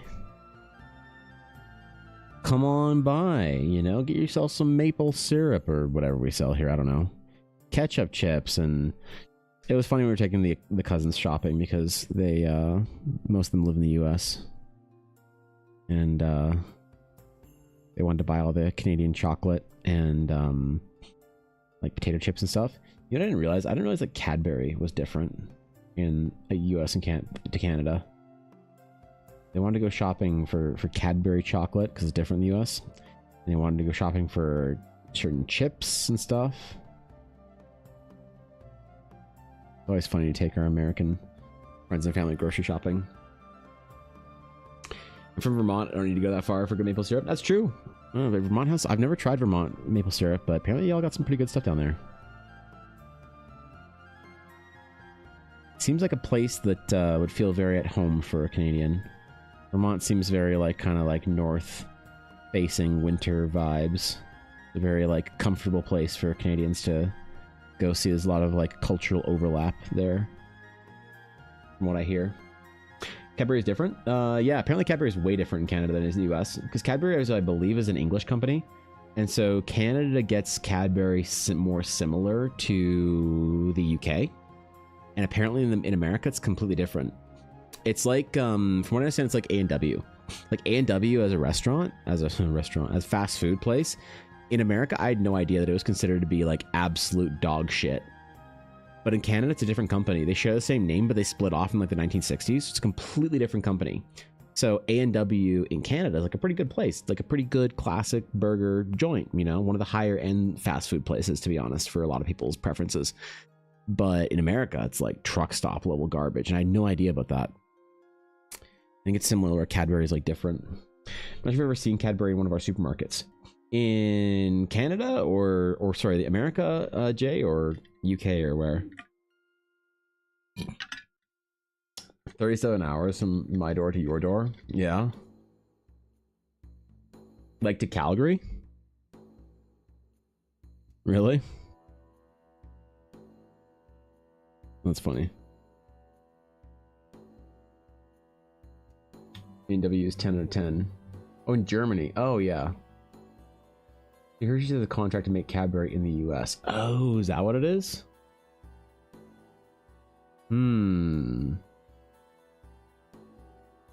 It sounds fine, but it takes 6 hours to drive across the country. Westmoreland to St. Thomas. That's cool. 37 hours to hop in the car and drive to your front door. I mean, wait, have I sent you something from the P.O. Box yet? You know where the P.O. Box is, right?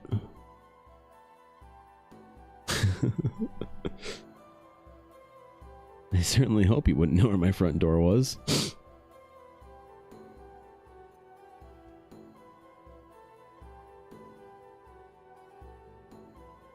All right.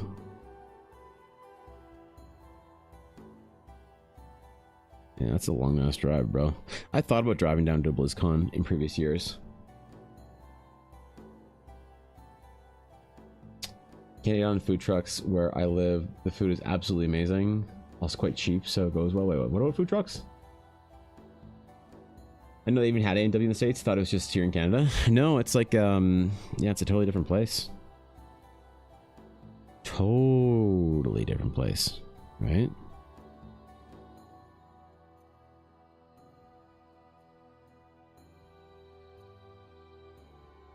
Just your front door? Wait, what? I'm so confused and starting to get a bit concerned.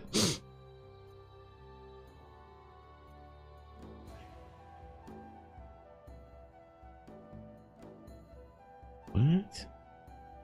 REWs where I live are pretty good. I know the owner does source his own food supplies. Excellent breakfast too. Yeah, A&W is great if you're like for breakfast or if you're old. Dude, the old people at A&W is like, that's a good time, man. You go in there, you chill out, and you find a whole bunch of other old people who complain about stuff while drinking small coffees. Ooh, yeah.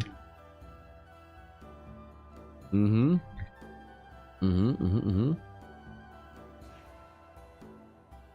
went to one of the supermarkets that has international aisle, might find Cadbury chocolate. Weird. Well, I mean, you guys got a lot of different brands in Europe, so, you know.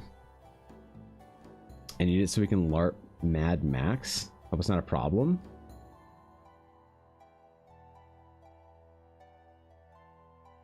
Wait, what?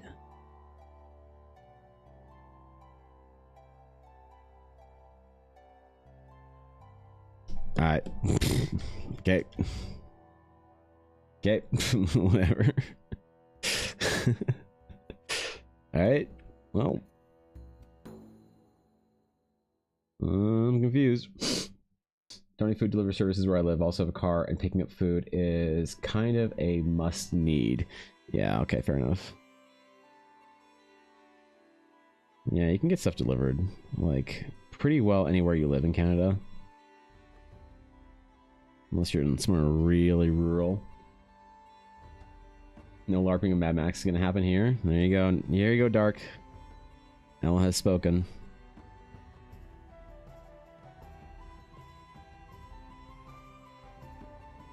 Am I recording?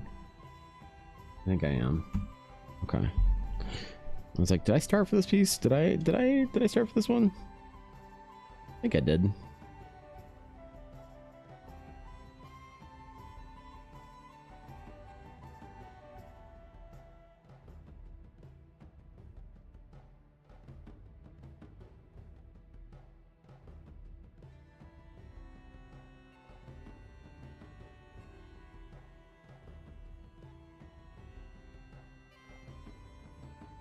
Yeah, I don't want to go too heavy on it. Just a little bit of framing for the clouds.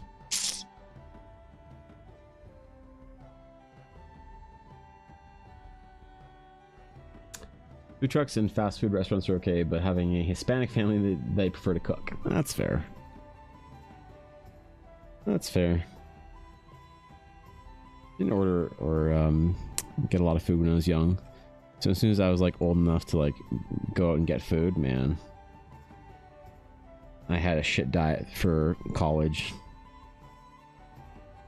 And that lasted through my fucking 20s or whatever. Straight into my 30s. Or almost, anyway.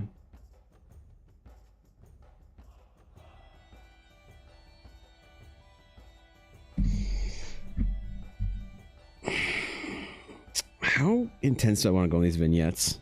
Because, like, I find when I go too heavy-handed, they look like shit. I wonder if I can look up some examples of, like... Oh, man. What's a D&D adventure that has good art? These kind of vignettes. Let's see.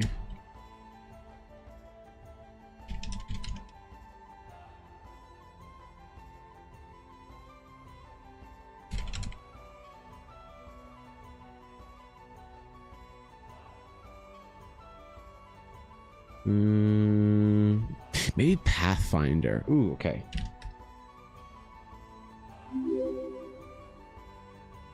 Let's try Pathfinder. It's all fully illustrative stuff. God. We're like cutaways.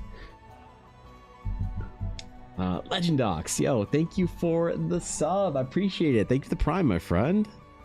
Thank you for considering me your Prime option this month. Rise of the Rune Lords. I don't remember a lot of the like specific art from Rise of the Rune Lords.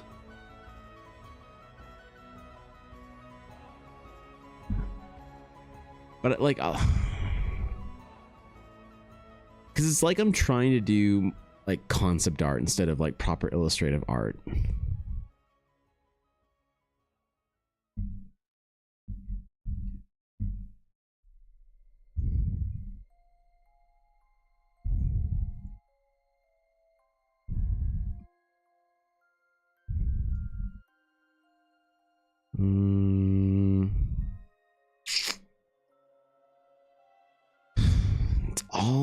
It's not little vignettes or anything. Maybe I just kind of do what I feel like would fit and just don't worry about what standards are. Just kind of want inspiration on how like to format some of this on a page. Kind of like more like how D&D class art has different character little sketches here and there. Tomb of Horrors and pages are just art. Yeah, this art's supposed to be stuff that's integrated with the text though. Like on a half page or something like that, or a quarter page. Yeah. Kingmaker, Wrath of the Righteous, Storm King's Thunder, Porters NPCs in the back of the book. Try Storm King's Thunder. Storm King's Thunder NPCs.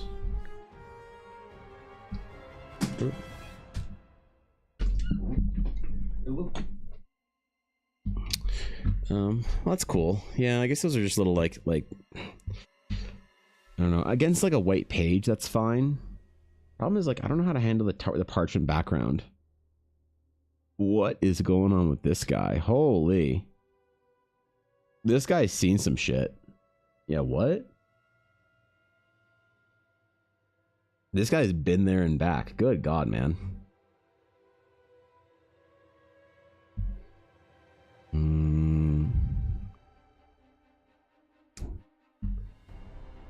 Yeah, maybe I just leave it and I don't over render it or anything like that. I just feels a little empty to me, you know? Just more clouds and that's it. Do some clouds up to the point where there's like stuff and then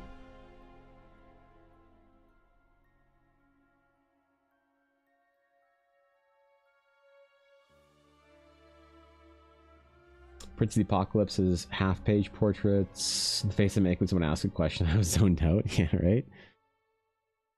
That guy's all of us at this point. You know?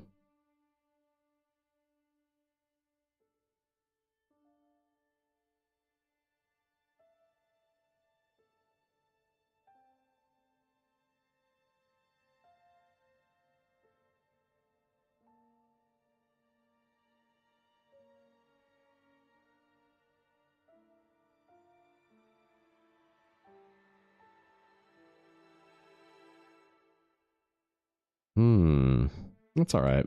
Maybe if I fill it in a little bit.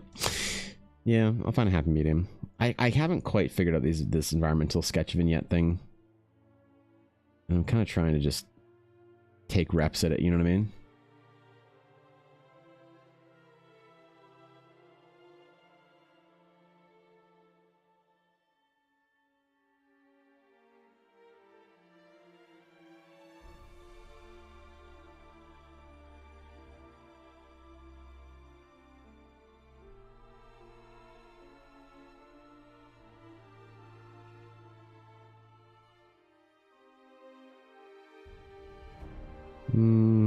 It's not quite what I want, but fill layers would be too heavy.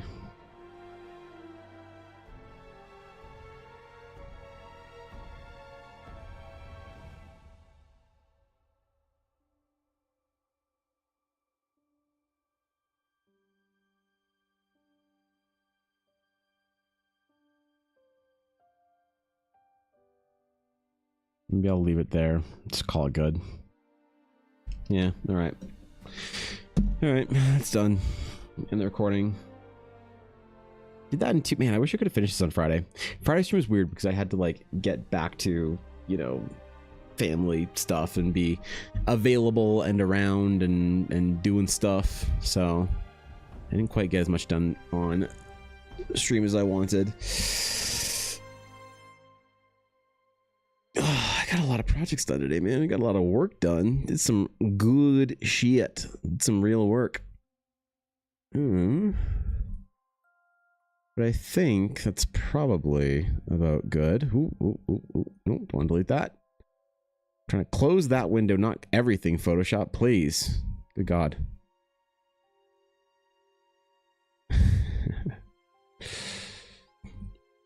All right. I'm just gonna say I love your art. Keep it up, honestly. Thanks, yo. I appreciate it. All right, my friends, I think that's about it for today. I think that's about all we're gonna get done. But hey, new week back.